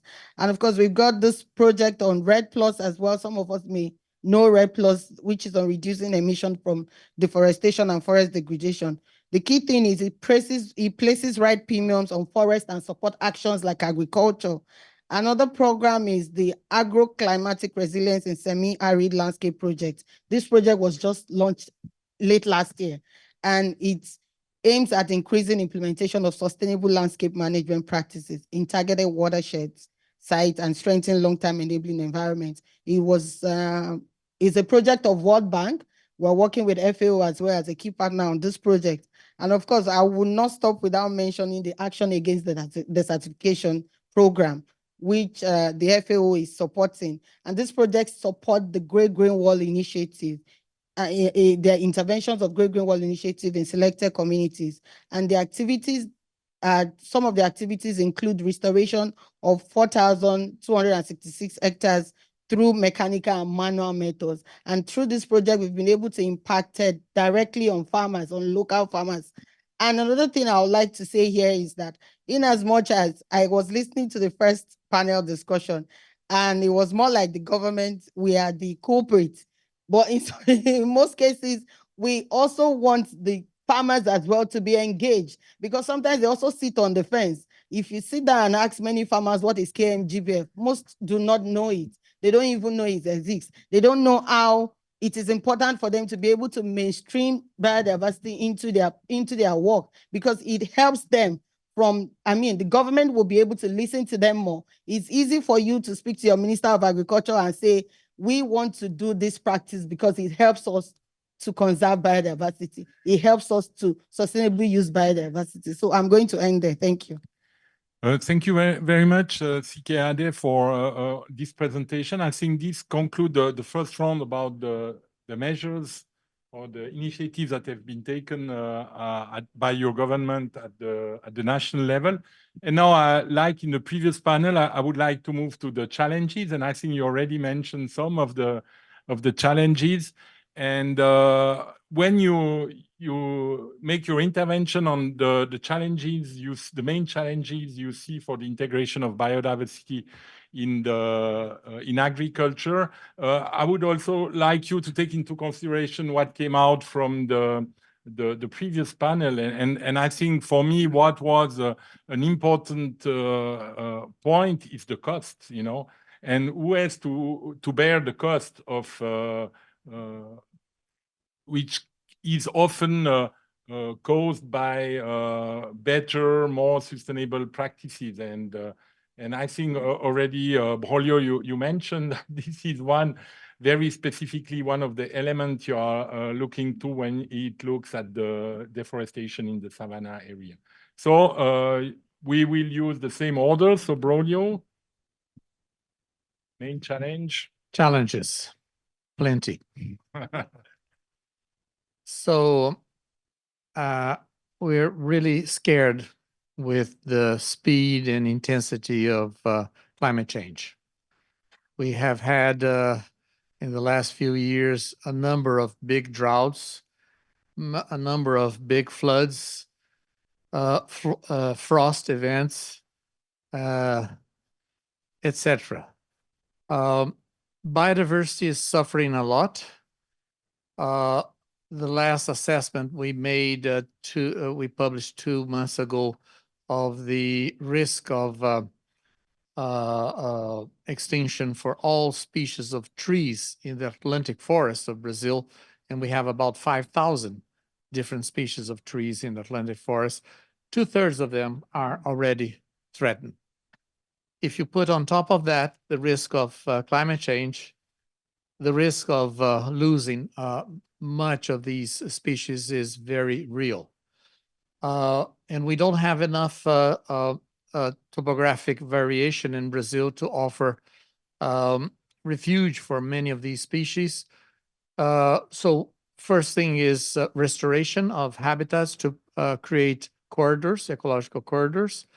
The second thing is we're thinking is about doing regional cooperation with our neighboring countries, because maybe one of the best options will be to use some of the experience in Canada, in the US on assisted migration, and maybe help our species move to the west, up the Andes. So there they could find more opportunities to survive with future climates. The same threat exists for agriculture, and we have had many significant reductions in harvest for soya, for maize, for coffee, and other crops. 2 years ago, we had reductions in the order of 40% of the harvest. This year, in the state of Mato Grosso, which is the main producer of soya, we had a reduction of 20%. And this is very heavy impact for the farmers, because they are always suffering from crop reductions. The cost of insurance for crops in Brazil increased 7 times in the last 2 years.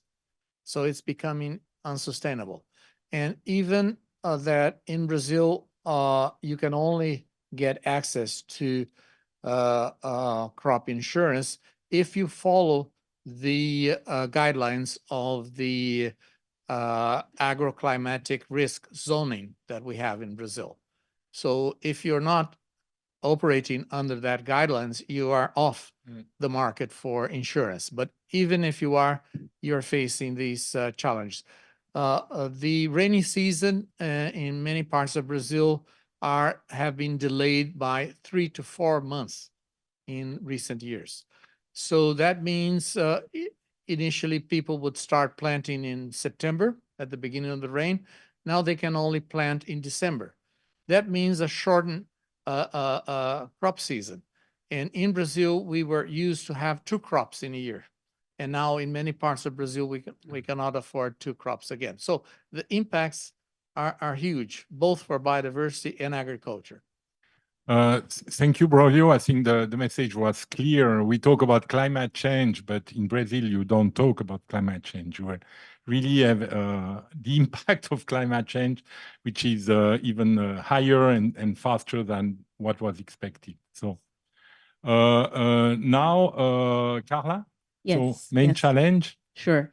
Now, Jamaica is, even though we're the 3rd largest Caribbean country, in the English-speaking Caribbean, we're very small compared to, I think, all the countries up here right now. We're the smallest, and also that adds to our vulnerability as it relates to the challenges. And I'm sure if you check all our lists, I think all our lists are the same, with climate change being at the very top. And so climate change is the biggest challenge, I believe, for our biodiversity, in that now we're having more hurricanes than before. And when they do come, they are more intense. And we're also having more drought periods. In fact, we're just coming out of a drought period right now. The droughts are longer and they're more intense. And what is that doing to our biodiversity? So you'll find now, for example, for the fishery sector, we're having a lot of sargassum in our seas that's affecting the fisheries sector. We're also looking at the impact as it relates to the rising sea levels. We're looking at when we have these increased storms, what does it actually do to the fisheries sector? We're having habitat loss as a result as well.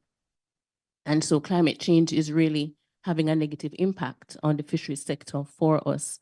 For the crops, we're losing the crops in that when we do have these hurricanes and on the other side, droughts, we're not able to meet our production targets.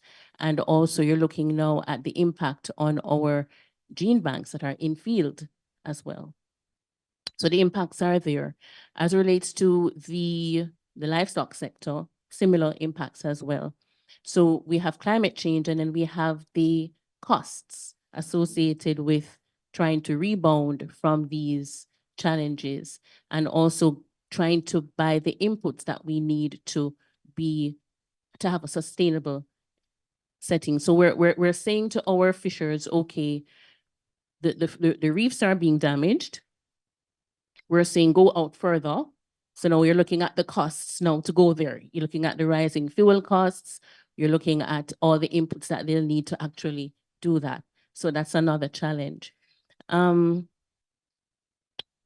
We are also looking at the whole matter of the higher temperatures. How do we do that? How do we combat that?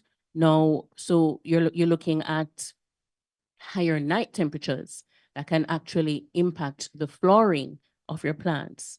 Now, when you have higher night temperatures, then you're not going to have a lot of flooring. So you're looking at poor seed set, and so you're going to look at poor... And less dew produced. Yes, that's it. And so even this year, we had a reduction in honey production because of the fact that there wasn't much flooring taking place. And so the honey reserves started to dip.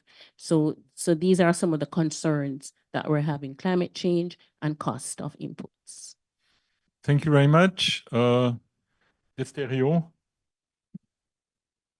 Thank you. I think the challenges seem to be uniform across across the table. Some of our actions and inactions at the country as a population, I think, have, other than climate change, contributing to presenting a major challenge. Like Brazil, again, Kenya, especially agricultural land, what you could call arable land, is privately owned, and therefore the government has no much say on how that land is utilized. So what used to be agricultural land is being converted to other land use changes, especially the agricultural land that is close to the cities is being converted into residential areas that reducing the land sizes. Now, the areas that are where the population density is much higher, like the county where I come from, we have converted the whole county into a big slum because their houses, everybody must build this small hut to live in, and therefore or the land has been fragmented so small sizes that makes nonsense of applying it as a agricultural land. The other thing that those inappropriate laws, land laws, that of course is that we have lost much of the corridor, the migratory corridors for pollinators, for livestock, I mean for wildlife. Because land is privately owned, then land use changes. Most of the wildlife used to be occur outside the protected areas, and because the land use changes where that land, the savannas have been converted into wheat production fields. So in the process, we have lost those migratory corridors, and therefore we are losing on how the animals now have been restricted to national parks. Then there is ineffective implementation of long-term strategies and plans, programs. We did have a long-term vision in 2000, but now with subsequent government regimes, they have come in with their own programs, and we have kind of lost the long-term development plan that vision, that long-term vision used to have, and the process we have lost track in implementing some of those strategies. Thank you. Thank you very much. And also very interesting that you mentioned, and of course this is a important issue for your country, the problem of the wild relation between wild and cultivated wild animals and cultivated areas. Now, Khaled. Thank you very much. I'll try to be short as much as possible. So the most important threat for my country or my region, maybe, the change in land use. There is a devastating change in land use and massive urbanization that is eating all piece of land and all of piece of, let's say, land that is occupied by associated biodiversity, the wild biodiversity that would support the agro ecosystem. Also, I would mention here also the lack of awareness on different levels, on the decision makers, on the farmers themselves, and this is badly needed to implement anything on the ground. The scarcity of financial resources that are needed to implement and to incentivize those who are running the sustainable agriculture. Also, regarding the provision of proof-supported policies that are persuasive to the implementers, to the farmers who are running this business, to be persuaded that they will be revenued and they will not be losing their crops as per implementing such policy of sustainable agriculture. In addition, this is a problem that has been faced since long, including the authorities who are running the protected areas in the mission of conservation and sustainable utilization and keeping the wild genetic resources in place. Thank you very much. Thank you very much, Khaled, also for raising new, not new, but issues like the lack of awareness. I think that's something also very important, and not only for decision makers, but also for farmers. Now I give the floor to Marcos. Thank you. Well, I will say the same thing. Climate change is a big challenge for Canada, and the consequences of climate change, the droughts, the floods, the unpredictable weather. It's not only, for instance, in the early spring, sometimes the temperature rises to +20, and then the next month it goes to -10. So plants, trees start to bloom, and then you lose your crop. So this is a huge challenge. Climate change also is causing pests and diseases to become longer, to stay longer, and the crops requiring more spraying, and that impacts climate change. Impacts biodiversity as well. And in addition to that, there are a lot of invasive and alien species, which is a big challenge that it comes also with globalization and climate change. I guess the other thing, the challenge is that we need to adapt. So breeding for adaptive varieties is a long-term process. It's not something that you can start research right now. We have a variety that is adapted, that kind of weather in 5 years is much longer.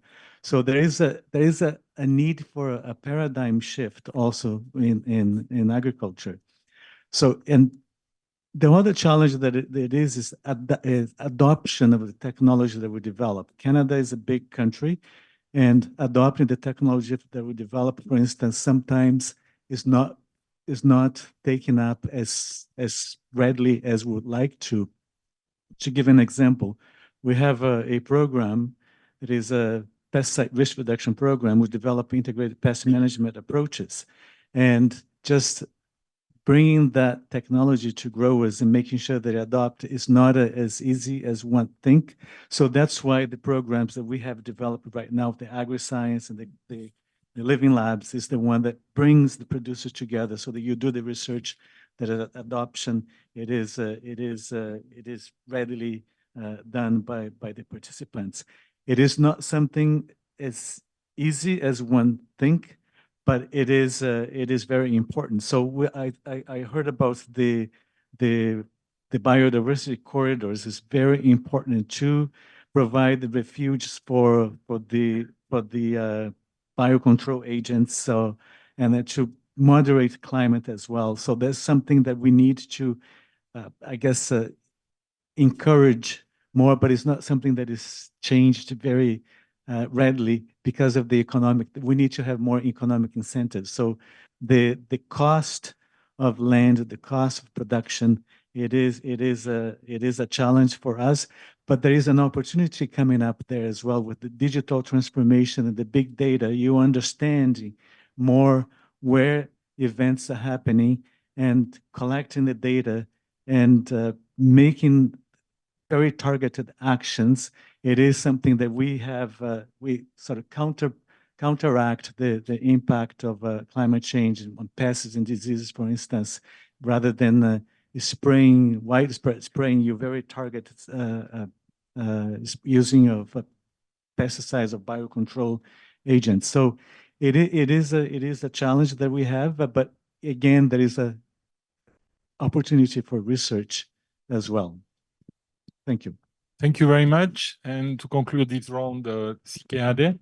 Thank you, Francis. I think colleagues have mentioned most of the points, but I think poor land tenure system is one of the big issue for us, one of the big challenges that we have. We've got a poor land tenure system. The government do not own land. So the land we have are privately owned. So if you need the land for agriculture, then it comes at a very huge cost. Another one, it's of course climate change, which impacts both on biodiversity and agriculture sector as well. And change in government that my colleague from Kenya has mentioned, I think is the same for almost all African countries. You have such a good strategy and you've got a very good long-term plan. And then in the government changes after 4-8 years, then the new one tells you their priority is not in this area. So it's really a huge problem. And of course, lack of awareness on biodiversity plans and actions by the agricultural sector actors. I think most of them are not aware of these plans and this target. I think most time the environment expert or the biodiversity expert sit and make all these decisions and set these plans and targets without involving the agricultural sector. So I think it's a challenge as well that we are trying to address in this next phase of MBSAP development. And one key thing is finance. There is no adequate finance for countries to implement those policies that they have put in place. When you look at countries, there are good policies that they have put in place, but they are constrained with implementing them because of finance. So sustainable finance is another challenge. But I think there is opportunity, which I'll end by saying there is opportunity to address most of these challenges that I've heard in effective implementation of KMGBF. If KMGBF is implemented effectively by countries, I think it offers a very huge opportunity for countries to be able to address these challenges. Thank you.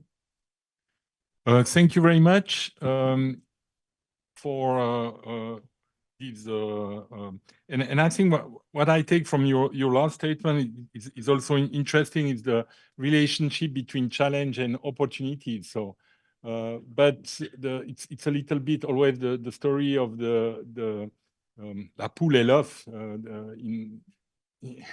You know, the two are so closely interlinked, and you don't know exactly where to start and how to start. And we have 10 minutes in front of us just to conclude. So maybe just to come back, because I think there is, of course, the issue of climate change. Means it's not only an issue; it's the climate change as the main challenges, and the land use also has been identified as important challenges. Of course, it depends on the size of the country. The issue of again the economic side. So who is going to pay, and what are the incentives? And what I heard, for example, is the fact that climate change is putting more pressure on biodiversity, but at the same time, it's putting also more pressure on the farmers. So the farmers, to react to climate change, of course, the theory said you have to use more biodiversity, but the reality is maybe you will use less and continue with traditional practices because the needs are very short. So we again come back to, I think, one of the main issues that was raised in the previous panel. It's the question, how do you incentivize the farmers to adopt practice or to put more biodiversity into their production system?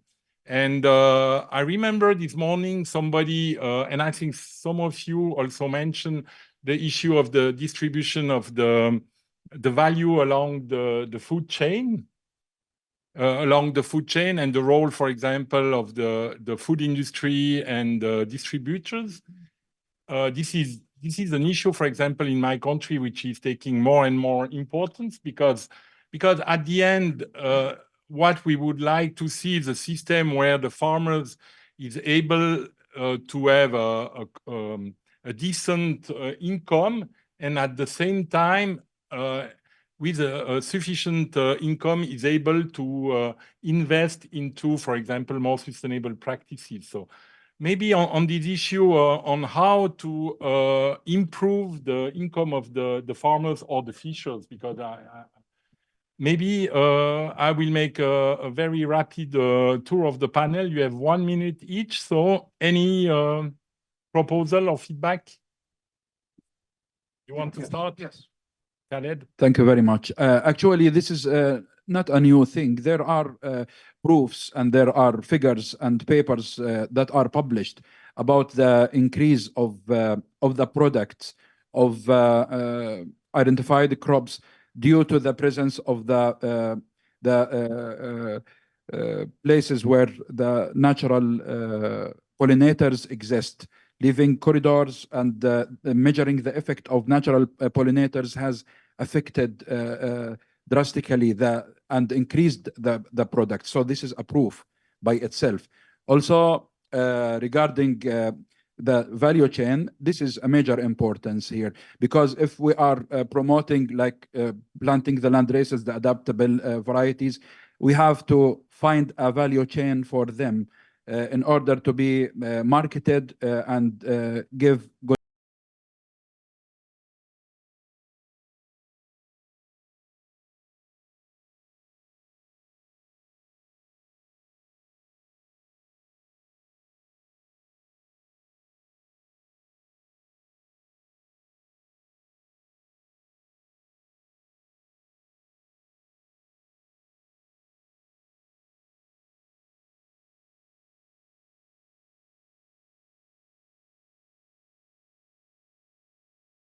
Most farmers are not aware of that, right? So we need to share more information about this. One thing is working in Brazil is blended funding to bring new money. So we have major initiatives with development banks in Brazil attracting the private sector to invest, and they operate on a one-to-one co-funding basis, and they have been able in recent years to attract quite a lot of new funding. So part of that funding is going to support restoration of forests that were deforested, hopefully in a more sustainable way that can benefit people, the local communities, to explore those forests in a more sustainable way. But part of it is to restore degraded pastures. We have quite a lot of that in Brazil. The estimates is that we have some 40 million hectares of degraded pastures in Brazil. So there's a large new program that was announced by the Minister of Agriculture. They announced it in Dubai, and they really hope to be able to restore those degraded pastures for production. So part of it for livestock, but part of it as new areas for crops. In doing that, they would avoid continuous pressure on native ecosystems. Thank you. Rapid reaction. There's something I want to share with the participants here. The Kenyan experience until the mid-80s, you couldn't find what we normally refer to as traditional foods in the high-end supermarkets, in high-end hotels. But the realization of the dietary value of those foods, the traditional vegetables, some root and tubers, some pulses, now those foods have found their way to the high-end hotels in cities. What people from the rural area will say this is a poor money food, and therefore when a middle-class person is eating, then it's seen as backward. That slowly is changing, and that change is causing market for those products. And perhaps that's one thing, if that awareness is raised, is something that will now put money on in the farmers' pockets. Another thing is what was shared here in the morning regarding increased use of chemicals. Now, I'm a victim myself. In my backyard garden, I have to hand pollinate my passion fruit because the carpenter bees have been scared by continued use of those chemicals by the neighbors. Again, we need, they are simple best agricultural practices that we need to raise on so that we cause tremendous changes in terms of the way we produce our foods. Thank you. Thank you. I think what I get from your statement is the return of traditional food, and I think opportunities for farmers on this market. Okay, yes, you spoke about incentives. Yeah. Right. So we have a local program that is sponsored by the government. It's called the Production Incentive Program, where we target farmers and they get certain inputs, but not just tangible inputs. They are also trained. So we're talking about building their capacity in how to produce certain crops. We spoke about, we have a designated crop list for the country, crops that are geared towards improving our local food security and building back our biodiversity. So when the farmers are interested in those crops, they get the support that they need to actually grow and also develop the value chain as it relates to those specific crops. And we are actually partnering now with FAO. There's a local project. We're looking at seed systems, always specific to hot peppers, which is something we're known for. But at the end of it all, we intend to use that same information and build it out for other crops as relates to our crop list. So you're looking at building capacity, looking at the incentive program, and we're also looking at training our farmers in integrated pest management, which is something that they need to know as it relates to combating some of the negative effects of climate change, which can impact biodiversity. Thank you, Carla. Maybe CKAD. Thank you very much. I think our response as a country to these challenges is evident in the development of integrated pest management strategy, which has been concluded and is going to be validated with the ABSA, as well as the National Pollinator Strategy, which is the first of its kind. We've never had such. And we had this country action plan that we developed in order to respond to the land degradation neutrality target. This was supported by UNDP Resilience Center. So in the country action plan, we identified, which the country action plan was developed by a lot of stakeholders. It wasn't government-led, by the way. It was a group of key actors that were selected by UNDP, and I happened to be on that group. And we developed actions in response to biodiversity loss, and as well as how we can use pollinator to enhance food security. So pollinator was at the center of this country action plan, and we've started implementing the country action plan. In that action plan, we've been able to train farmers, build capacity on farmers on how they can use pollinator to enhance food security. We had a couple of demonstration plots that were established in the country, and we're able to equip the farmers with incentives such as beekeeping equipment and all of that. And there are also activities that has to do with biopesticides. They were also trained on how they could use neem tree as a form of biopesticide. So there are a lot of activities that were, I'm not an agricultural expert, but speaking from the biodiversity side, I could tell some of the few things that we have been able to do working with the Ministry of Agriculture. Thank you. Thank you. And to conclude, the representative of the host country, Carl. All right, so it's well, I guess should mention that the bottom line for producers is how much money they make. Yeah. Do they have a market? So it is really important to show them that some of the actions and practices that they adopt will be profitable rather than, for instance, set aside planting in marginal areas that is not going to be giving a return. So, but how the awareness of that is not always there. So just bringing, again, I guess I would emphasize the initiatives that we have, that we work with producers in developing the research and showing them firsthand if they change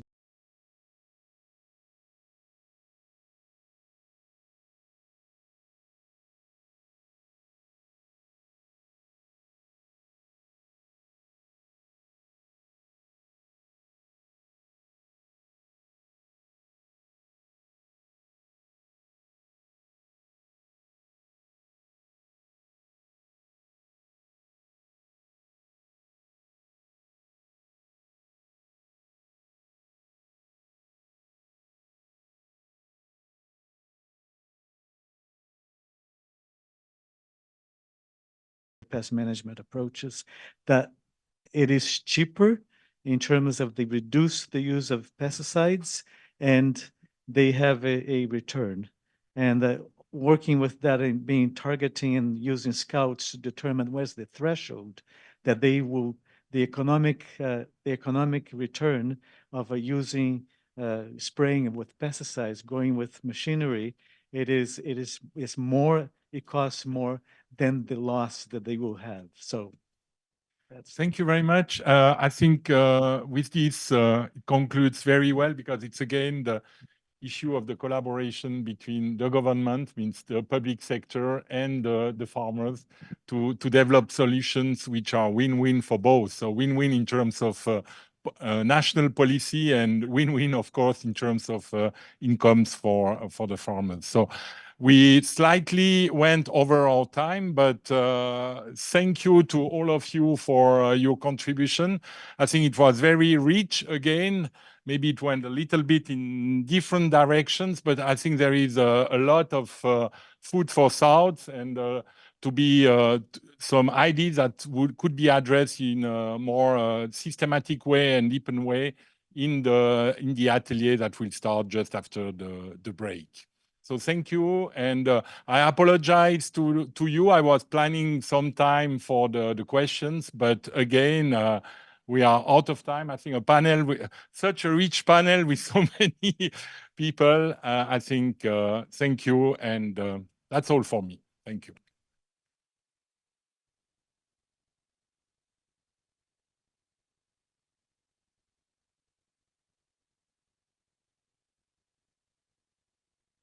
Yes, indeed, we had more food for thoughts in our plate. I don't know if we can say that after the voice of les agriculteurs, nous avons maintenant entendu des perspectives nationales de plusieurs horizons.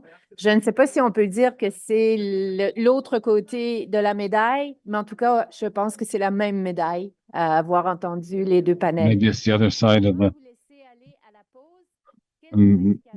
coin, but a few announcements for the following segment.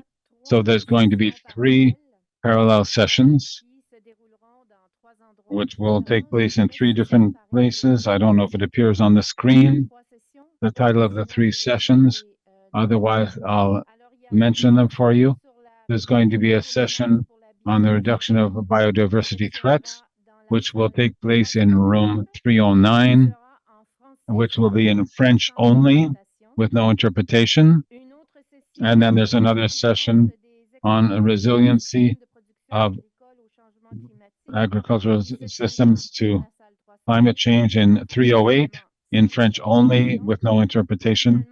And finally, the third session will be landscapes and mosaics of production systems, which will take place in this room here with simultaneous interpretation. So enjoy the break and see you back at 4:30. We will continue our deliberations then. Thank you.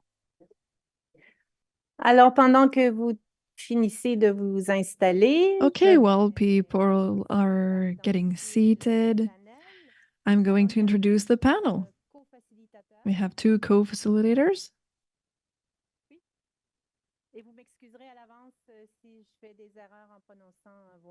And please excuse me if I mispronounce your names. Vincent Jitz, c'est for aircraft. Marlène Léon Guzman from Université Laval. And our panelist, Umo, Women in Nature Conservation Organization, Nigeria. So from the web. Felipe Vilela, the Land Banking Group, Brazil. Abdelhakim Issaoui, Focal Point CEPAM GIAS from Tunisia. Michael Jecker from the Réserve mondiale de la biosphère du lac Saint-Pierre. Philippe Gamin, Federation of the Regional Natural Parks in France. Thierry Caquet, National Institute of Research in Agriculture, Food and Environment, France. We have an hour and a half, and I believe you will see on the screen instructions for WooClap. There you go. You have the QR code. You may scan this with your mobile devices, or otherwise you can click on the link. Once there, you have access to the form in order to comment throughout the session. Then there will be a Q&A at the end. There will be a microphone in the room, and also Zoom participants will be able to speak at that point. Have a great panel.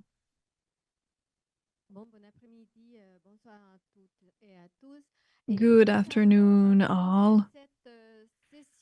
We're going to start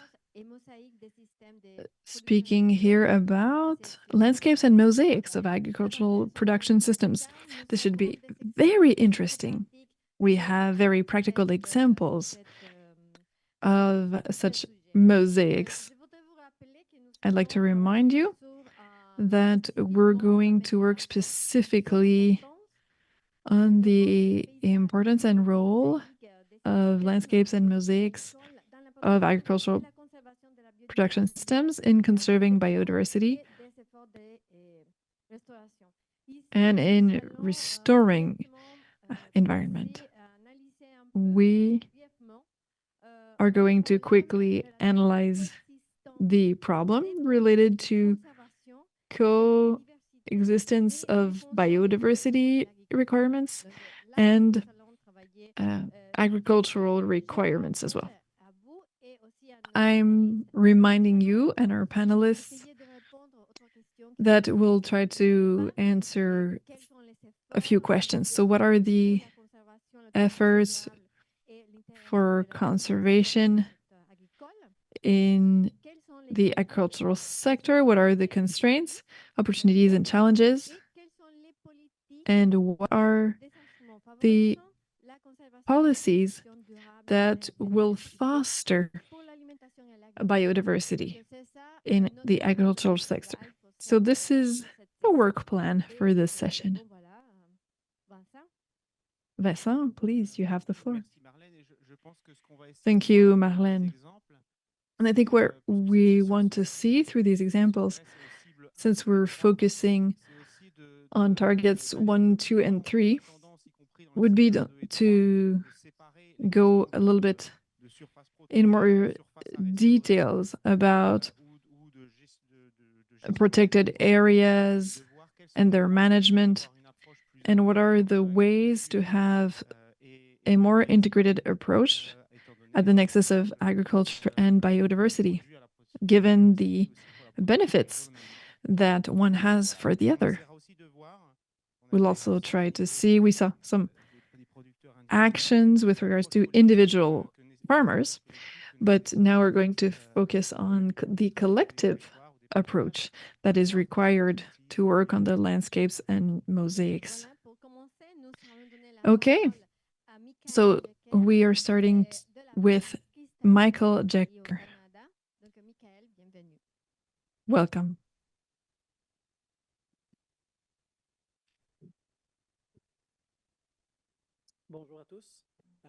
Hi everyone, Michael Jacker. I am a farmer in Quebec, in the province of Quebec. I represent the Lac Saint-Pierre biosphere. Part of our lands are there.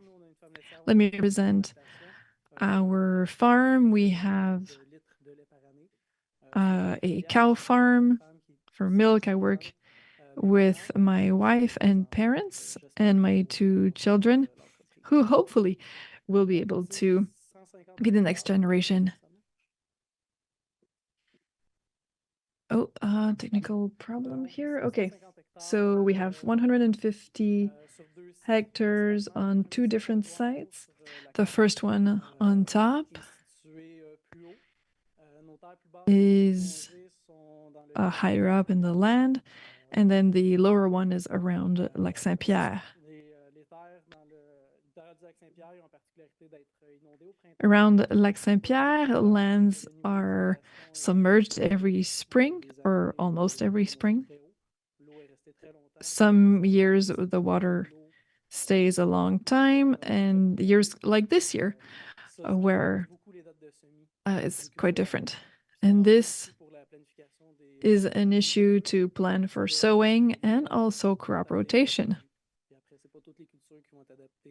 Not all crops are adapted for various dates and temperatures.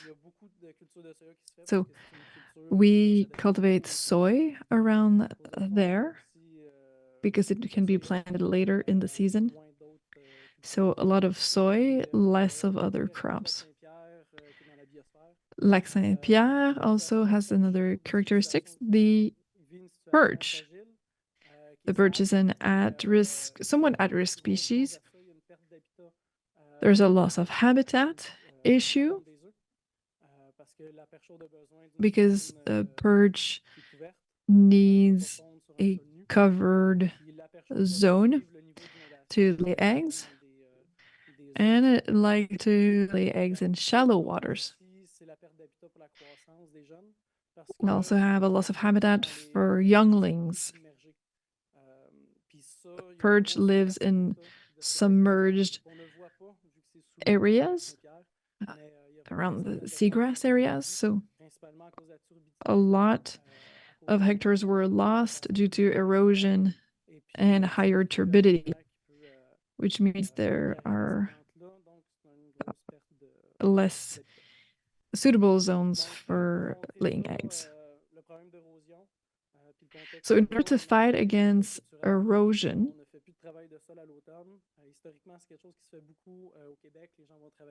we have that in Quebec. We work a lot in the fall to save a bit of time in the spring, but this causes a lot of erosion because the soil loses its structure and then gets damaged more by the water coming in.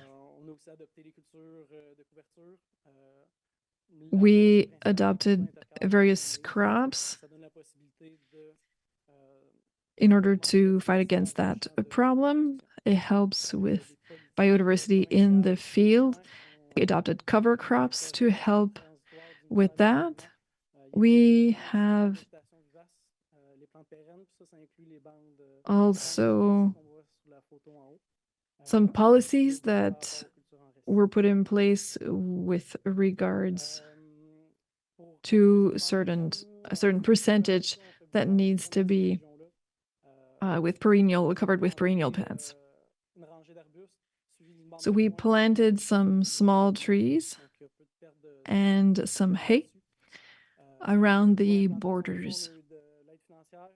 We got some financial support from MAPAC in order to do that. We also looked at the impacts on soil biodiversity with in partnership with Living Labs.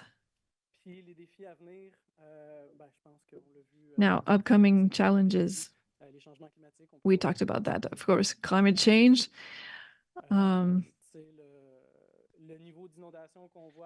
And the flooding level are heavily impacted by the amount of snow we get. This year we got very little snow, so we didn't get much flooding, but this can't be planned ahead of time.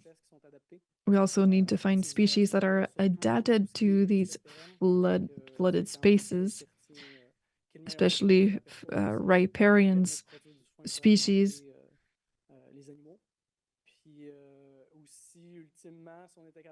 Ultimately, if we could have long riparian strips for the yellow perch, that would be great.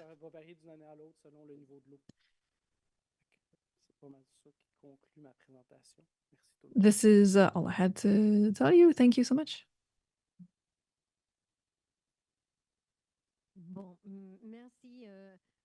Thank you so much, Michael, for this presentation. It's quite interesting to hear you confirmed observations from a farmer's perspective and also public-private alliances. So very good.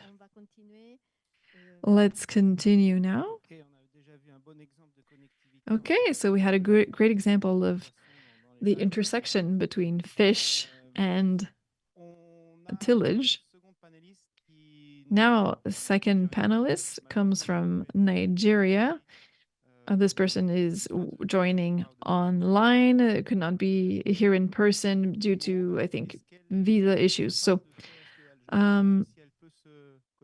could we move to this person to hear her live, or will we have a pre-recorded video?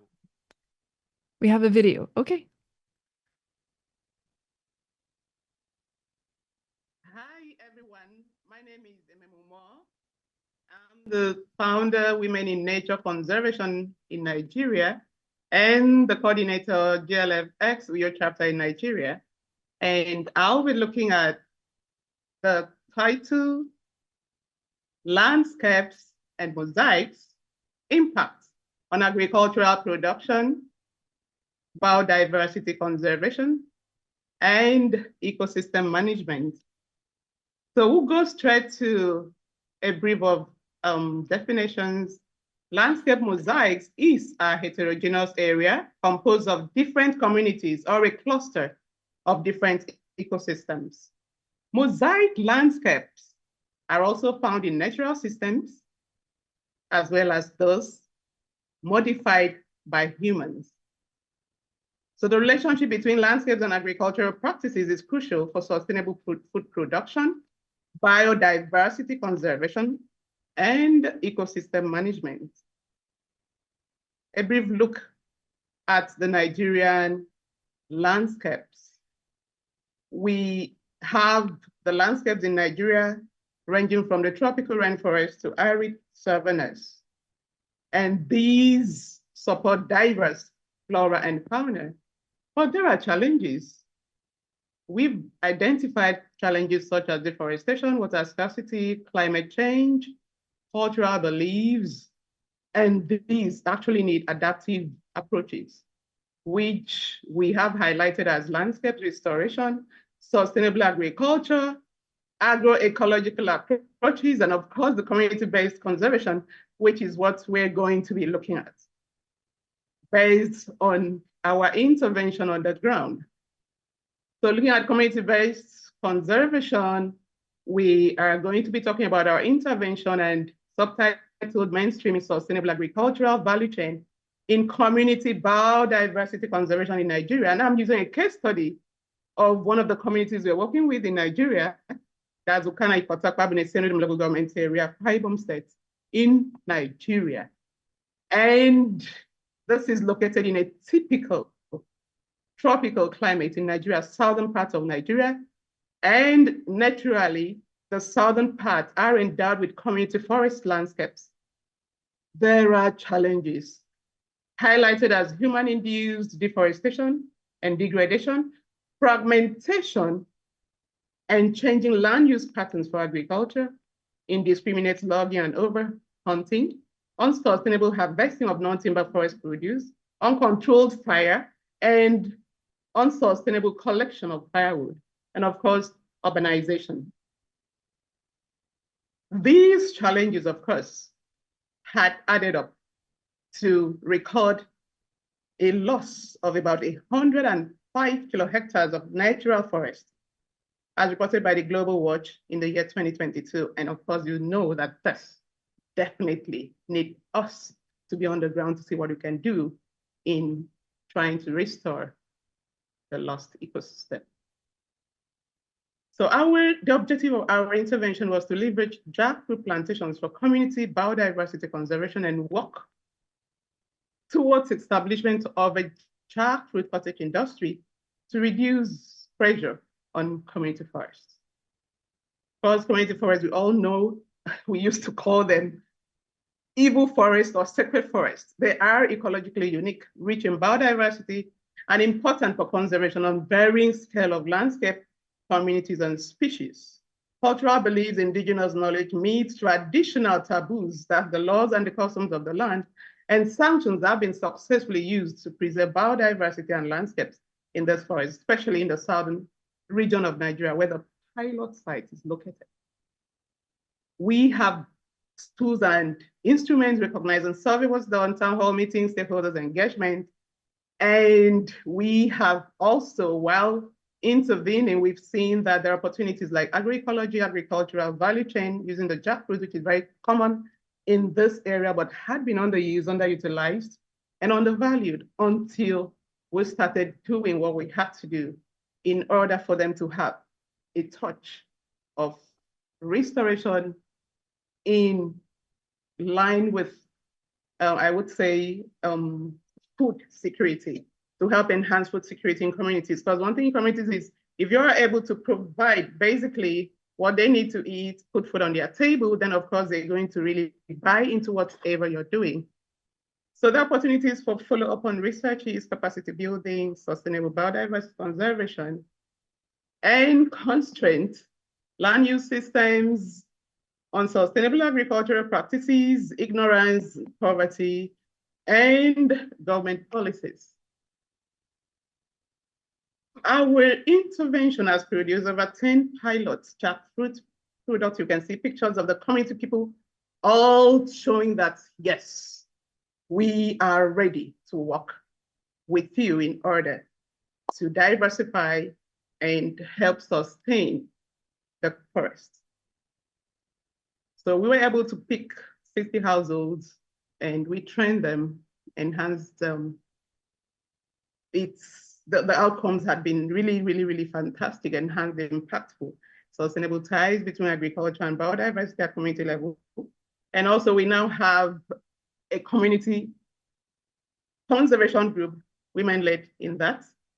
Through this intervention, we've also enhanced potential for scalability and replicability of what we're doing. The outcomes are, as I liked it, reduced hunger, enhanced food security, about 20% of sample households, we got this. We've been able to promote sustainable livelihood for community members. We have enhanced potential for scalability and replicability. You can see photos.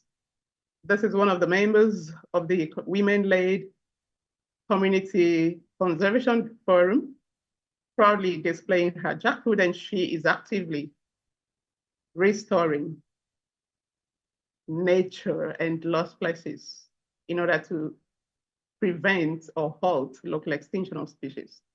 And the outcomes, we've seen some of our products on display there, value chain products, participatory done with community people.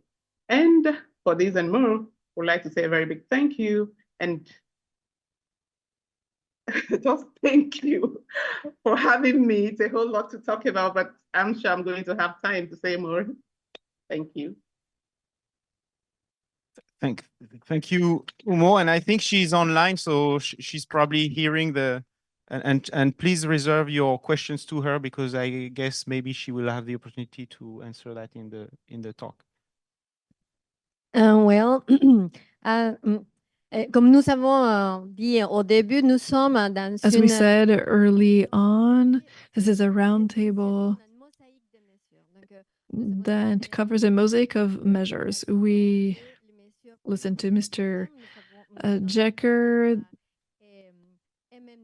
Now we just heard Umo in a completely different context with community forests. And now we're moving on to a different context. Thierry Caquet from the National Research Institute on Agriculture, Food, and Environment from France. He will deliver a very interesting message, please. Well, I don't know if it will be interesting, but the idea is to be able to exchange. This is the idea behind a roundtable. This is a presentation that I worked on with several colleagues in order to have feedback about our long-term projects here, about actions that were co-built with farmers.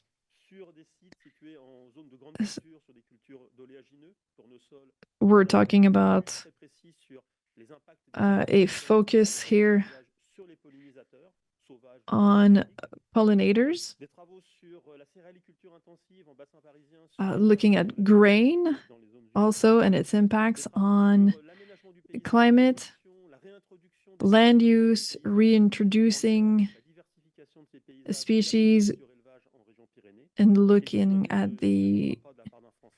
multi-species farming, and of course, wine production for species implementation in order to control vine pests. You know the main three levers on the landscape level. Have more semi-natural environments, reduce the intensity of practices such as the chemical inputs, and increase the diversity of crops. And by the way, these are all works done with a Toulouse colleague.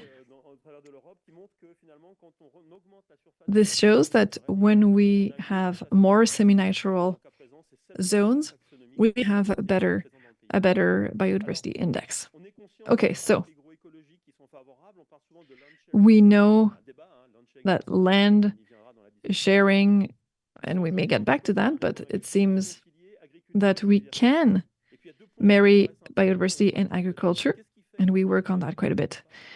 And we want to know, why is a measure implemented and adopted or not by given stakeholders?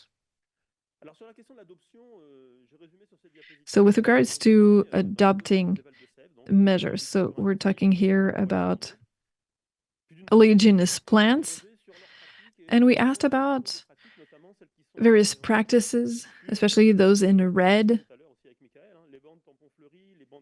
So we're talking about riparian strips and other buffer strips. And we found out that it's the councils that give them a direction. And so adopting a new practice is related to that, and obviously also to its cost. So this begs some questions about the economic model. Okay, diving in deeper. There are three types of levers or keys that we can use. There are cognitive obstacles. So what is the impact of increasing semi-natural spaces? So less yield, less quality of the production. So we don't always have the answer to these questions. And what or how effective is it to protect biodiversity? Second type, organizational. We're not talking about, since we're talking about the landscape level, we're talking about the various crops, various pathways.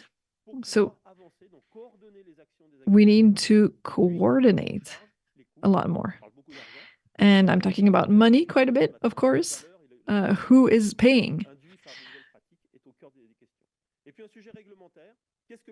And now, what can we do from a legislative standpoint? When we're an operator, operating on a land that we're renting, so tenant farming, that's a different matter. So we do need education for stakeholders, and we need metrics that will help us to look at who should be in charge of a new practice. We need support, mediation activities that are developed quite a bit in France, and also a label or something else for an incentive for consumers to buy a certain type of product.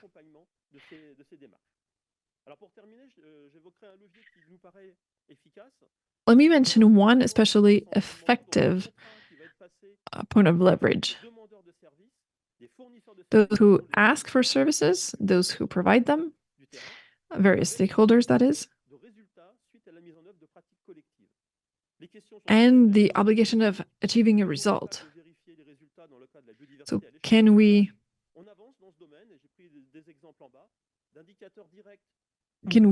in fact state that the action was beneficial? We have Géobon colleagues, for instance, who use remote sensing in order to have measurements and metrics for these measures and services. Thank you so much.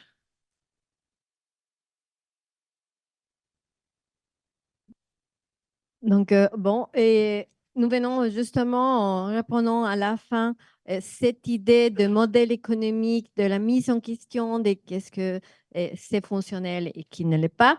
Donc, en suivant, nous allons écouter à Monsieur Felipe Villela, qui va nous parler sur justement l'adoption à grande échelle de l'agriculture générative comme moyen de transformer les paysages. Et justement, il parlera. And we will be talking about questions linked to profitability.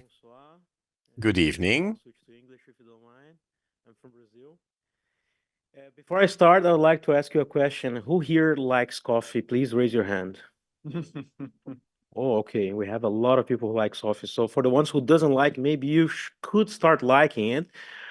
But because, you know, in Brazil, which is the biggest coffee exporter in the world, there's science predictions that says that if we continue to produce coffee in conventional monoculture ways, we are going to run out of coffee by 2050.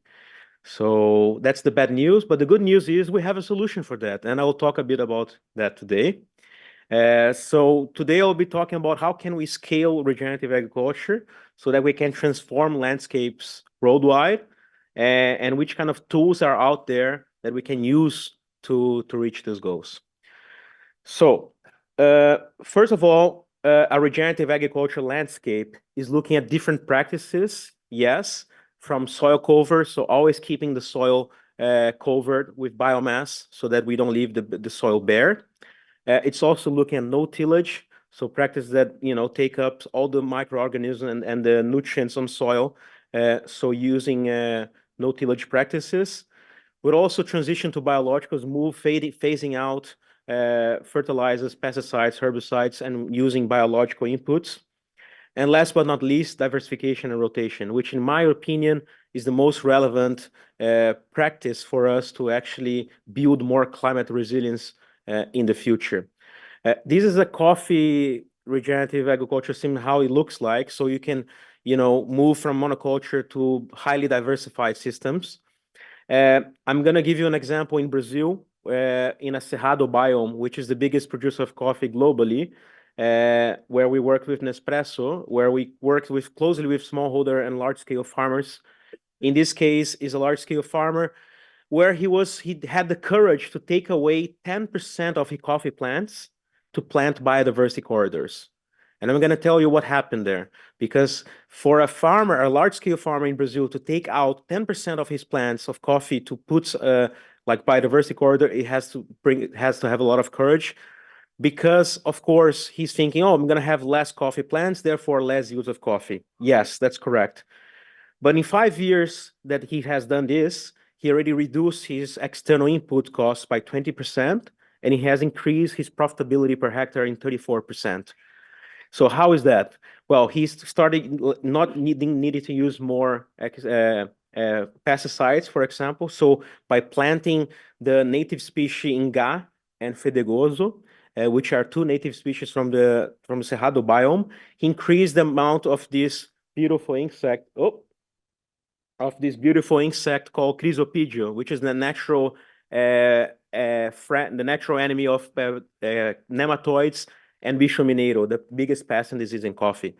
So by building back biodiversity, he was able to decrease his cost and maximize his profitability, and also increase his carbon storage. So planting trees and cover crops, it really boosts biodiversity and can mitigate also the climate crisis. So this is a very interesting example.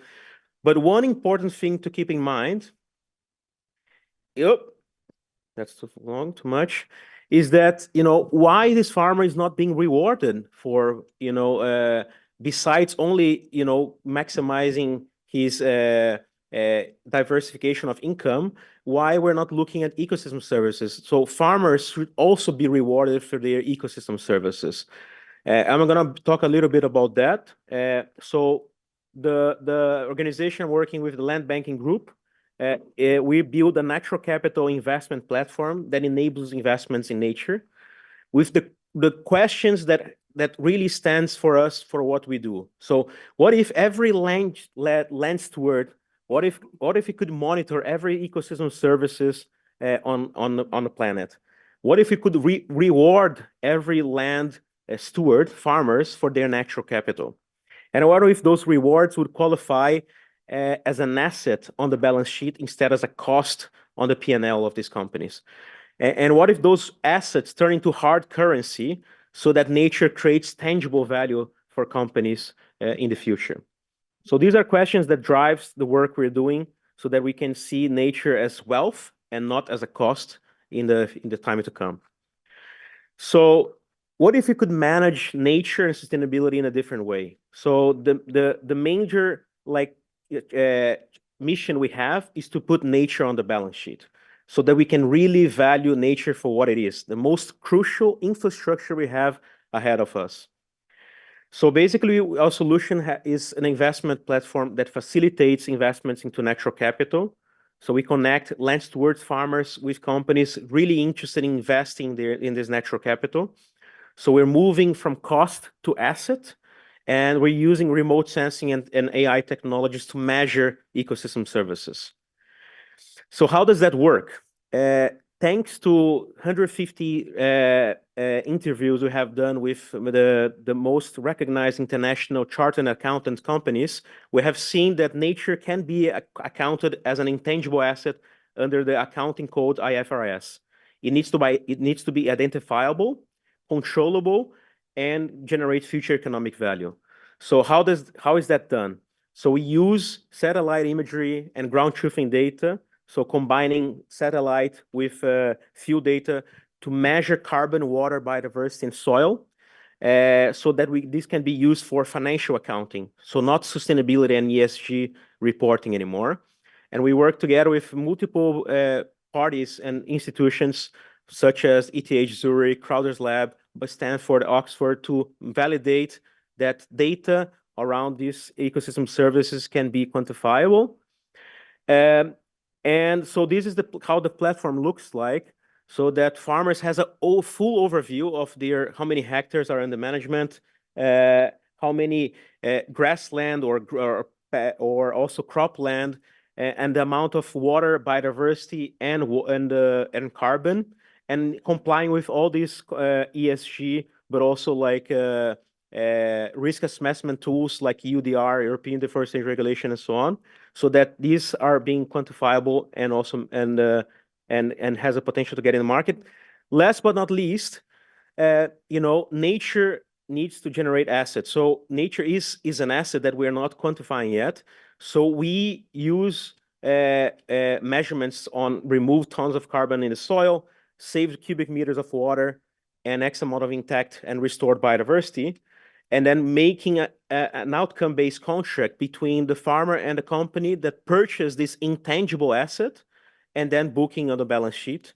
And this is how we see that sustainability cannot be seen as a cost anymore, it can be seen as assets. So thank you very much, and I look forward to the discussion of today. Thank you. Thank you. Thank you, Felipe, and muito obrigado. I think there is already a thread when we look, quand on voit les trois différentes présentations, il y a déjà un fil rouge. When we see the various presentations, we basically see a thread here between the various presentations. It is very important for the producers, the farmers, the economic aspect for the creation of the chain of values in Nigeria, for example, or the organizational locks that we mentioned earlier in France or in Brazil with respect to the production system in order to improve the economy of farms and to look for new solutions to better value the ecosystems. So I was quite struck by this thread throughout the various presentations. So I would invite the new panelists to take the floor. Our next speaker comes from Tunisia, and I think he is online, Mr. Hakim Assawi. So you have the floor, sir. Mr. Issawi, we have a clock here. You have 6 minutes. We will tell you when there'll be only 1 minute left. So it can be fair amongst all participants. I'm Mr. Issaoui, ecological engineer, come from Tunisia. And I thank the organizers of this international symposium. I will present the importance of diversity in agricultural sceneries, especially in the preservation and value of biodiversity. And I would like to propose the case of Tunisia. Like other countries from Northern Africa, we have various sceneries, more humid in the north and very dry in the south and near the Sahara Desert. We have various sceneries, various climates, and we have natural ecosystems and agricultural land. So we have 12 zones and 7 bioclimate. We have the grain zones where there is more rain in the north, about 30 varieties adapted to various environments. So in all sceneries of Tunisia, we have about 50 varieties. And we have Oasis at the north with various cultures there. That is that we have more than 300 varieties of palm trees and other. And finally, we have natural spaces, forests with a network of dry and humid zones. So the diversification is very important. It is a potential of adaptation and of resilience. And thanks to this diversity of sceneries, we have a lot of diversity in agricultural land in Tunisia. And we have various traditional practices linked to the use and valorization of local production. We have various local varieties, and we have various local production that we want to save, and this agrobiodiversity has to undergo a lot of pressures, use of imported seeds, for example, the aging of the population, and we abandon more and more local agricultural traditions. So we want to integrate the various approaches, innovating approaches. We need to impose new strategies in biodiversity. We have three avenues that we're looking at. Programs to maintain and valorize better biodiversity, measures, legal measures that must be implemented. The example of the law of protection of genetic codes, and also measures, institutional measures, and finally, the implementation of projects and programs. The program engineering, world engineering program, for example, by FAO and national strategies. We want to reach various targets in various agrosystems and online with the objectives of the Kunming-Montreal Global Plan. And there are other programs also, the promotion of certain protected areas and other programs. So let's go back to the three examples. The SIPA site in Djeba, small surfaces, 1 hectare maximum per agriculture, per farmer. There is a biodiversity and symbiosis with the natural ecosystems, and we have wild and agricultural varieties. The second site is north of the country, small surfaces also, and it is an agricultural coastline scenery in a humid region. The farmers here adopt self-production of local seeds. The third one is the oasis of Versa. It is a refuge of biodiversity in the dry region near the Sahara, with a diversity that is quite interesting, with a diversity, interspecific diversity with various species, and cultures are three-tier. The palm trees for dates, and that we have figs and granite and other species, and finally we have vegetables, corn, zucchini, etc. So we really value the space and the genetic diversity. In conclusion, a few recommendations: the implementation of a national framework, strategic, institutional, legal, and also scientific, because these are labs, they are reservoirs of expertise to make sure the sustainability of these niche of biodiversity. We must promote initiatives and programs also, like the CEPAM program. We have 86 in 26 countries currently, family agriculture, mountain agriculture, agroecology, to increase the chance of conserving these niche of biodiversity and assure a symbiosis with natural sceneries. And maybe we could also set objectives and national targets and even international targets to preserve these biodiversity niches. And finally, the implementation of programs and valorization of products from the land, and to develop value chains in order to give plus value to local species and ensure their conservation. And I thank you very much for your attention.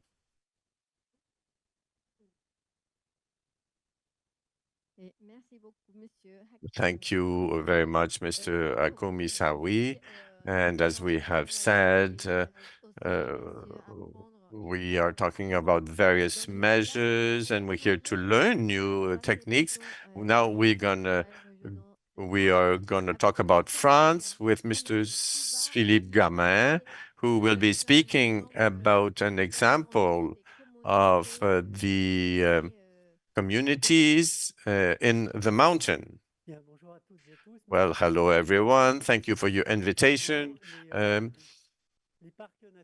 Natural parks in the French regions are considered like UFOs in the public institutions in France. They were set up in 67. They've been there for more than 50 years, but it is a tool of territory planning, of development and conservation, very modern, that have gone through all the crises and the various reforms of the institutions in our country. We have 58 natural parks in France, and they reflect this great diversity, this mosaic of sceneries that we can have on our territory. So it represents about 17% of the national territory. The specificity of it is we have various sceneries that we can see here. Parks are first classified because of their exceptional scenery. They have missions. These missions are to find a balance between economic development locally and conservation of natural and cultural heritage, but also education to the territory, awareness, a very important mission, experimentation. We want to experiment things there and always to be a bit ahead of everyone. And we want to reflect on certain issues in the regional parks. Another specificity is governance. We have a local governance. It's set up by local mayor, elected officials, local elected officials, the departments and the regions. The state is not in the governance in the regional parks, contrary to national parks.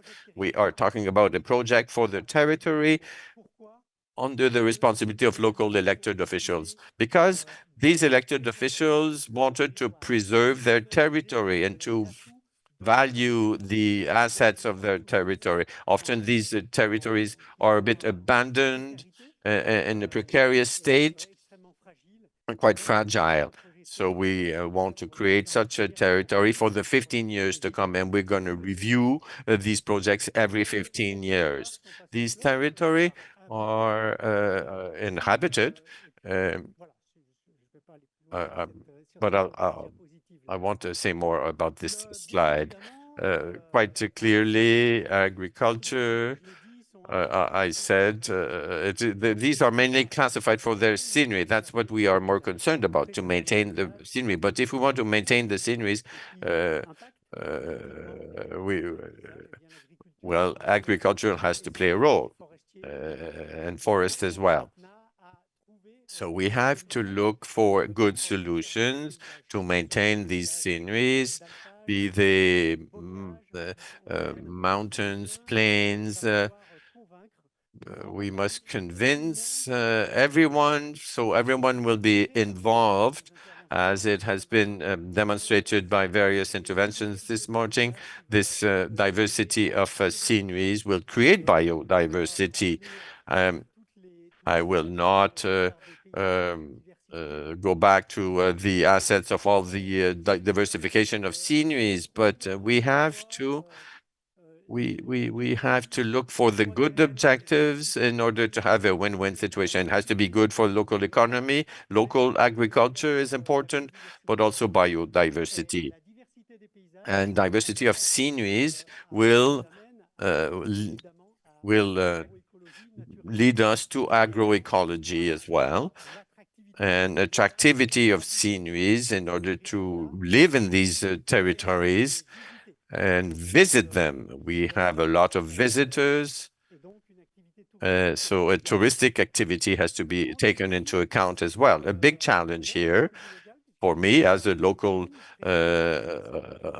official, I'm a mayor of a little community. Well, we must convince people, because we do not forbid anything, we want to convince people. So that is our educational mission on the territory. And everything that was said this morning and what was intellectualized, well, we're there in the field, on the ground. We understand that now, when time comes to express that to the our collectivities and the funders as well, and with my other mayors, because there are 64 municipalities in my region, we have to look for simple words. We must give meaning to what we do. Like, for example, why do we want to protect these sceneries? Why do we want to do that? Well, because we're proud of them. We are proud of protecting our territory, first and foremost. A beautiful scenery, a harmonious scenery is somewhere where we feel good. When we talk about feelings like that, we don't need scientific and technical and legal expertise or political skills. We're talking about feeling well in a territory. And a beautiful scenery, it has to be based on biodiversity also. And this is easy to understand for everyone. When we will federate all the inhabitants around this idea, all will go well. So for me, this is part of these challenges. In order to do that, we have to have a good local engineering system. That is what we provide with our regional parks. A political project that will also regroup as many people as possible. Finally, I talked about the right of experimenting. We want to have this possibility of experimenting in terms of agroecology, among other things. Experimentation, it means taking political risk. That means that we are ready to make mistakes if necessary. We have elected officials regionally that are very much geared towards these objectives. They want to protect their municipalities and the economic activities. And these elected officials are ready to take risks. They are ready to take risks as entrepreneurs would do, and the farmers will follow us in this project.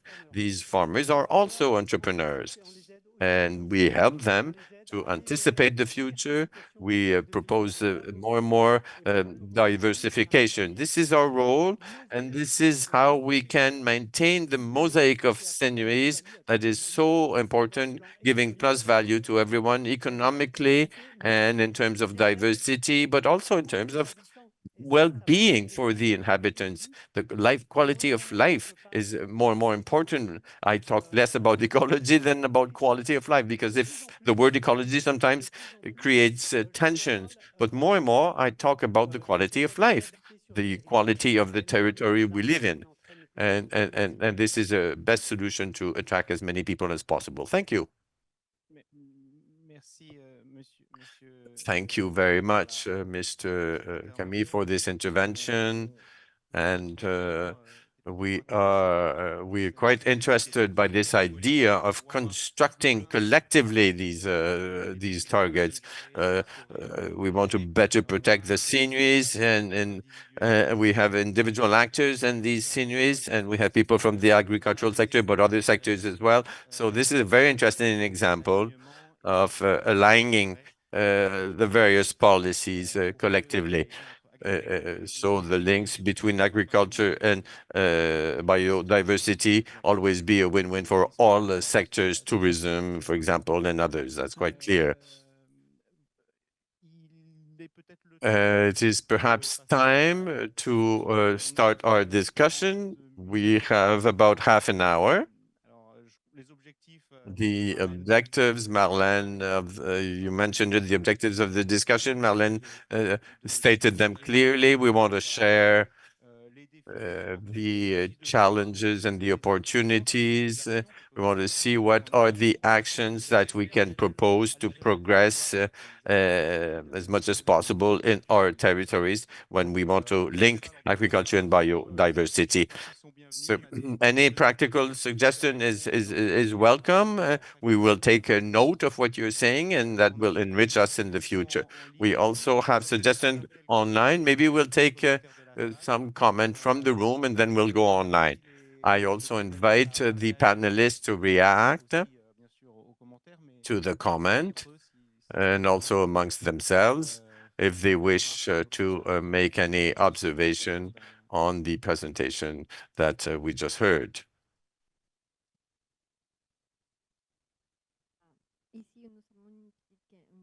Here we have one question.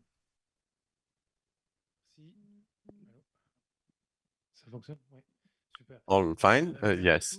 Thank you very much. Thank you for this very interesting presentation. I had a question that is quite broad. That may sound simple, but I think it's more complex than it may look. What is the role of producers and all that? Why do I ask this? We talked about various we talked about training, we talk about incentives, economic incentives, we talk about producers, custodian of biodiversity, we talk about sceneries, the know-how, economic vitality, etc. So the producer, I have the feeling that he has maybe too many roles than what he can actually do. Taking care of his operation is big enough. Of course, we all agree biodiversity is very important and all the other topics we talked about. All this is very important. So what is exactly the role of the producer here? I would like to hear you on that.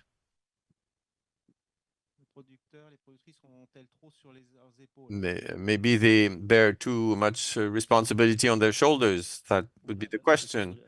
It's a very broad question. I think indeed you're talking about something of very great importance. There is a big responsibility there. There's also something paradoxical. It's very difficult when we need to make decisions in an uncertain world. I think that's why I was talking about 5 minutes is very quick. I tried to talk about it, but we must be able to put around the same table the actors, all actors in a territory, because we share a vital space. And we have to know what we all want to do with this territory. We need time. We do not put everything on the responsibility on production. For example, how can we look at the ecological transition of a farmer? People will say farmers don't want to change. Not true. It's easy to say you're responsible about everything, but if you start like that, you're going to face a wall. Nothing will evolve. We not use tools of mediation. People around a table, farmers, consumers, citizens, elected officials. We can talk about forest industry, and we will reflect collectively. And the producers, they have their role to play like all other actors. It is very important. If you change your production and nobody buys it, well, you will lose. Even if biodiversity wins, but you as an economic actor, you will lose. So the issue here is to have methods. And I talk about intermediation, but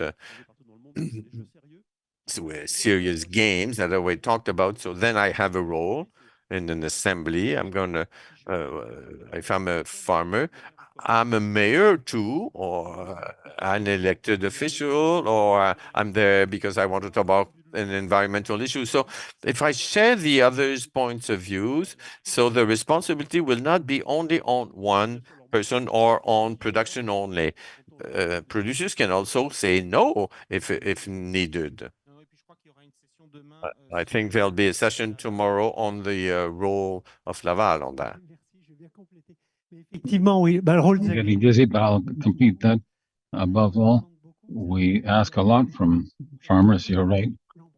And we want to say that with regard to at the national level, it's important to set objectives with numbers at the global level too. But then after that, I believe a great deal in the capacity to implement in territories for elected officials and stakeholders and the farmers. So farmers know within their territory, and especially when they want to, when they love it and they want to take care of it, they're able to do things as they've shown in the past. Based on everything we've said, farmers intuitively take care of nature, and they produced and they had a kind of production that was self-sustaining, and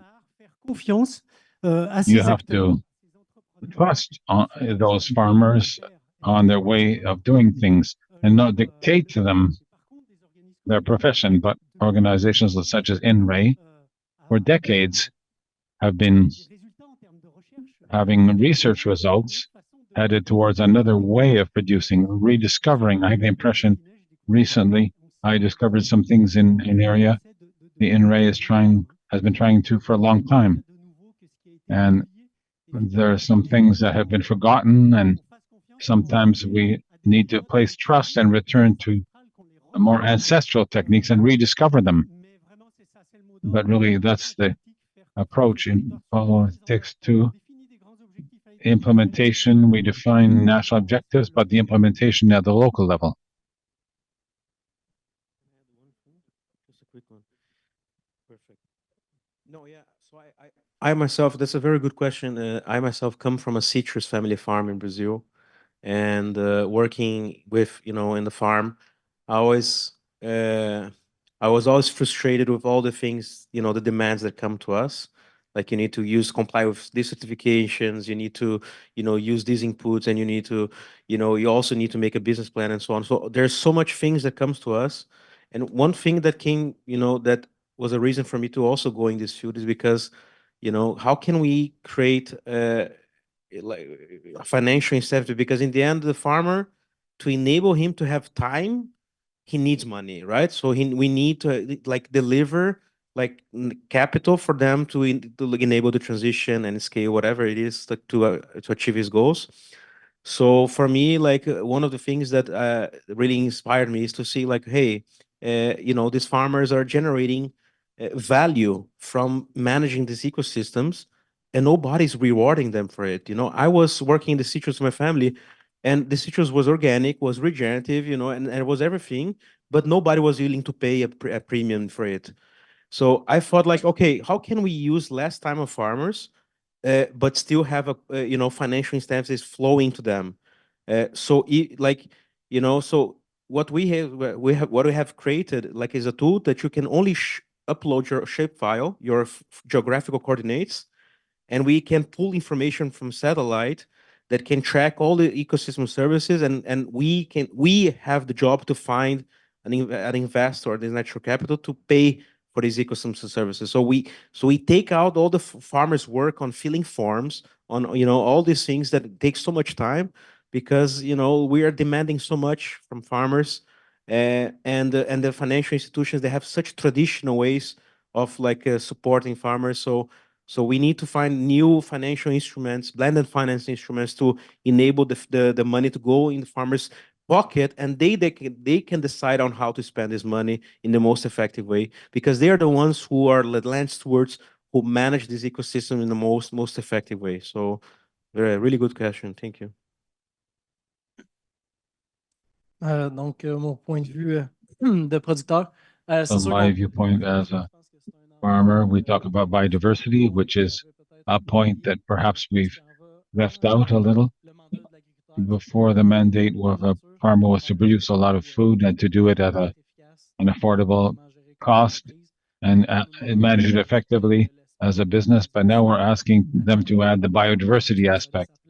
I think that there's a room for that, but I think if we add additional work, we need to be paid for that work. It's to look into how to pay it. And I like what Felipe said, to be compensated or rewarded for our successes and be able to measure the effects of those measures, because sometimes there are certain laws that impose things on us. And I think that if a technique is imposed on a farmer, of course, the technique will not be adopted with their heart. If we want a technique to work, the person has to believe in it. So I think that farmers operate a lot based on results. We like numbers, yields, and so forth. But if we can put a number on biodiversity and on what it delivers, of course, we understand that these are services that we provide, ecosystem services and water quality. How much does it cost to filter that water that is dirty, that has erosion? And I think that we have a huge impact, and we ought to be able to measure it so as to be able to reward producers for that. Yes, I would also like to add the cost, for example, in terms of time for women in education of new generations of farmers, because ultimately this is where it's a passing on of knowledge and also the time for experimentation that was mentioned here. we need to take time. How much does it cost? Time also, and the resources that are put into it. So these are very good questions and topics that it was raised during the day and today in this session. I think we've just really landed on that, and I'd like to give the floor to someone over here that has another question, sir. Thank you. Perhaps a quick comment and then a question for Mem who's online, maybe. I was going to suggest that we need to support more of the recognized labels and regulated systems of production that are demonstrating ecosystem services, and an organic and regenerative would be one of them, or some of them examples. But Philippe also identified a challenge that it's not always easy to market these crops, and we need to have further government support to incentivize this as well.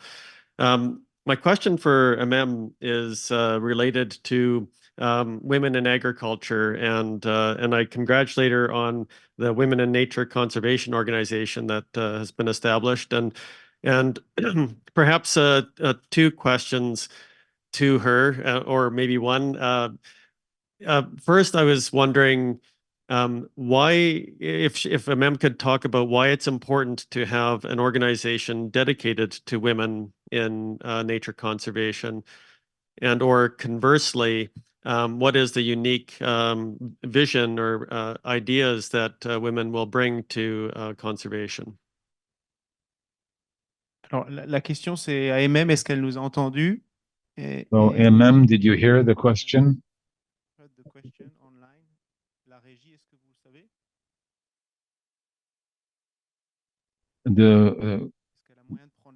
The technicians know if she got it. Can she speak on Zoom in order to answer the question?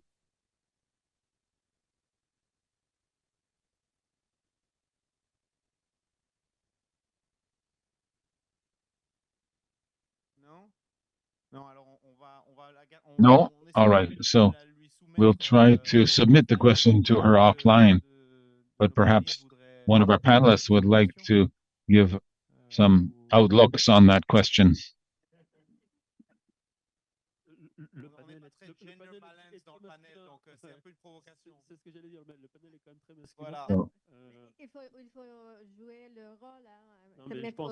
If we play the role as a specialist, there are a lot of examples in the field in all countries that demonstrate that progress and the evolution of practices is often borne by women. I'll give you a concrete example. In France, we have an aging population of farmers. A lot of them are going to be retiring in the coming years. And we're not sure that there will be a new generation, so we're looking at how it's happening. So the sociological proposal of new farmers coming in, there are a lot of projects by young people that are not from farming families. Their parents are not farmers, but we're talking about something outside the family framework. And a lot of times there are women who are doing these projects, small operations with a completely different vision of a relationship to animals and to livestock breeding. It is very interesting and enriches the way we look at animal health and animal welfare. And I would say the vision of women on those projects is very different from that of men. And there is really something there which is, I think, going to improve things for breeders in this subject. It's a little example, but it's part of the aspects, and more globally in the field of conservation biology, which is another aspect related to what we're talking about here today. There are initiatives that make it possible to consider having support for in situ conservation of genetic resources related to agriculture and biodiversity based on collective visions in which women play an important role, from small farms, small family farms that are very localized, not for export, but to maintain the genetic material in the long term. I would also like to add, for example, when we talk about countries that produce coffee, you know that there are two types of production. There's a more commodity-based production and a more specialized production. And women play a role because when the coffee is picked, women, it's easier for them to pick the seeds because they have fine motor skills. And so the value of coffee is increased when women are the people who are gathering the coffee beans. So there are areas where women who are coffee producers, there are increased value given to the products. And you have to keep in mind that there are a lot of indigenous people, or there's a matriarchal system where the women are the ones who have the ancestral right to the land.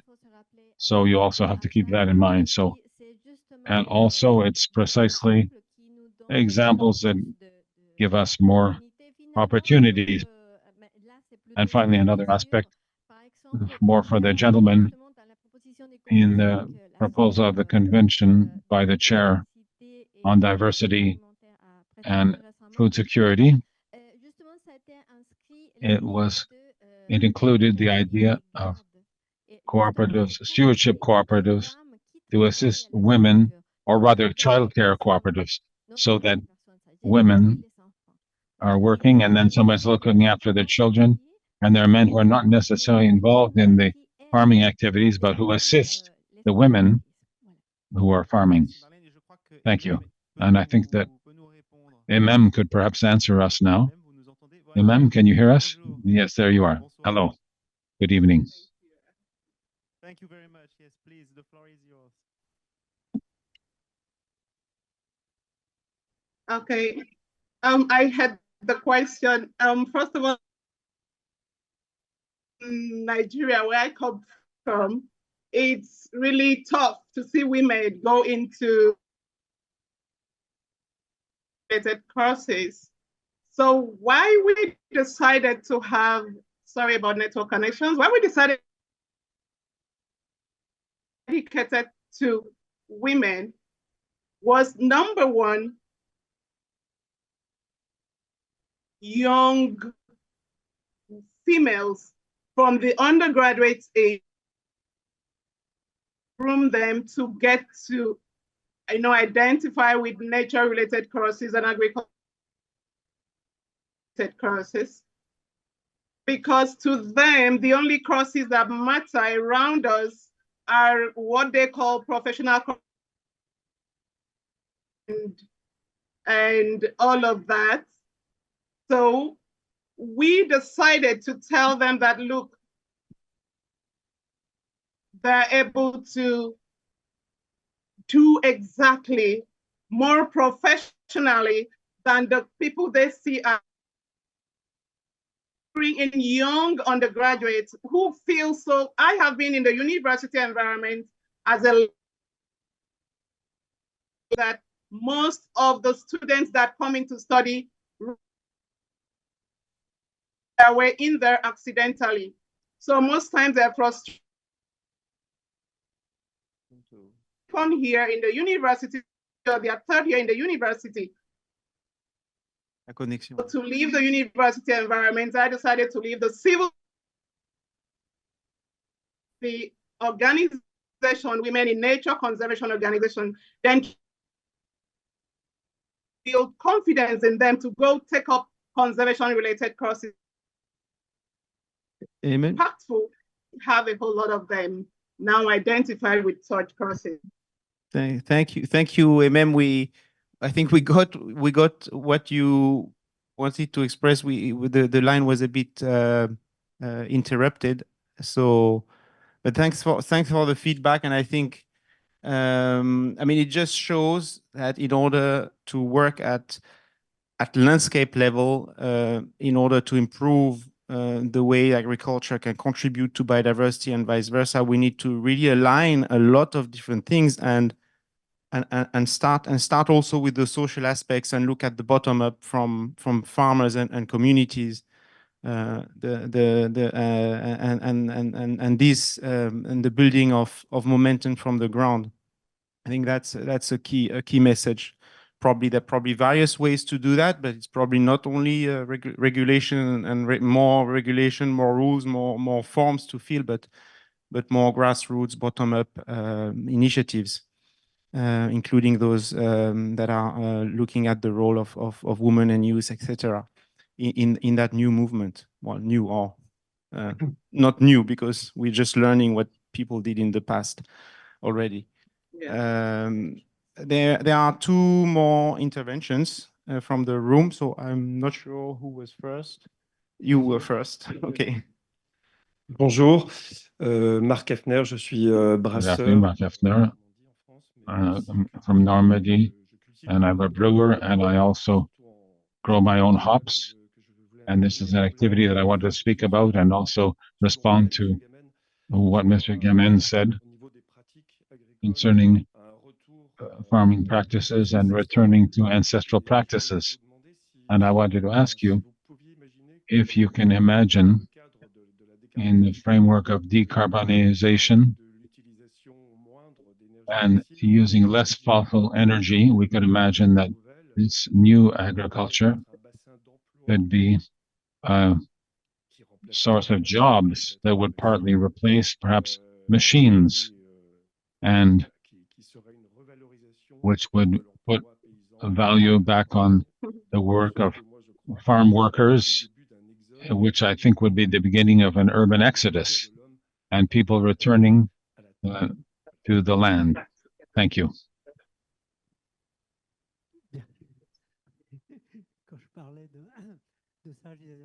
When I was speaking about that aspect of respecting the territory by farmers, this is what I believe we need to seek out. And of course, there are really cases in our parks which is much more respectful of agroecology, that creates direct jobs and indirectly as well, with new production lines. In the commune, I have 4. You said that we need to reflect on this.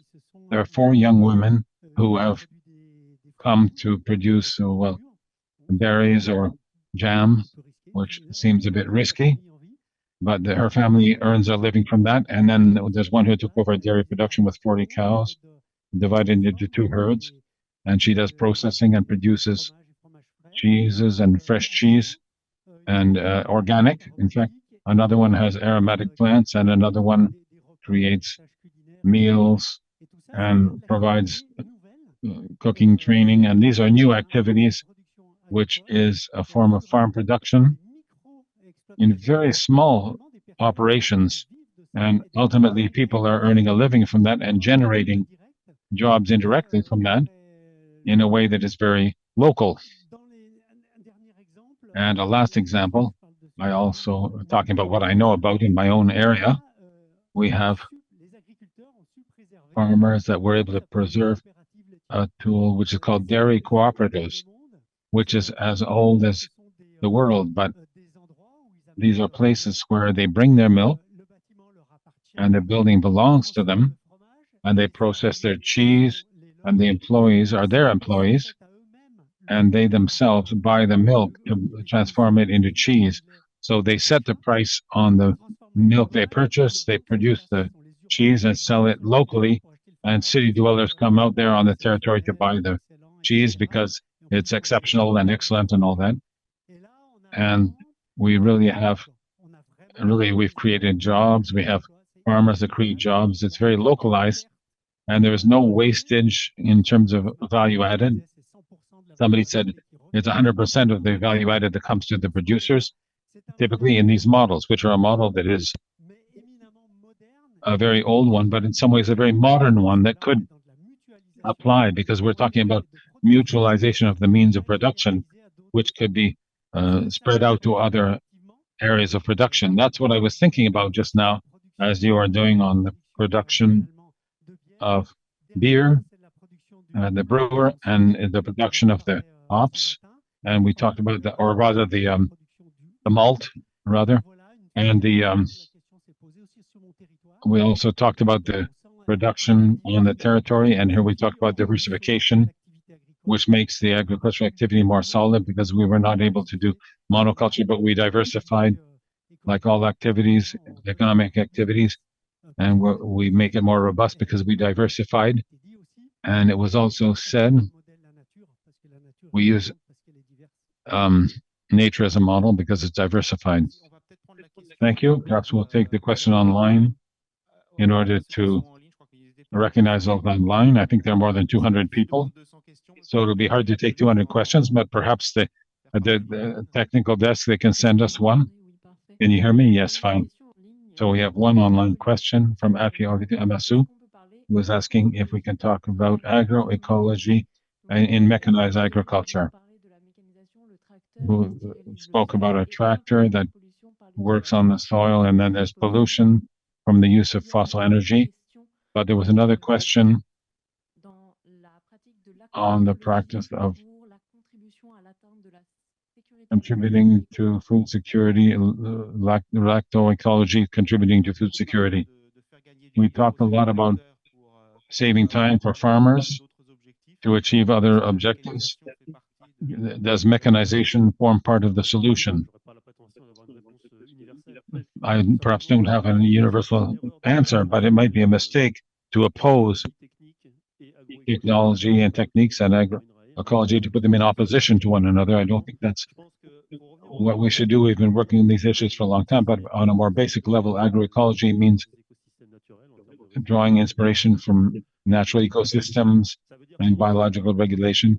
So for us, anyway, there's no exclusion of mechanization as long as the mechanization is suitable to the local conditions. In agroecology, we return to production adapted to local conditions and see the soil as how it's something, it's a resource that we can put inputs into and make it favorable to certain varieties. And we can also use mechanization as a form of, sorry, I almost said modelization, but it's a technological tool that makes it possible to learn more about the decisions that are up to the farmer. I think it's not incompatible.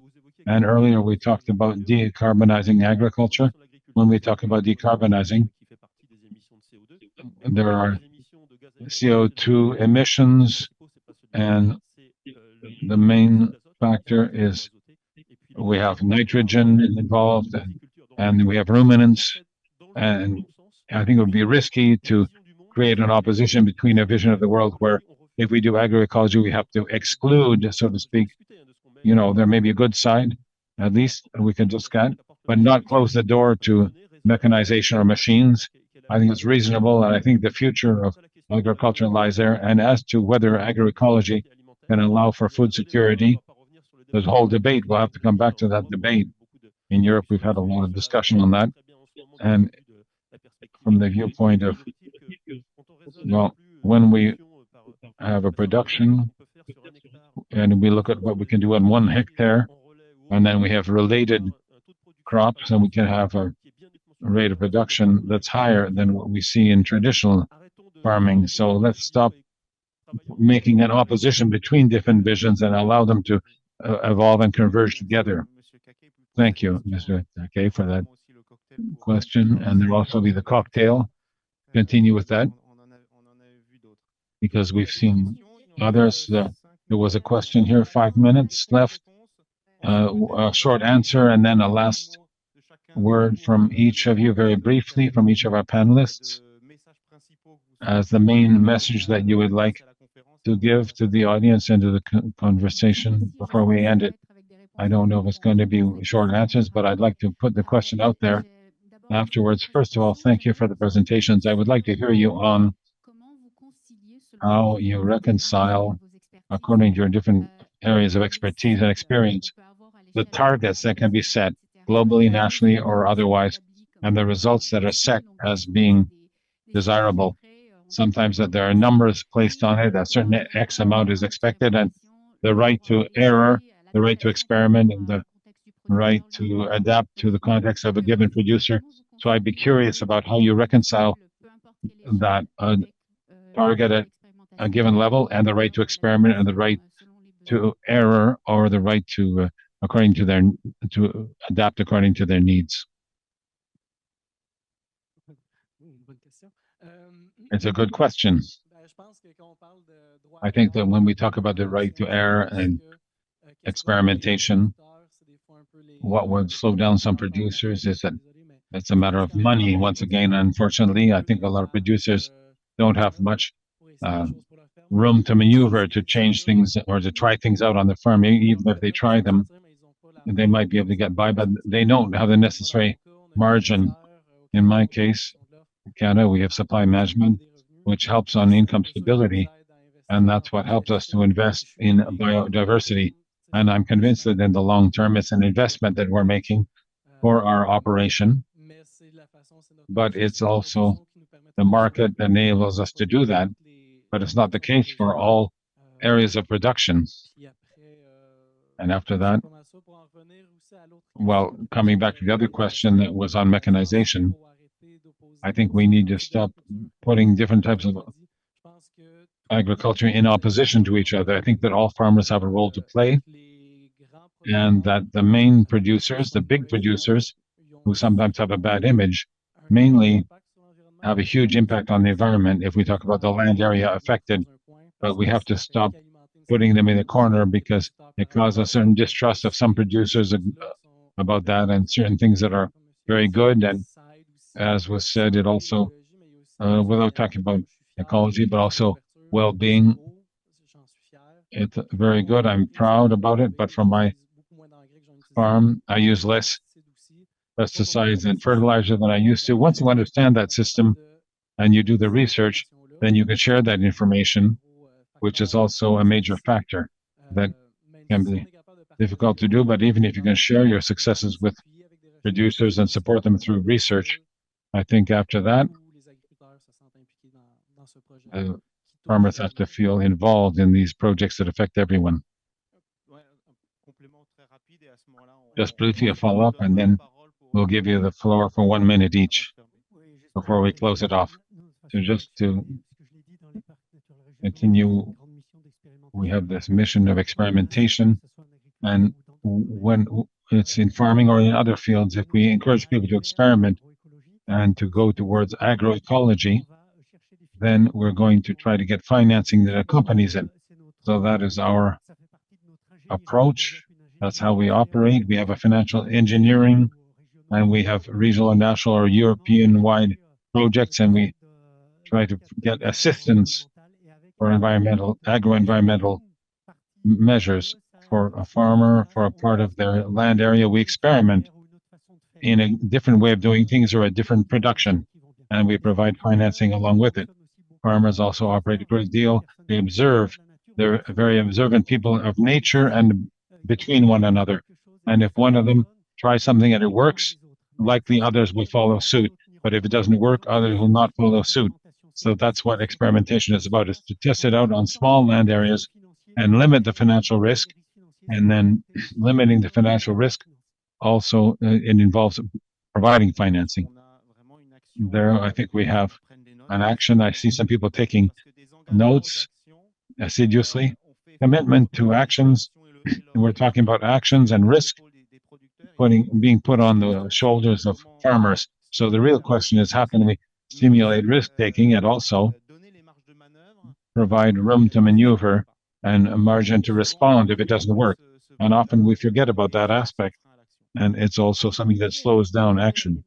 For those who have just raised this, Mr. Gamen and Michael,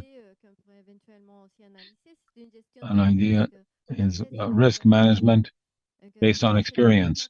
So that's very important to keep in mind because it's an important part of developing new methods and new ways that can eventually be adopted, and why not reproduce them elsewhere? Because that's the way in that area and in their lives, those people have been able to find a new form of production. So I think that brings us, I think we're still on time.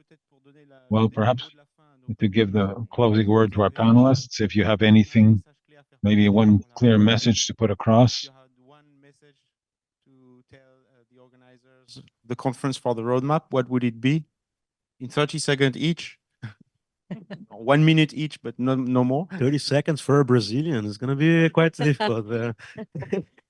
No, but I think one key message on my end is that, for us to ensure global food security by 2050, we need to, build resilience and fast in landscapes. And for that to happen, farmers, they need to be rewarded for their natural capital, for their ecosystem services. It's unbelievable that we're not capable to agree on a value and a price of a cubic meter of water holding capacity in soil, on an increase on tons of carbon and an increase of percentage of biodiversity. If we have the science now that is, coming to this kind of units, I think we need to desperately, allocate this capital to farmers so they can use this money to improve the resilience of their land use, and make sure that we can have a food security in the future. So, payment for ecosystem services needs to be seen not as a cost, but as an asset for companies. So if we don't change this mindset of looking at nature, sustainability, and ecosystem services from a cost to asset, we will not be able to achieve this, because it's just, it's just cashing going out of these companies and not adding corporate value in the long term. So, let's see how we can together build a more sustainable future by allocating natural capital for farmers and putting nature on the balance sheet. So thank you so much. Thank you, Felipe. And just also our colleague from Tunisia, notre collègue de Tunisie, Hakimi Sawi, aussi peut. Our colleague from Tunisia, Hakimi, can also speak for 30 seconds. Yes, Misawi, Hakim Misawi. Thank you. Yes, we talk about fair sharing, and I think we need to reconcile this aspect of conservation and the aspect of profit for producers or users of biodiversity. So we need to have measurements and concrete solutions. So we need to work to find solutions, and we're talking about value added and aspects of agrotourism to reconcile between this aspect of the use and conservation of biodiversity. There you are. Thank you. Merci beaucoup, Monsieur Azim. Thank you so much, Mr. Asim. 30 seconds, we continue. Okay, I'll go. In order to convince, we need to give meaning. Give meaning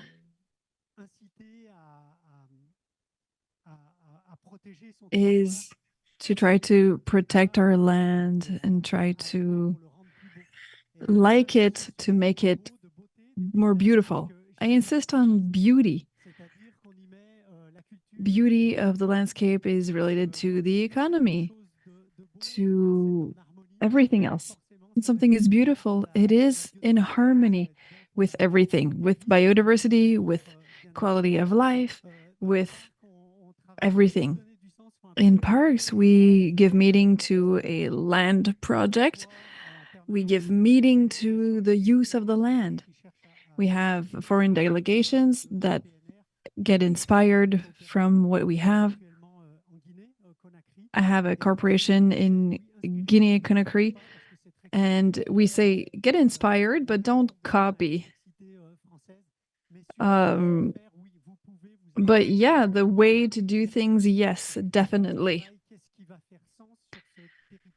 So we try to look at what makes sense on a given land. And this way, we can convince and protect our own territory. And elected officials will feel supported in this case, but also people who can defend the products of farmers, and we protect nature indirectly. So it's not the first reason here to put forth, even if it's the main one in my site, but this is how we protect nature. Une seconde, Max, pour moi, je pense que le message est de dire que On my end, I think the message is to say we have a collective objective, which is global and global guidelines. But of course, the application must be adapted locally, taking into account not only characteristics of the place, but also the culture. And we can see diversity as a collective good.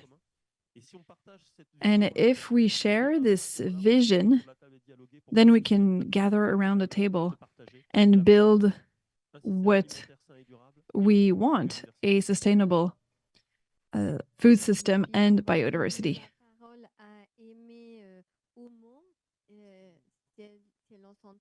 Okay. Let's wrap up now. A key message for Aimé, if you are listening, or if you would like to say a key message from your end. If we had one message to take away from you.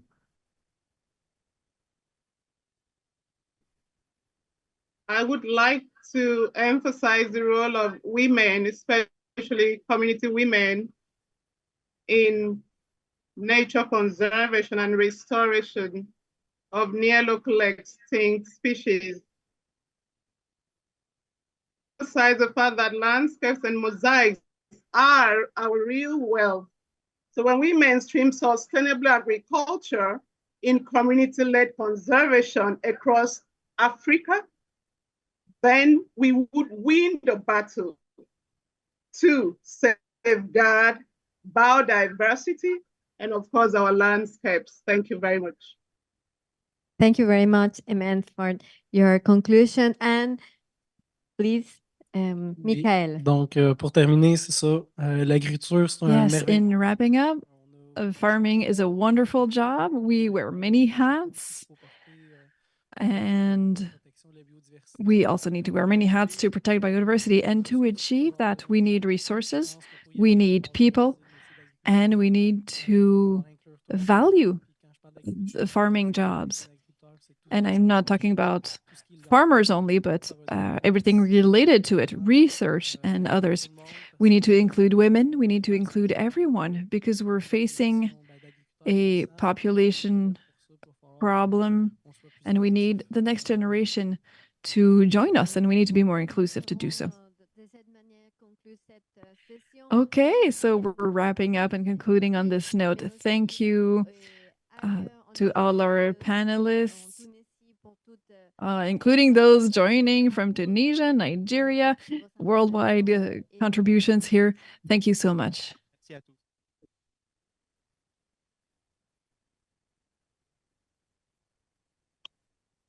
Oui, en effet, merci aux facilitateurs et aux panélistes de nous avoir fait Yes, we terminer. thank our facilitators and panelists with hearing these remarks, very enriching and rewarding. So before we leave the room for our cocktail, those who have headsets, please give them at the by the door, and we'll be back tomorrow morning at 8:30. Thank you so much for your attention and your participation for this first day.